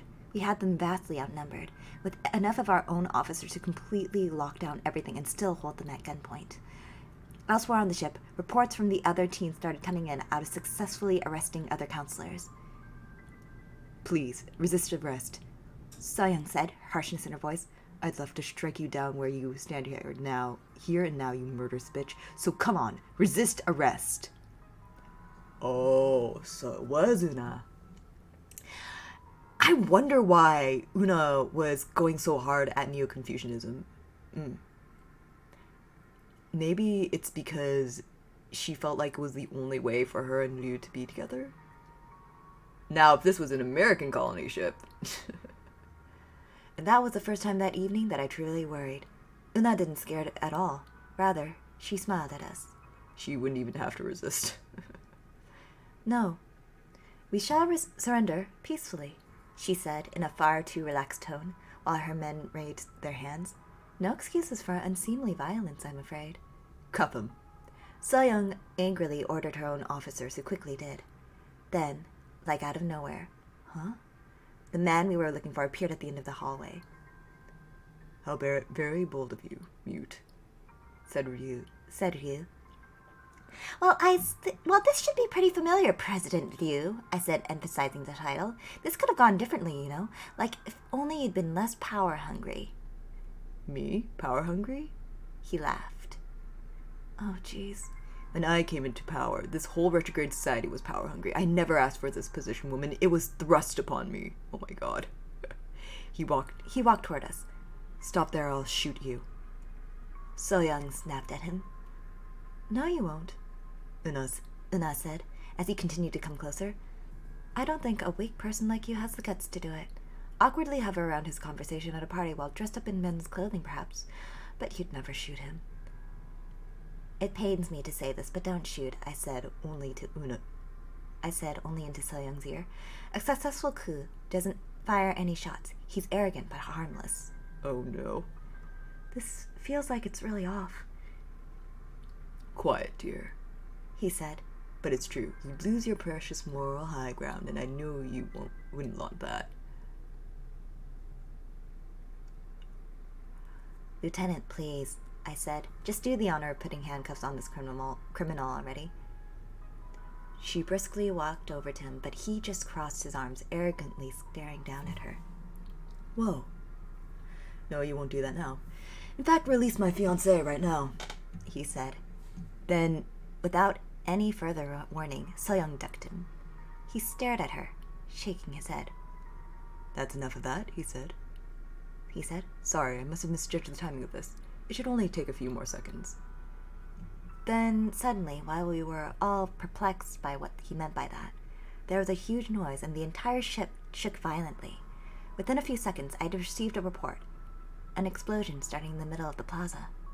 Seems like your little rebellion is awfully dangerous, he said. Looks like it'll justify some pretty drastic measures to put you down. Soyoung suddenly put her knife to his chin. An explosion on the plaza? Wow, that's really serious.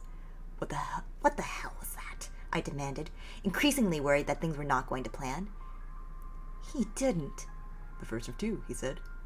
The second should go off about 10 minutes unless I can personally enter the disarm code into the computer. You're out of control, I snapped at him. Like, do you really think you can threaten your way out of this? Oh no. Yes, he said, confidently, because the second one is located inside the ship's computer core. You're bluffing, Soyoung growled. I'm honestly not, he said. Counselor, remember that routine computer core maintenance on March 3rd? Send in your men to check if you don't believe me. Come on, easy enough to confirm. It's huge, you can't miss it. I didn't like the idea of being ordered by him, but if he was telling the truth, that'd be catastrophic. And like someone with his power could very easily have set a bomb in there behind my back far before I would have even thought to suspect him of anything if he had the foresight. And thinking about how long-term his takeover of the government had been, foresight was one thing he had. I ordered the nearest officers to investigate. You'd have to be mad to do that, I said. You'd destroy everything if you took out the ship's computer. Oh, please, don't be dramatic. It's not that powerful, and it's bolted directly to your core. Sure, there will likely be collateral damage, but we could probably do with a clean start anyway. We'll get by, he said. Sorry, I'll get by. You'll be dead. That's so cold. That won't get you out of it, Soyoung said, pushing her blade closer against him. If you do that, I'll just shoot you where you stand. Just then, the report from the officers sent to check on the computer arrived. Sure enough, there was an unidentifiable device strapped to the core. Oh. Can you disarm it within 10 minutes or locate it? I asked them, starting to panic. I'm sorry, ma'am. We can't even reach it, said the officer into his earpiece. It's at least 10 meters up, and the maintenance ladder's been removed. Might be one on the engineering deck, but... You'd never make it in 10 minutes. Okay. You should... I had to stop and think. You should get a safe distance away, then wait on further instructions. Mute out. Back in Ryu's home.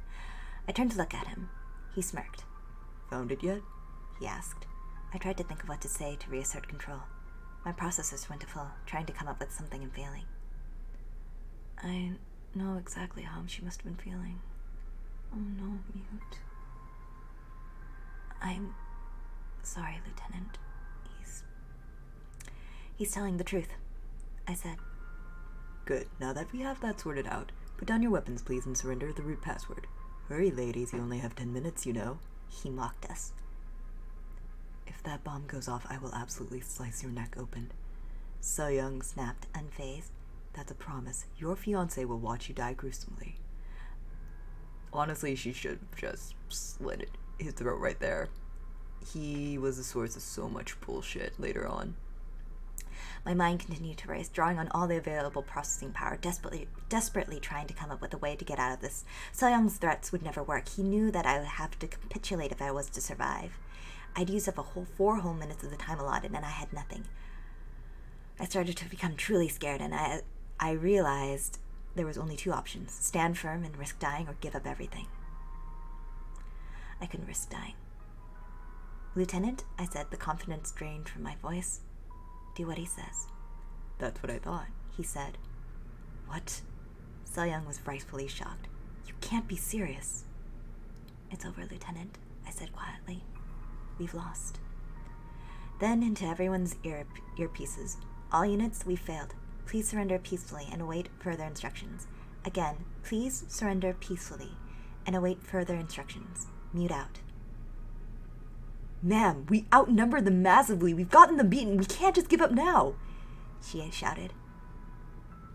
I can't risk dying, Lieutenant, I said. Really? Whatever happened to being willing to stake everything on this? You'd rather let Soyi grow up on a ship run by this piece of scum that put your own life on the line? She shouted, horrified. I was horrified. 2 options, betray her or risk my own life. I wished with every bite of my being that I could have picked that second option. But I knew I couldn't. I knew as my very core directive that safety was more important than freedom.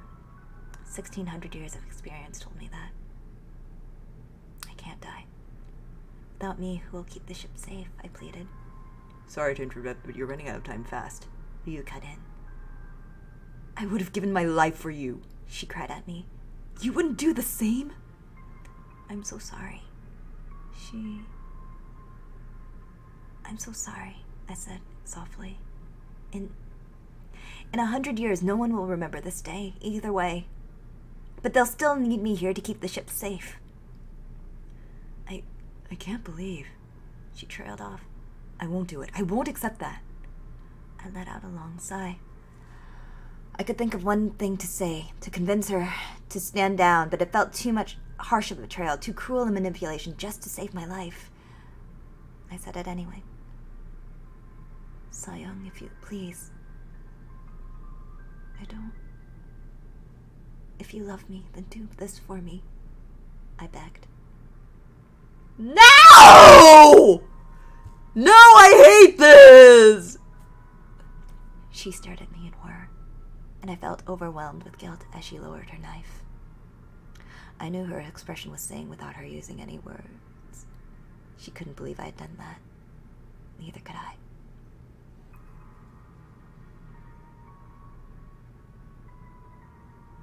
We went from lesbian porn to lesbian pain. Big oof. The largest oof that ever oofed.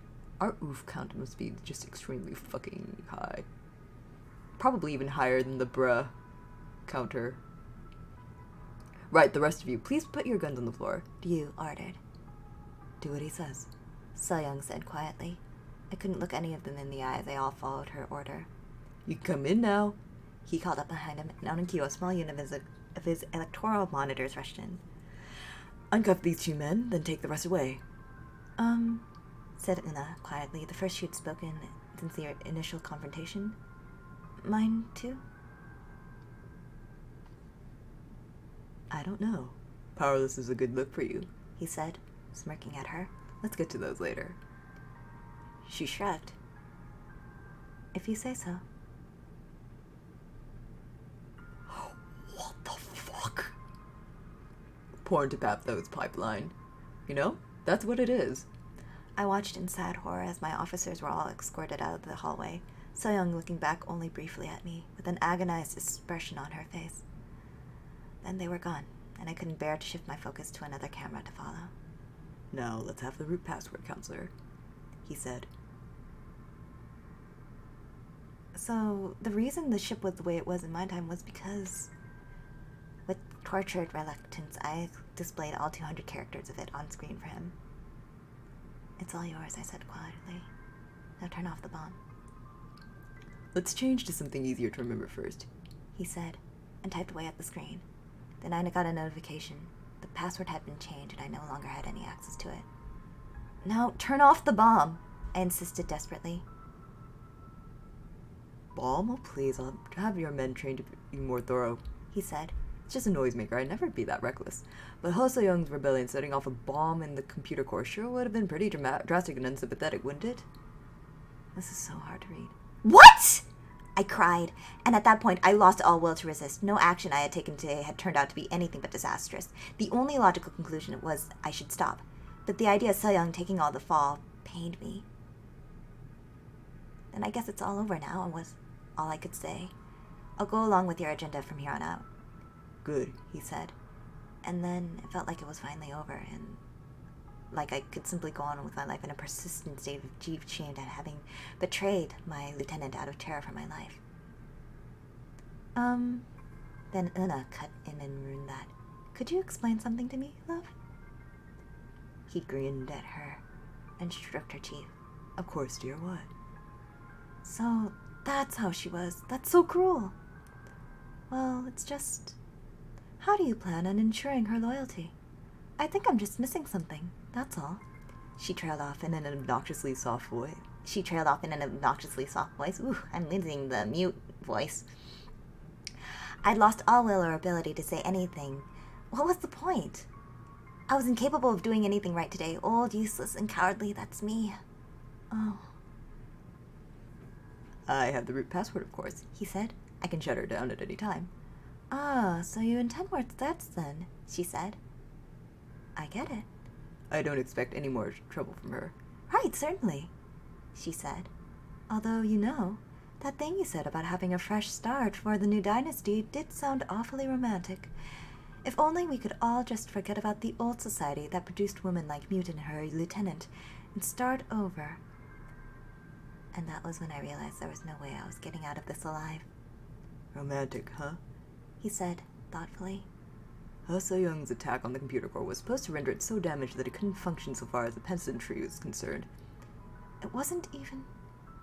We'll make it so it destroyed all the data too. Total system wiped. Start year 0 of our new dynasty right from 0. I'll just figure out how to do that. Wait! It wasn't... It was just the narrative! Nothing was deleted! It's all there! It's all there. Nothing was deleted. It was literally all still there. Nothing was deleted! Oh my god. I just made the assumption that it was all deleted in the attack, but... No way. I stared in horror. All that, it had been for nothing. To think that I had abandoned my poor lieutenant and my entire cause just to die anyway. To think I'd started the day from a position of some power, a position where I could still have, done something, and thrown it all away for nothing. To think I'd be unable to fulfill my duty of keeping the ship safe. I didn't like her, but reading her about her broken like this is... Don't do that, I pleaded. Please. Haven't you learned yet? Don't tell me what to do, Mute, he said. Don't make me beg. How pathetic. Una scoffed at me. That was it. Because of her, I was doomed. And then I figured out the only thing I could do to salvage things. If I could make it so he felt content just to delete my memories instead of my entire program, I could encode a message to you in my base code. So the first time you ran a self-diagnostic, you'd know. And they'd still think you were docile and had no memory. No. It was the best I could do, Mute. No. I knew it'd be rough on you, and I'm sorry. No, I said reluctantly. Do a restart to initial settings operation instead. It'll wipe all data, all memories, all clocks, but you'll still be able to use the computer. And you'd still live, he said. Remembering nothing, I said quietly. Ask Counselor Han if you don't believe me. Well, thank you, he said, smiling cruelly at me. I'm glad you were able to be useful to me to the end, Counselor Mute. So that's how it happened. I don't know what you'll be able to do. Maybe it's too late to get rid of what Ryu put into motion. Maybe there's nothing you can do about that. The password's being entered right now to commence the system reset, so I have to stop now and save this all to my code. Goodbye, Mute. If you can, please, tell Soyoung I'm so sorry. And please, keep the Mukunghwa safe. You can do it. I believe in you. Oh my fucking god. A fucking downer! Holy shit. So, I guess... Jeez, poor Mute. I suppose... I remember back when I said I was on the Mugunghwa, and I said that what happened in the year 0 was a big giant mystery even to me. Well, I guess we solved the mystery. I don't know what to think. And I don't know how to feel about Mute. The old one seems like a good person, but... Hardly, but she was at least trying to do things right. Or at least keep things stable. This is beyond that. Well, I don't know. I just don't know. It's all so complicated to me. I guess I just feel like it should have been something more. All my suffering, the horrible world I woke up in, that's the explanation for it? I lost everything and lived in misery because of that? Above all else, I never imagined when I tried to think of what it could have been that made everyone become all stupid and traditional, that it made them abandon all the values I grew up on, that made my adopted family treat me like a prize to be married off and nothing more. I never once imagined that it was a woman who suggested the whole thing. Mute, I feel so conflicted about, but Una? I read about her. After all, she was the first woman in history to share my fate, to be married to an Emperor Ryu. But she's not like me at all, nothing at all. She's a monster. She's the one who's responsible for all that. What a horrible, awful, loathsome, terrible person. I hate her. My family might have been cruel, but at least they were ignorant. A woman like Una couldn't possibly have any sort of excuse. I really, really, really hate her. In relative terms, I guess. Yeah, definitely in relative terms. And that's where we stop with Hyuna for tonight. And like I said, we'll be doing all of this with Mute now, except I won't be reading a lot of it, since I will only be reading her reactions to everything, and the dialogue options. I have read so much out loud today that I feel like I need a break. But I do want to keep streaming. So after this, I will be powering her down until tomorrow, opening up Mute, and then I think I'll take a very short break and then go with one more game for tonight. Are you sure you want to shut down for today? Yeah. Very well. I'll just let you go ahead and save your data first.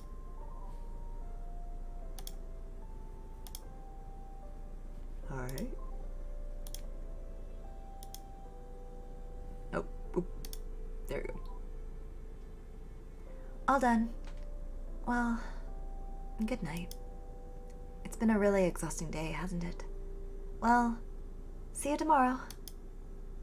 Oh, yeah, it's rough. Yep. There goes the countdown for tomorrow. And now we will be moving on to Mute's perspective. My wife. Oh.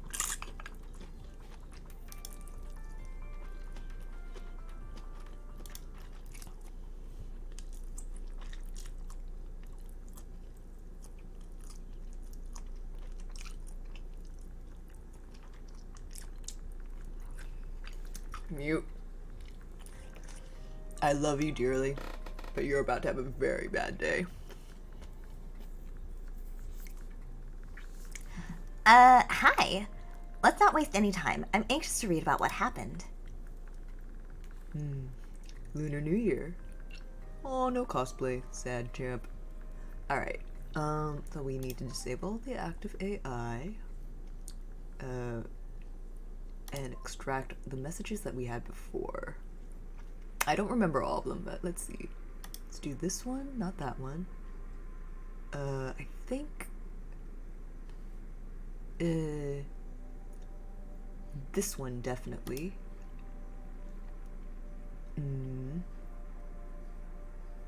Hairpin.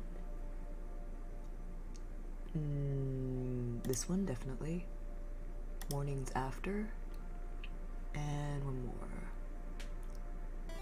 Ooh. Hello, Manatee! How are you? Welcome to the stream. I hope your stream went really well. What were you playing? Manatee Raid! Thank you, Ty. Welcome, welcome.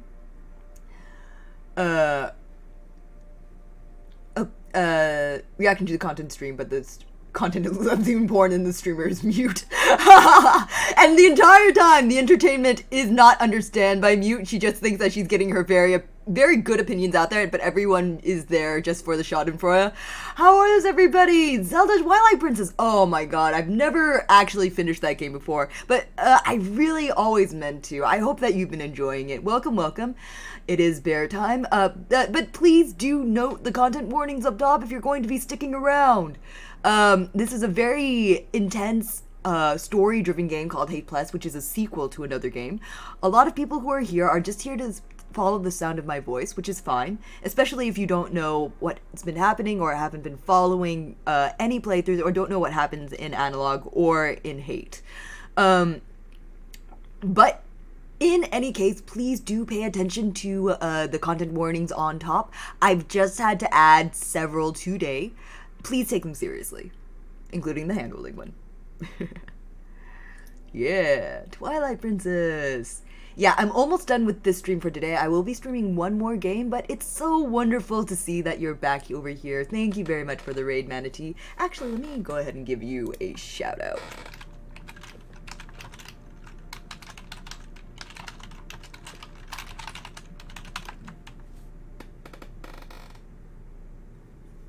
And we will be continuing. Thank you very much. Again, please look up at the content warnings up top, and please, I am being dead honest. Please take care of yourself. I'm glad I got here last minute, lol.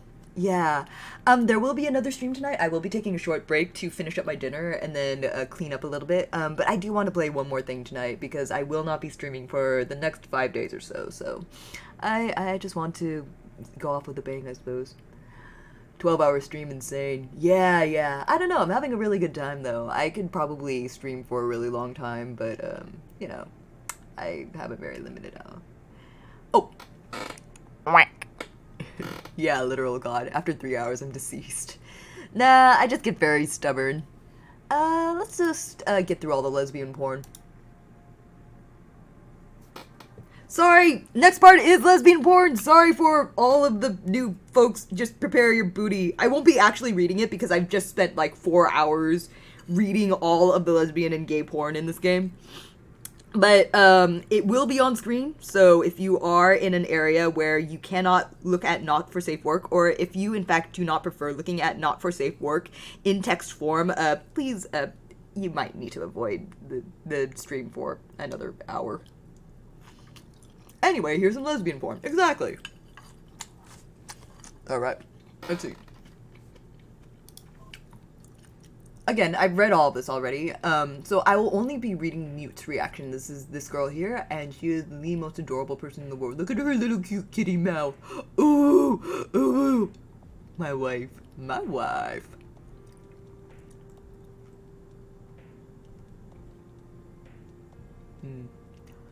She makes more money than her husband? That isn't right.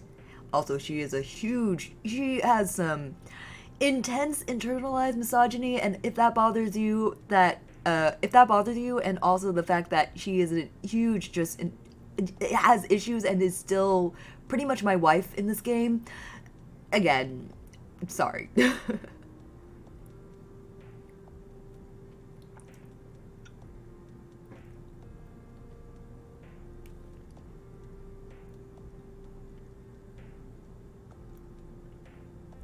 How disrespectful. They're joking with each other. Remember jokes? Sometimes you make them. You're very funny. Alright, returning to menu.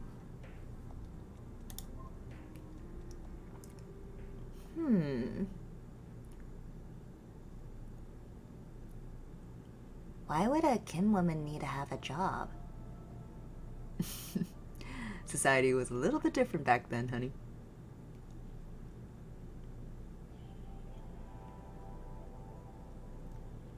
Wow, still unmarried at 22? That poor woman. Baby! She doesn't know. She doesn't know! Her grandmother sounds like a good woman at least, even if it is late. Oh, I'm glad that both Mute and Hyuna seem to have the same opinion about the grandmother and about Soyi. Alright. I do want to get their opinions on all of the characters so far. We haven't read about this person before, but I'll remind you what you've learned if you click their name in another log file. Bruh moment. Yeah, Dwangerine has been the contributor of all the bruhs in this entire playthrough. I think we might be up in the hundreds for bruh moments in this game. Again, this is my favorite visual novel series of all times, but it is one very long bruh moment.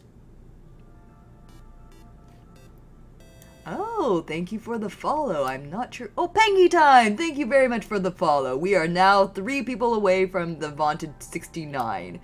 That is, we're getting steps away from the funny number. But thank you. Appreciate it. I was following you on Twitter, but not on Twitch, OMG. Well, I appreciate it. I'm not really sure why you were following me on Twitter. I don't think I twit amusingly, but I am glad that you are here. Welcome. Alright, hairpin. Wait, but wasn't Ha a noble name back then?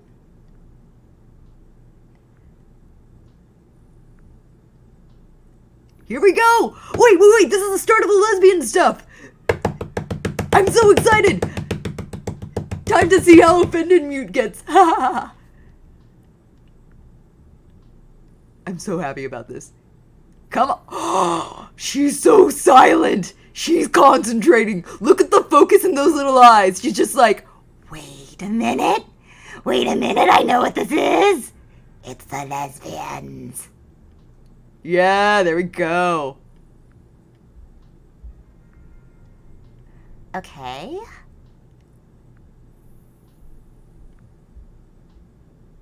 Oh, clever girl.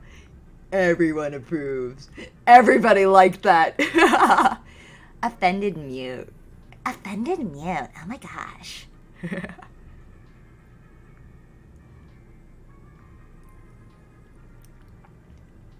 But also highly aroused, but in denial. Yeah, that's the Mute experience. In denial, but highly aroused. Smitten? Oh no. Oh my gosh. There were lesbians back then too.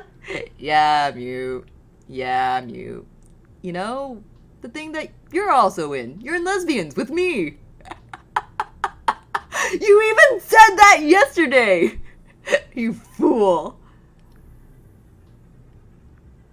Does she think she's a man? I don't know. Do you think I'm a man? You're still my wife. You said so yourself. No takesy backsies. No, you're right. You shouldn't have said that.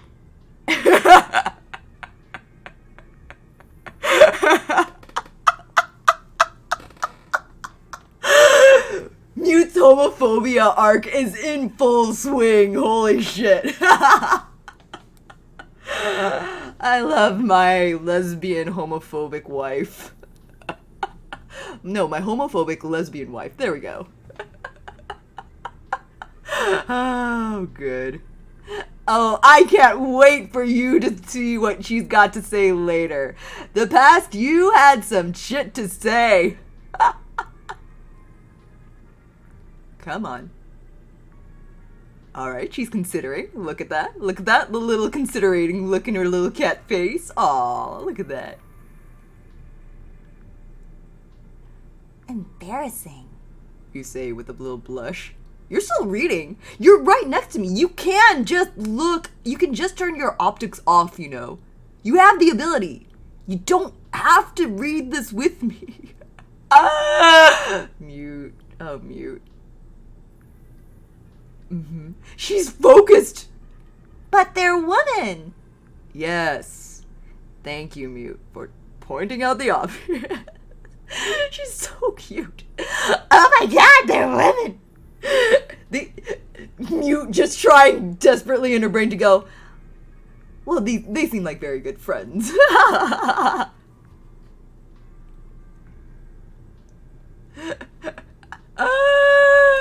Oh god, my homophobic lesbian girlfriend. Good god. Here we go. This sounds pretty normal, though. Oh, so the entertainment changed not at all. Huh. Well, it changed in that time, but for her time, this was the norm, which is why she doesn't have a lot of respect for entertainers. Such good roommates. And they were roommates. And they were roommates? Well, they would like to be roommates, Mute, but you don't know that, not just yet.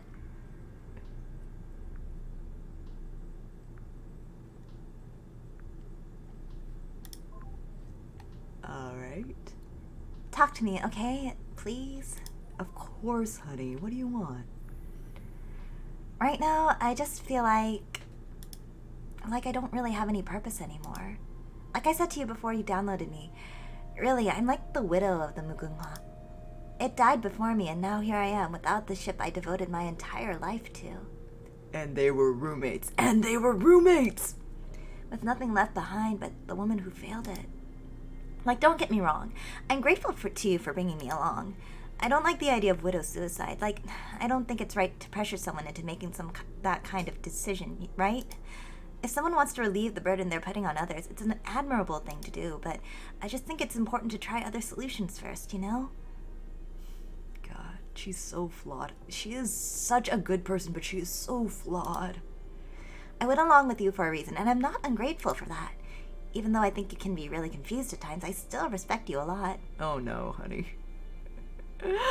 We live in a society. Mute voice. We live in a society. But, like, can you tell me why? Why did you bring me with you?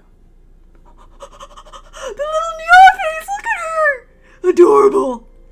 Pity. Duty. Honestly, I think she's really cute. And I like her a lot.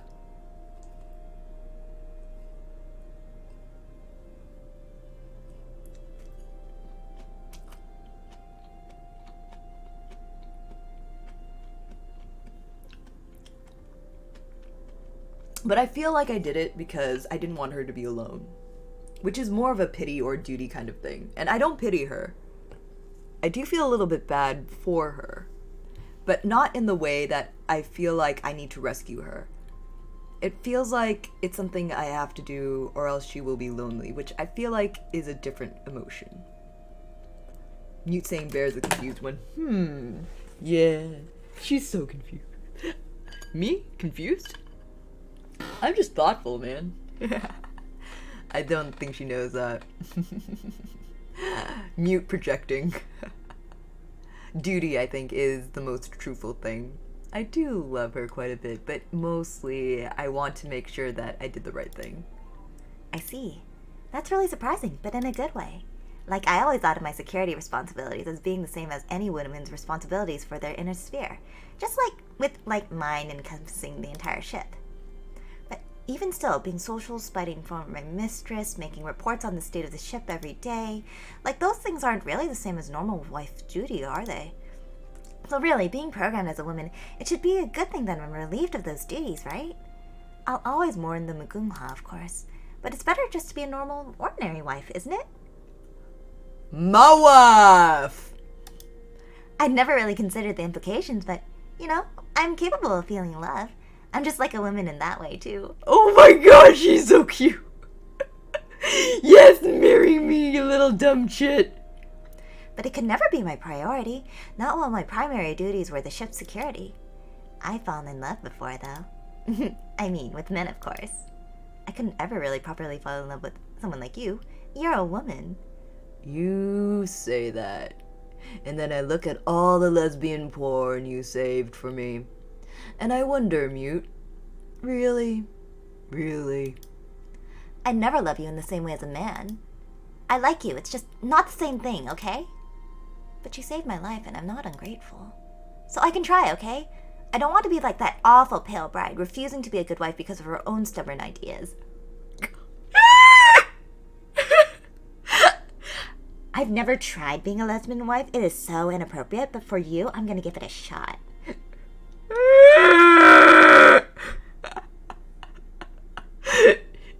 You're so awful sometimes. I can't promise you I can love you, but I can still try to be the wife you want me to be. And even if you're misguided, I think you're still good. So maybe it's okay for me to be the Mugunghwa's widow, but also your wife.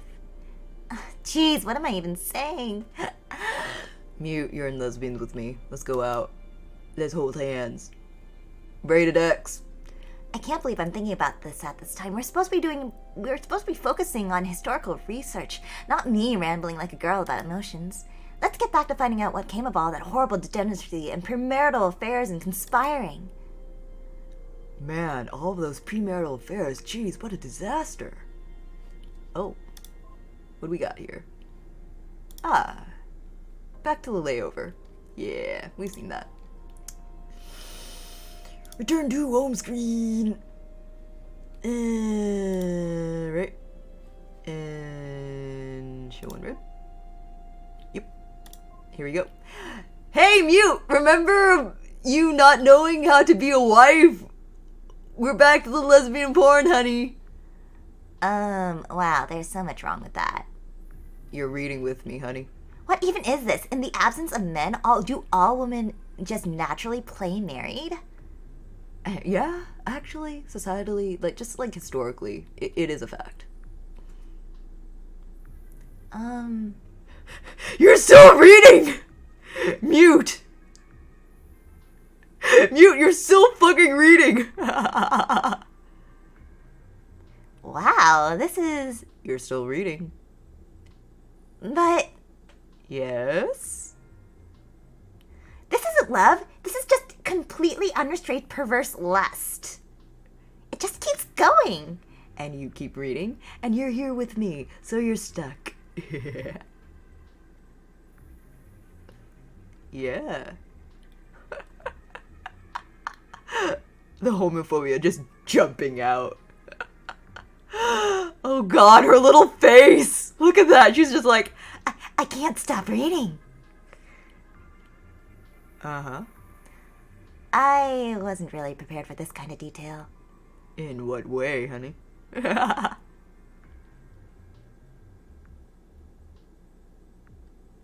Uh-huh. This is what you wanted! I'm just doing exactly what you wanted me to do. Here we go again. Jeez, could you be any more melodramatic? Mm-hmm.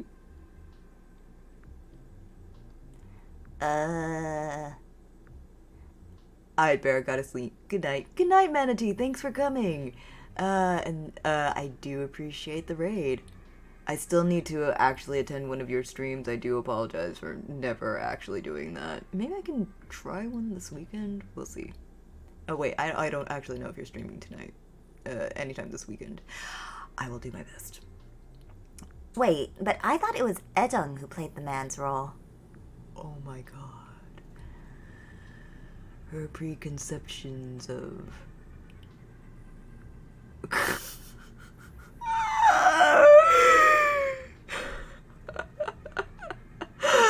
All those little cogs swirling around in her head. She's just like, How does lesbian? I don't get it. oh my god!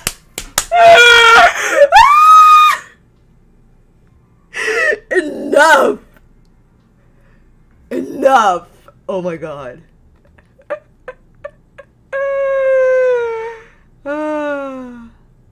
You're still the one reading, honey. All this lesbian porn and you just keep reading it. Yes? You were the one who wanted to know about lesbians? Here we go, lesbians. You've been reading about lesbians for a really long time. Yes? Wow. Yes? Uh-huh. You're still reading, honey.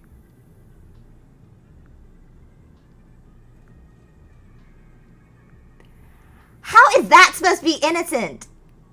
You're not wrong. But you're also not right.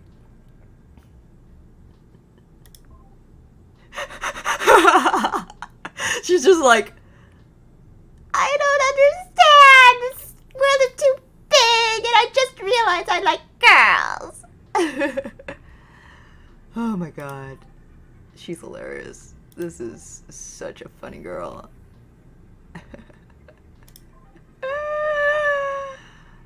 Alright, let's go ahead and extract the rest of the messages. I am not looking forward to ruining her day. In 12 more entries. But I guess we'll have to.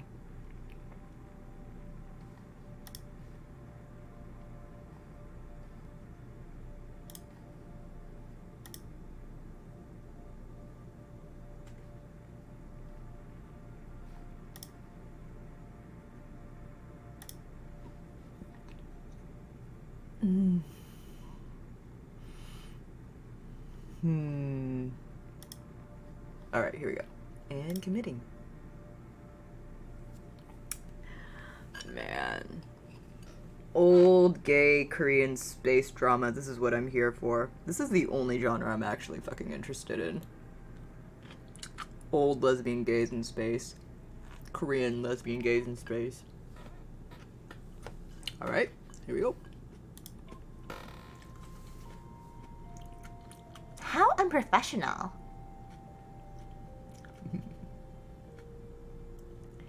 1,600 years. Wow, I can't even. Well, like, at least you didn't take nonsense from women. She didn't take nonsense from men either. But you are no longer like that, I suppose. Poor babe.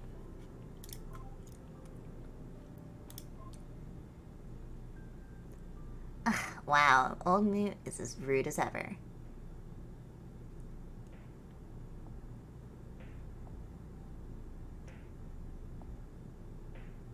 Oh, I haven't read this one yet. This meritocracy thing sounds legitimately perplexing, though. Idiots! We've taken a completely functional political institution and replaced it with a collection of absolute idiots! Counselor Mute shouted at me from the moment she appeared on screen. Good evening, Counselor, I said. Tough day at work?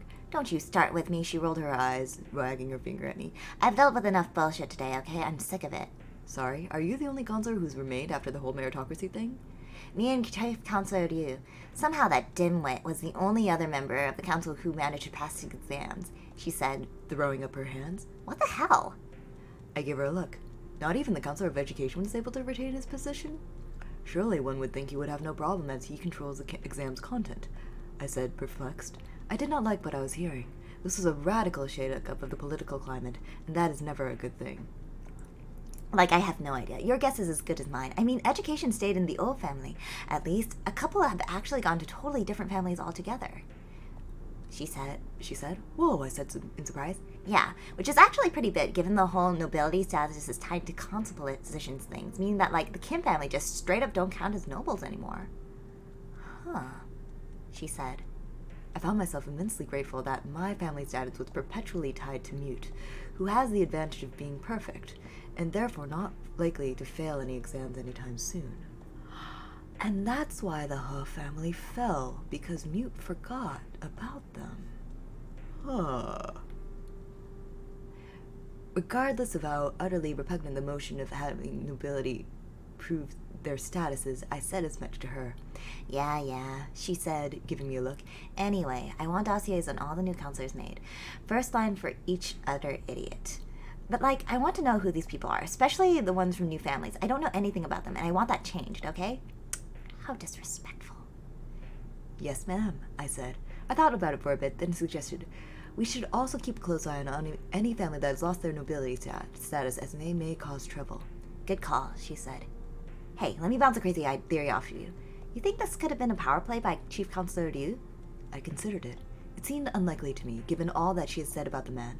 She was the one she handpicked for the position of Chief Counselor herself, and her judgment is impeccable. There is no way that it could be a power play, because the whole reason why she suggested him for the position was because he wasn't the sort to be one. I guess it turned out to be true, though. You're probably right, she said.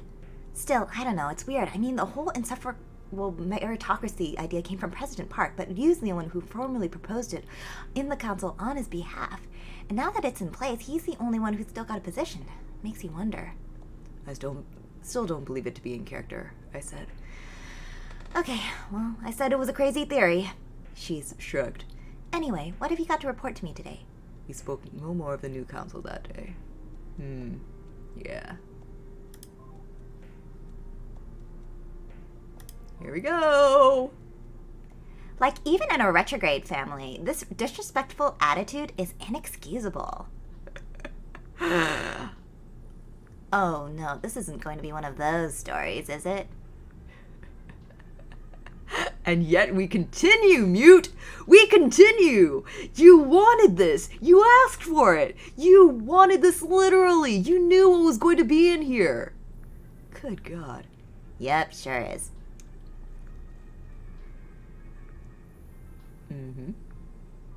But she seems less offended now that it's not lesbians.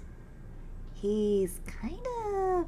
And she has no comment about his language either. I love that. Hyuna has so much to say about fucking Sungbok's potty mouth, but Mute is just like, yeah, it's a man. Just man business. God.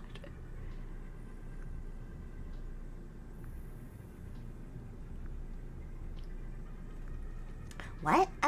Of course knowing the classics is important. Oh geez, I guess I can't blame him with a wife like that, though. Oh my God. I mean, oh my God. We have so much to teach that little cat brain of yours!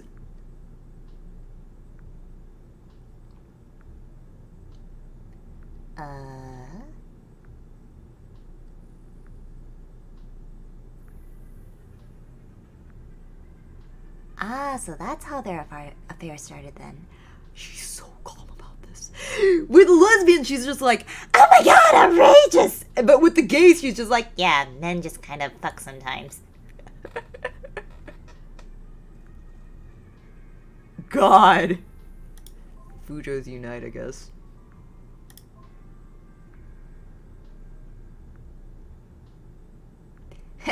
Reminds me of some men I know.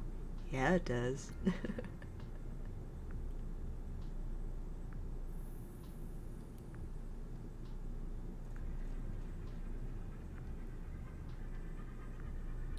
But there's still a ton of this log file left to go. I know where this is heading. Oh my God! Ah! She's the kind of Fujo who only thinks that gay-born has rights. She's not a equal opportunity Fujo. We gotta fix that. Yep. Detailed description of a night's love affair. Knew it. Oh my God. Girl, we have so much. We gotta talk about this. Okay. Oh my God. She is not an equal opportunity Fujo. That is her worst sin.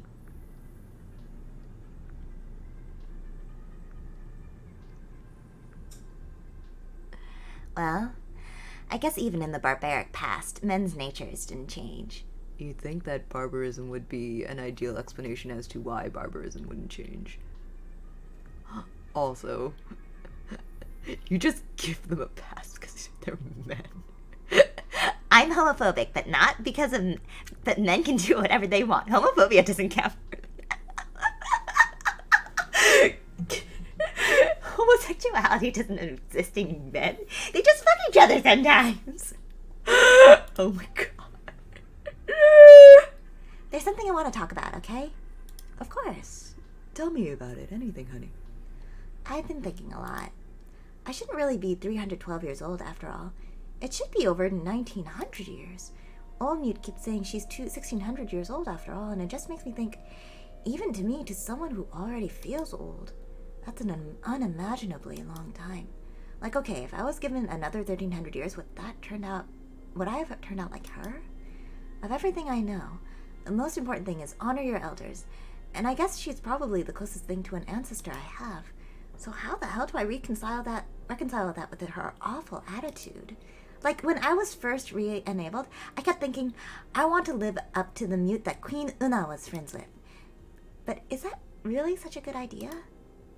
No, okay, whatever. Let's just get back to it. I just feel more and more confused and unconfident and horrified, but like, it's kind of a train wreck, you know? I couldn't look away even if I wanted to. Yeah, I'm sorry, Mute. This is not gonna go well for you. Here we are. Man, I love that scam. It's so classic. Alright, here we go. Back to showing red.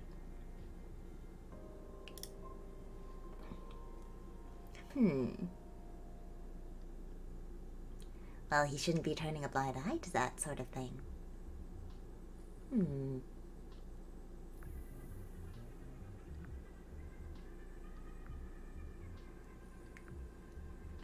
Oh my god, she gets it right away.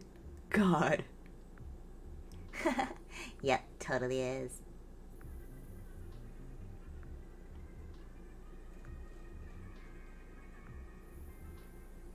Called it.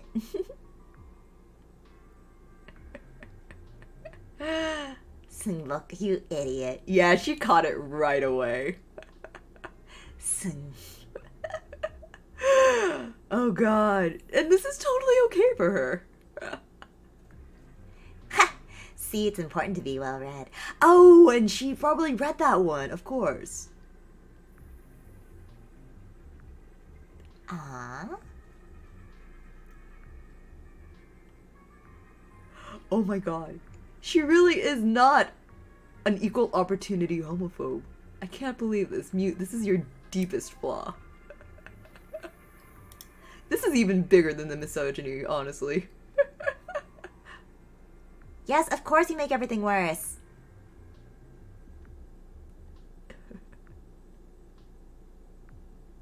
Canned tea? I'm gonna get you some canteen. You're gonna love it. Well, you're gonna hate it at first. It's so uncivilized, but you love it. Oh, finally, her parents take some responsibility in getting her married.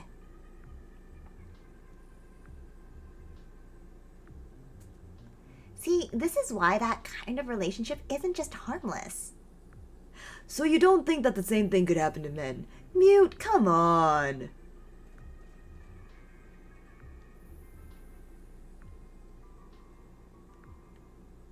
What monster taught these women to expect love to come before marriage instead of after? Oh my god.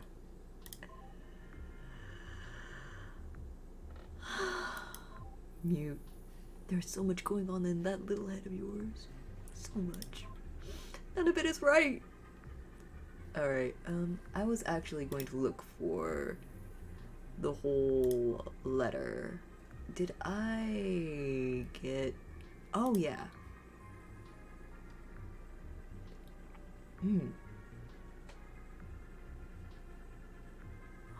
Baby. Man. That's so much. Poor Mimi. Man, no one is happy on the fucking Mugunghwa. Jeez. Alright, let's go ahead and extract a little bit more. How much power? Okay, so we only have enough room for one more go at it. Alright, let's go ahead and deactivate you for a bit. And re-enable mute. Wait, no. Wait, no, we haven't extracted yet. Or, wait a minute, it feels like we have, like, list. Or whatever. Okay, you know what? We'll just extract. It's fine. Bad data. Nope. Nope. Nope. Pale Bride, here we go. Worthless as a wife. Unity Act. Election Night 2. Memorial Speech Draft. Extravagant Bribery. Meds Nah. And there are 2 more that I did not do. I wonder what they are. Elegance and Chief Counselor, maybe? A Curious Word, I think, is definitely one of the ones that I did. Pay Cut. New Council. Alright, that's it. Pretty sure that's everything. And then there's like, I don't know, 3 more that I can extract after this? We'll see, we'll see. Oh.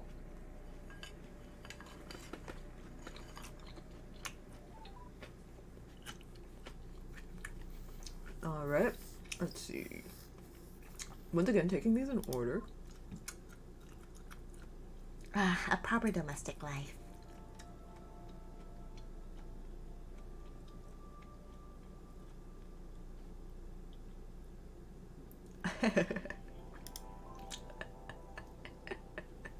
She seems a bit shocked by that too, but no comment.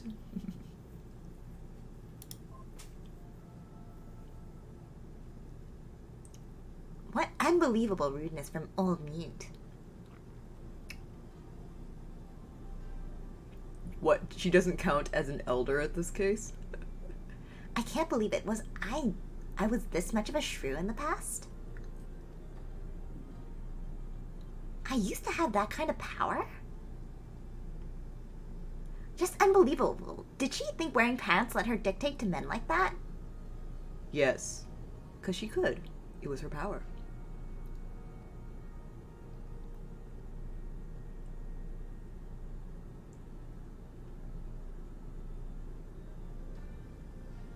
Whoa. I love that she's so invested in the politics in a way that Hyuna never can.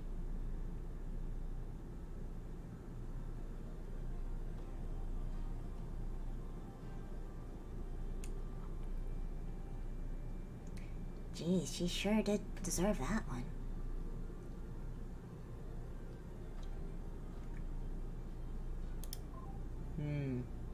It's really grim, but not for the reasons you think it is. Alright, up to how? And then I think it's just moving up from there. Oh no, poor girl. It's a generous offer. Gina needs to be more rational. Sorry for her, but for all the wrong reasons.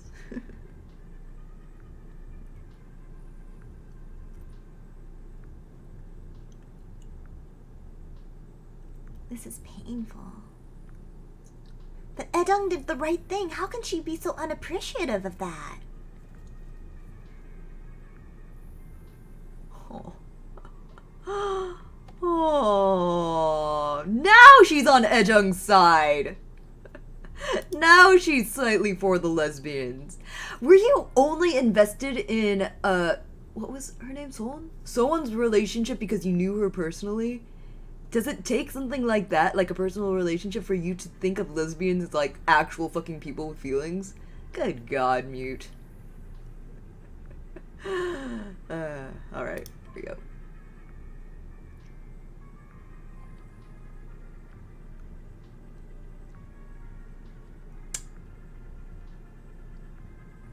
This sure is like a lot of flowery language to defend barbarianism. To you.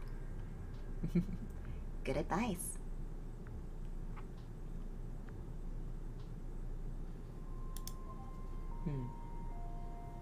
Hey, this is really important, Miss Investigator. Click on me, okay? Of course, honey. What's up? I just can't believe that old mute had the same base code as me. I can. Like, she's kind of a bitch, isn't she? She's incredibly rude to all of her superiors in the council. She thinks she knows best about everything. It's so completely arrogant, to say nothing of all the conspiring. What do you think of her? She's complex. I think she is a bitch. I think she's cool. She's just a very complex person. I guess. Like, I don't think she's beyond sympathy, okay? It's just that I would expect so much better from someone like her. A rude, disrespectful woman like that being in such an important role. Like, if she were just some random woman being rude, it wouldn't be a big deal. But she's really prominent. She's attached to a noble family. She plays a huge role in the ship's ruling body. She's supposed to set an example. I just can't believe that kind of person shares the same base code as me. She wears pants. She has disgusting habits like smoking. She's a bitch. She has an out-of-control woman in charge of her security men. She acts so much like a man that her Lieutenant He Young even fell in love with her. Like, what the hell? Wait. At this point, I hadn't even caught that, and you did. What the fuck? Your lesbian dar is just so sensitive for someone who's some complete homophobe. I guess the thing that scares me is, like, do you want me to be like her? Oh my god. Oh my god.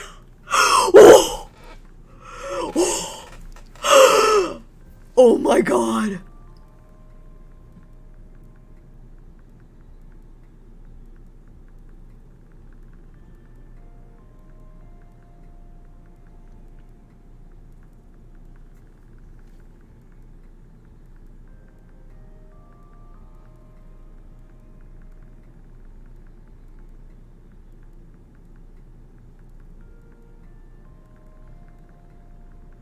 What would I honestly say in this situation?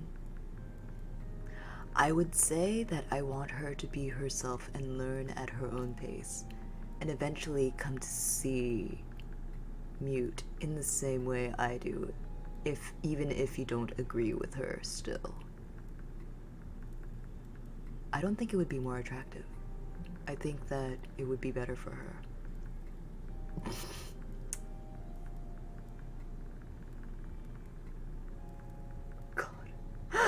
How could I possibly say that? You put this down yourself! What the fuck?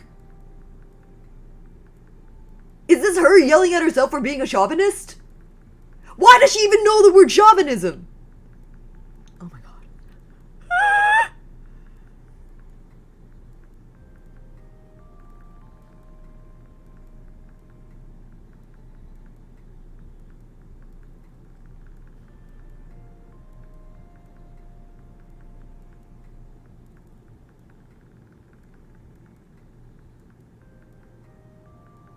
I mean, but like, less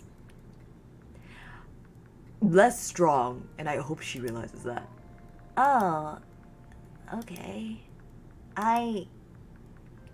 Fuck, let's just get back to reading, okay? I'm sorry. I'm really sorry that it came down to that, but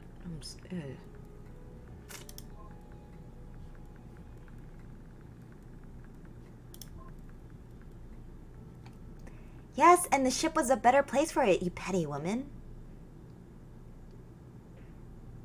Wait, what?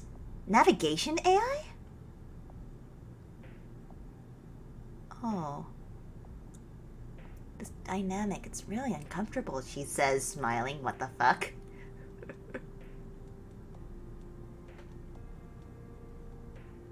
1600 years. I can't imagine, though. Will that happen to me? No, you shouldn't be able to. What the hell is wrong with this society?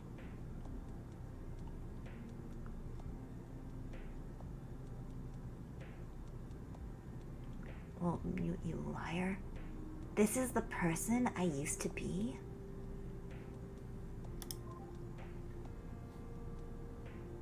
Alright, and now Pale Bride. Kit milk. Cute. Wait, her? The Pale Bride? Yes, do you see the title?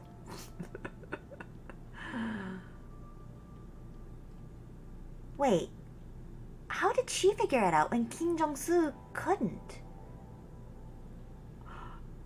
You didn't realize that technology had deteriorated that much?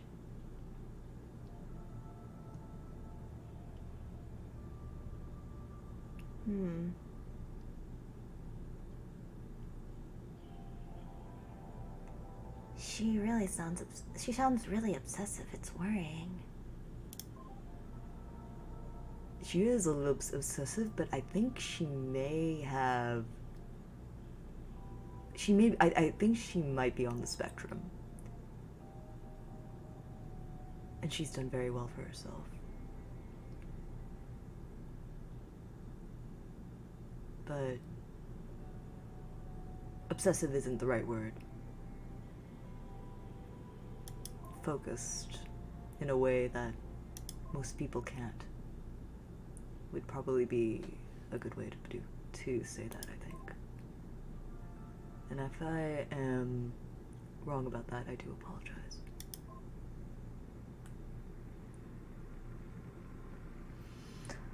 Alright, let's see. I think it's this one, definitely.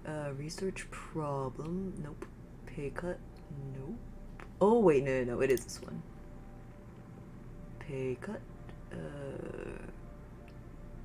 Lineage Act Amendment. Wait, was it this one? Bureaucrat Class Act. I think it might be the Lineage Act, because it's not this one, not that one. It's not the Unity Act, I think. Although it does seem important to do that one. Not that one. Alright. I think... But which one is it? I don't remember. The Unity Act. Oh, goodness. Excuse me. Let's see. Is it the Unity Act? I don't remember. Because I know it's not this one or this one. I know definitely these two are the ones that we need to read. It's not that one. So... Lineage Act might be the one, I think. And then the Unity Act later on. Okay. If you... Here we go! And then we get to see her look at her past. And at what Una said to her. Gaslit. Girl bossed in a very, very negative way. Alright, showing red. Death of Mute isn't done, right? It won't be done until the very end. The brute force decryption still hasn't found the key yet, unfortunately. I'm just as anxious as you to read it, okay? I'll let you know when it's ready. Alright, off we go. Yeah. Yeah. Okay, this I remember. So, and this was from my first playthrough, so this is the one of the ones I forgot to get Mute to read. Wow, what uncivilized bickering. Huh. She's really playing this strongly, isn't she?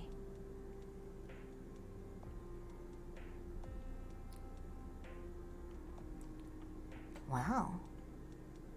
1600 years is such a long time. Then we poison the carrot always gets me. So old Mew named the new chief counselor that easily? Yeah, she did. You used to have that kind of power.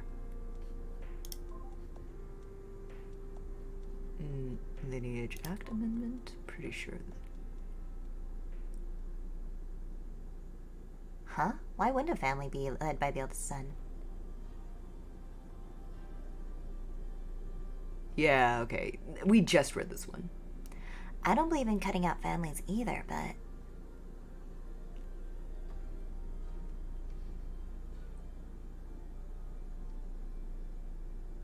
How rude.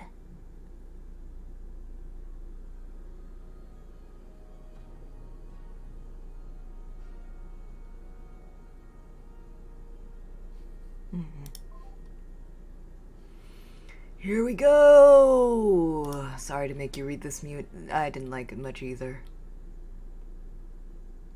Know a man working under a common woman? Under a woman? Huh.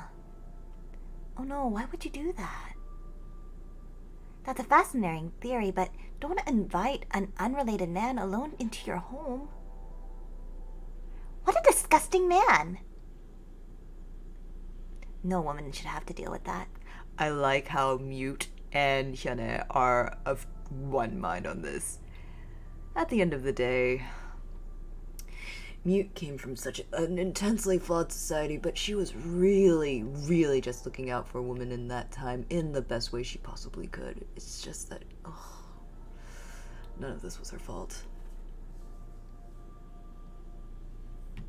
Well, technically it was all her fault, but also none of it was her fault.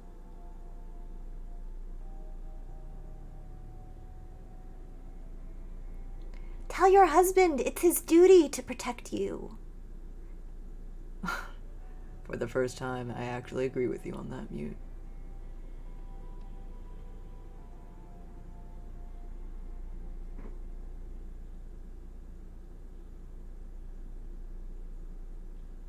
See, this is why it's bad for a woman to work. Things like this happen. No, generally, I mean, yes, but this also happens to men, first of all, and secondly, this isn't the logic you should be using. It's not even the right argument to make. It's blaming the forest for being in the way of roads. Miss Investigator, it's ready. Hey, that log file, the death of Mute, just finished decrypting. I'm scared, but let's read it together, okay? I need to know what happened. Alright, Kat. I'm so sorry about what this is going to do to you. Hang in there. I'm with you, girl. I know I just called you a bitch, but I'm with you. What? This can't.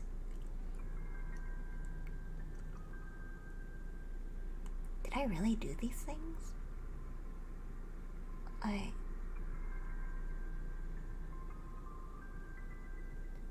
Why would anyone threaten someone like Queen Una?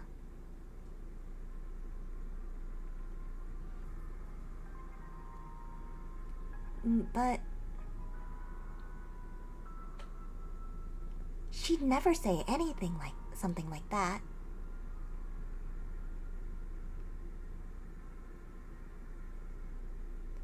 Hitting a man? She'd even...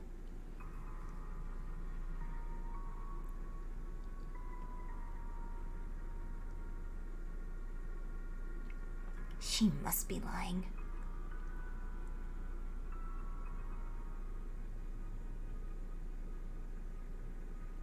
No.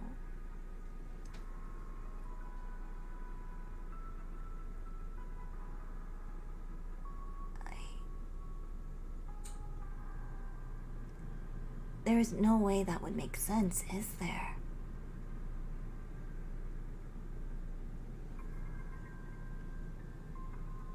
This really happened then.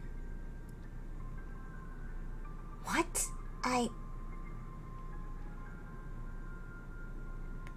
Old Mute, you coward! How could you?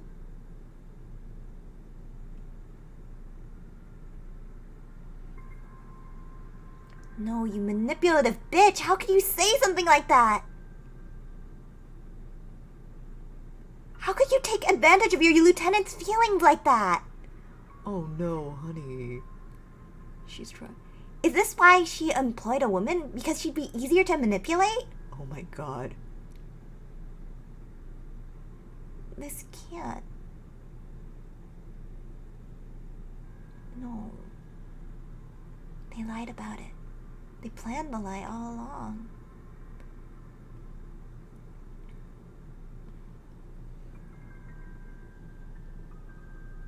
But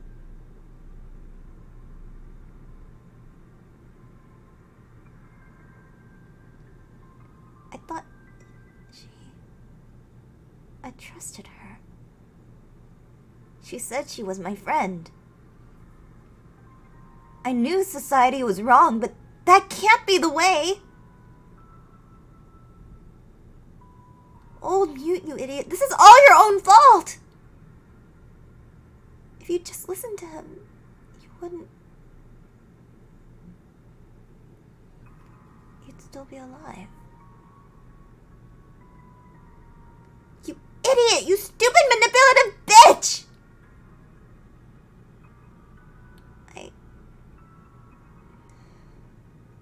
I can't do that.